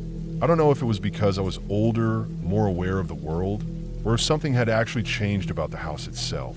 Either way, what started as a calm, familiar visit slowly turned into something I couldn't explain. It wasn't long before I began noticing things at night. Strange things, the kind of things that made my skin prickle and my heart race. The house wasn't old, but it had a certain worn-down feel to it. The floors creaked with every step, the walls were thin, and the old wooden beams made a groaning noise whenever the wind hit them just right. But it was home, and I always felt safe there, especially when I was younger. At night, when the house was quiet and everything settled into the dark, the sounds would start. It began slowly, like a creak here, a soft shuffle there. I told myself it was the house settling, or maybe the wind rattling the windows. But as the nights passed, I began to notice a pattern. The sounds didn't come from random places. It was always outside my bedroom door. Sometimes I'd hear footsteps, slow and deliberate, padding across the hallway, just outside. It was always late, around 2 or 3 in the morning, when I'd be deep into a dreamless sleep. The sound of those footsteps was unmistakable, like someone walking barefoot across the old wooden floor. At first, I dismissed it. My grandmother's house was big, after all, and maybe the noises were just the house's way of reminding me of its age. But the footsteps didn't stop. They became more frequent, and sometimes they'd come in the dead of night when I was just starting to drift off. It wasn't just the footsteps that bothered me, though. It was the door. My bedroom door was old, too, and it had a certain weight to it, a kind of resistance when you tried to open it. But every once in a while, I would wake up to the faintest sound of the door creaking open, just a little like someone was standing on the other side, pushing it ever so slowly. I'd hold my breath, straining to hear more, but there was never anything. The footsteps would stop, and the door would settle back into place. There was never anyone there. It was always quiet. One night, it got worse.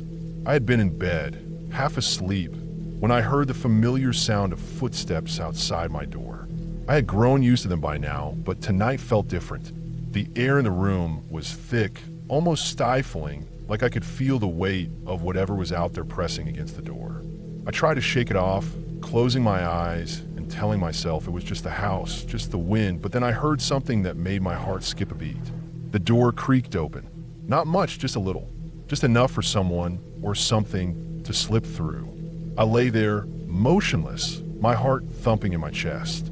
I wanted to call out, to shout for my grandmother, but I couldn't move. My body felt frozen, stuck in place like I was trapped in a nightmare. I listened, my ears straining to hear any sound that would explain what was happening. But all I could hear was the silence. I could feel something though, a presence, cold and suffocating, hanging in the air. I squeezed my eyes shut, hoping it was just my imagination. But then I felt it. The hairs on the back of my neck stood on end, and I could sense a figure standing at the foot of my bed. I didn't look. I couldn't. My whole body was shaking, but I couldn't force myself to turn and see what was there. The figure stood there, just at the edge of my vision. I could feel it watching me, its presence like a heavy weight pressing down on my chest. The air was so thick I could barely breathe. I couldn't tell how long it had been there, but time felt like it had stopped. Every second stretched on forever. Then, just as quickly as it had appeared, the presence vanished. The figure was gone. The door was closed. The footsteps had stopped. I lay there, staring at the ceiling, unable to move, unable to make sense of what had just happened. My heart was pounding in my chest, my mind racing. I told myself it was just a trick of the mind, maybe a dream that felt too real. But I knew it wasn't. It had been real. I could feel it in my bones. The next morning, I tried to go about my day like nothing had happened, but the memory of that night lingered in the back of my mind. I didn't tell my grandmother. I didn't want her to worry. She was old, and I didn't want to burden her with something that I couldn't explain myself. So, I kept it to myself, but the fear stayed with me. Each night, as the sun set and darkness crept over the house, I couldn't shake the feeling that something was waiting for me. That whatever had been standing at the foot of my bed was still out there, lurking just beyond the door. That night, I tried to stay awake, but exhaustion took over. I must have fallen asleep at some point because I woke up in the middle of the night, heart racing, the same sense of dread hanging in the air. The footsteps, they were back. This time, they didn't stop at the door. They came closer, slowly. I could hear them drawing near, the sound of soft steps on the floorboards, just outside my room. My pulse quickened, and I held my breath, willing myself to stay quiet, to stay still. But then, the door creaked open again. It was more than just a little this time. It opened wide. My stomach turned, and I squeezed my eyes shut, trying to block out the sound. I heard the footsteps move across the room, soft and deliberate. They stopped at the foot of my bed. I felt the air shift, like something was standing there, hovering over me. I couldn't open my eyes, couldn't move. I was paralyzed, trapped in my own body, unable to do anything but listen to the silence that followed. Then, just as quickly as it had started, the footsteps stopped. The door creaked closed again, and the house returned to its usual quiet. I opened my eyes, heart pounding, drenched in sweat. I lay there for what felt like hours, not daring to move. The next morning, I couldn't take it anymore. I had to know if I was losing my mind or if something real was happening. I told my grandmother everything. She listened quietly, her face unreadable, and when I was done, she simply nodded. "I know," she said softly. "I've heard the footsteps too." My heart sank. "What do you mean?" She sighed and looked out the window, her face distant. "This house, it has a history. A lot of people have come and gone here over the years, and some of them didn't leave right away." She paused, her eyes meeting mine. "But you're not imagining it. Whatever's here, it's real. It's been here for a long time." I wanted to ask more, to know what she meant, but she didn't say anything else. She just patted my hand and smiled, a sad, knowing smile. It was then that I realized my grandmother had been living with whatever it was in that house for years. She wasn't afraid. Maybe she had accepted it, just as she had accepted the creaking of the floors and the groaning of the walls. Maybe she had learned to live with the fear, to push it aside and go about her life. I wasn't sure. That night, I decided to stay up. I needed to prove to myself that I wasn't crazy. I needed to confront whatever it was that had been haunting me. I stayed in bed, my eyes wide open, listening for the footsteps. But nothing came. I waited and waited. The hours passed, and the house remained silent. I listened for the creaking of the door, the sound of footsteps outside my room, but it never came. By the time the sun began to rise, I had fallen into an exhausted sleep. I had finally confronted my fear, and for the first time in days, I felt a sense of relief. The next morning, I woke up to find that the house was as quiet as ever. No more footsteps, no more creaking doors. It was as if the house had returned to its normal state. The presence, the weight in the air was gone, and for the first time, I felt at peace. I don't know if it was my mind playing tricks on me, or if something had truly been there, but I knew one thing for sure. I wasn't going to stay up again at night, waiting for something that may never come. And after that, the house felt like home again. Normal, familiar, safe. The footsteps were gone, the creaking doors silent, and the darkness of the night no longer felt so heavy. I had faced my fear and, in the process, learned something important. Sometimes, the things we fear the most aren't ghosts or spirits. Sometimes they're just the strange, unexplainable things that we can never fully understand. And maybe that's okay.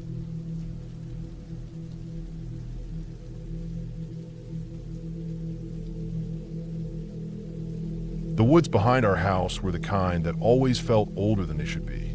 We'd moved into that house when I was 9, and even back then, I knew there was something off about them. The trees were tall, thicker than any I'd seen before, and they all leaned in toward each other like they were whispering. When the wind blew through, it didn't sound like rustling. It sounded like breathing.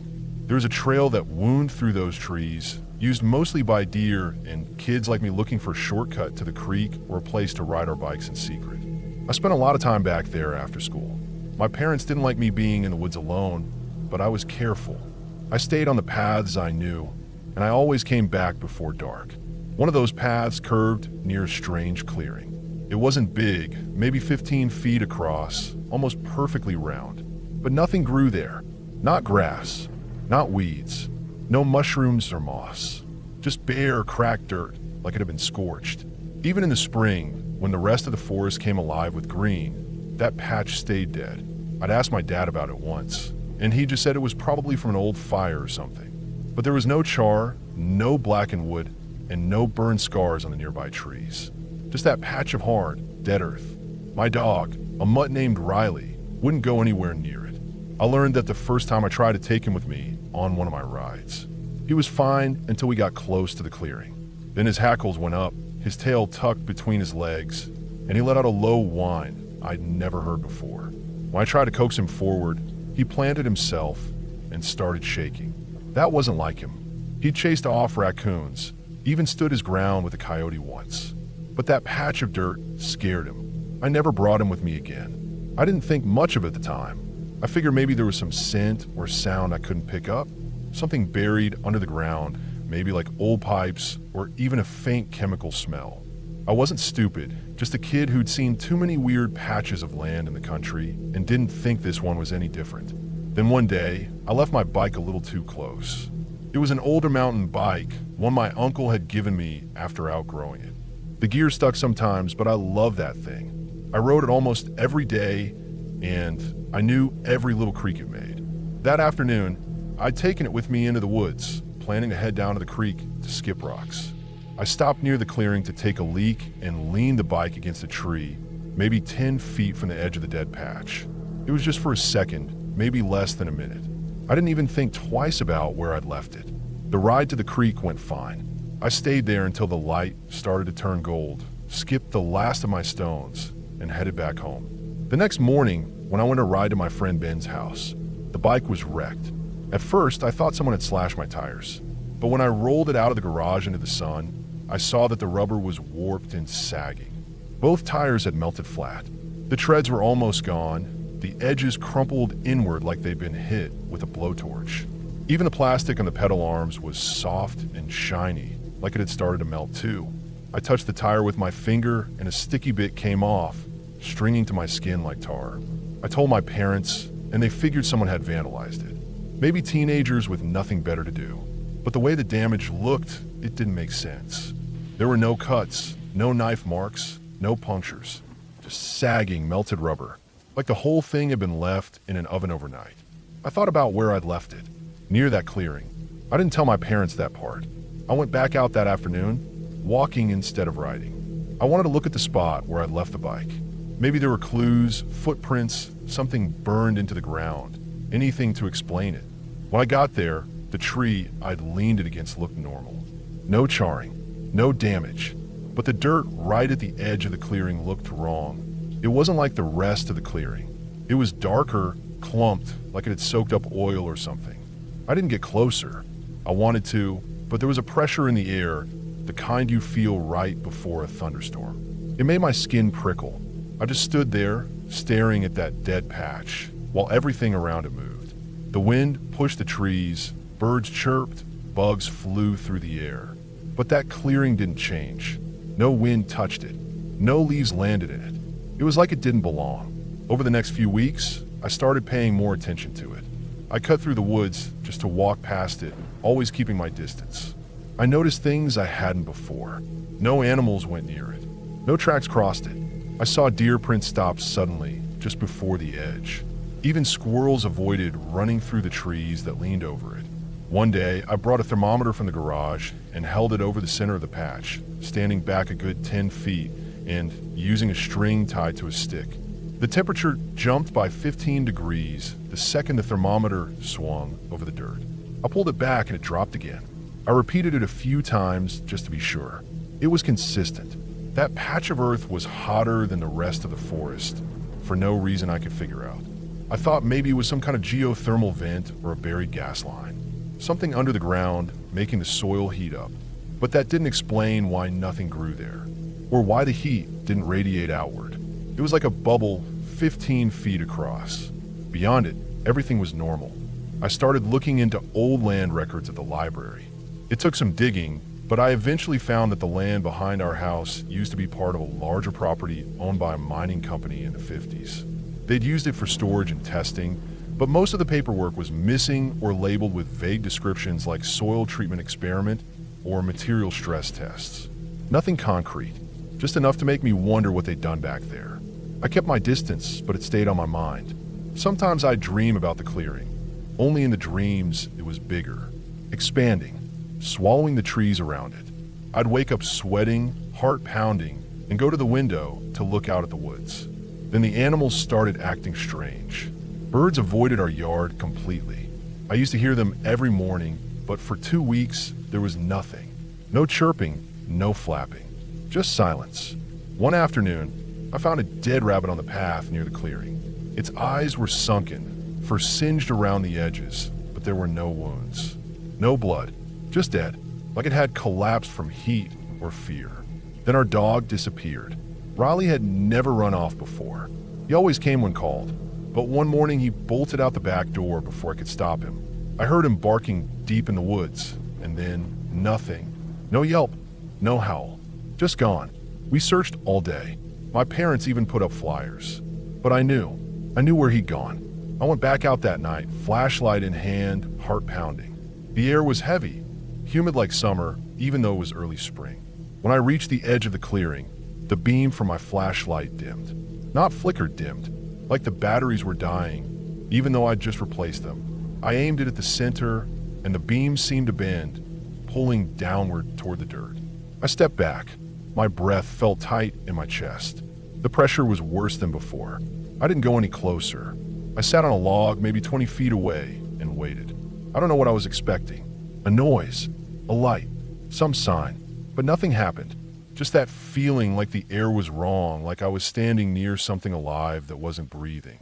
Then I heard it, a crack, not a branch snapping, but something deeper, a low, sharp sound that came from underground. The clearing shook, just a little like something had moved beneath it. I jumped up and ran home. Didn't stop until I slammed the back door behind me. After that, I stopped going into the woods. I avoided the back half of our property completely.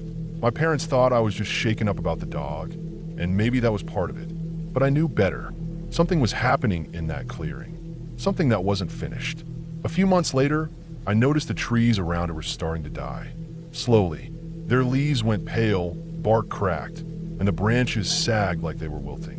One by one, the trees bordering the circle gave up. The clearing hadn't grown, not in size, but had changed the things touching it, healed them slowly, like it was leaking into the world around it. When summer came, the grass near the edge started to yellow. Our backyard began to thin out. Even our vegetable garden struggled. My dad blamed the heat, said it was a dry season, but it wasn't. Not for anyone else in town. Just our yard, just near the woods.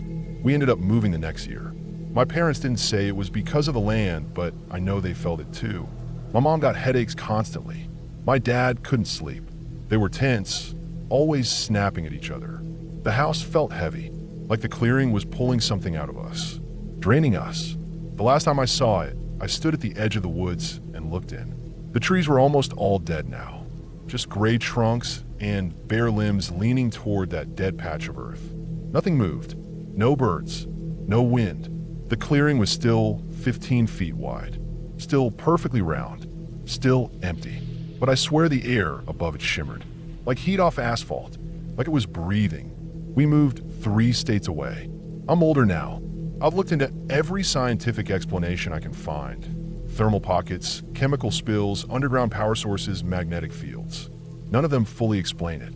None of them match what I saw, what I felt. And the truth is, I don't need a reason anymore.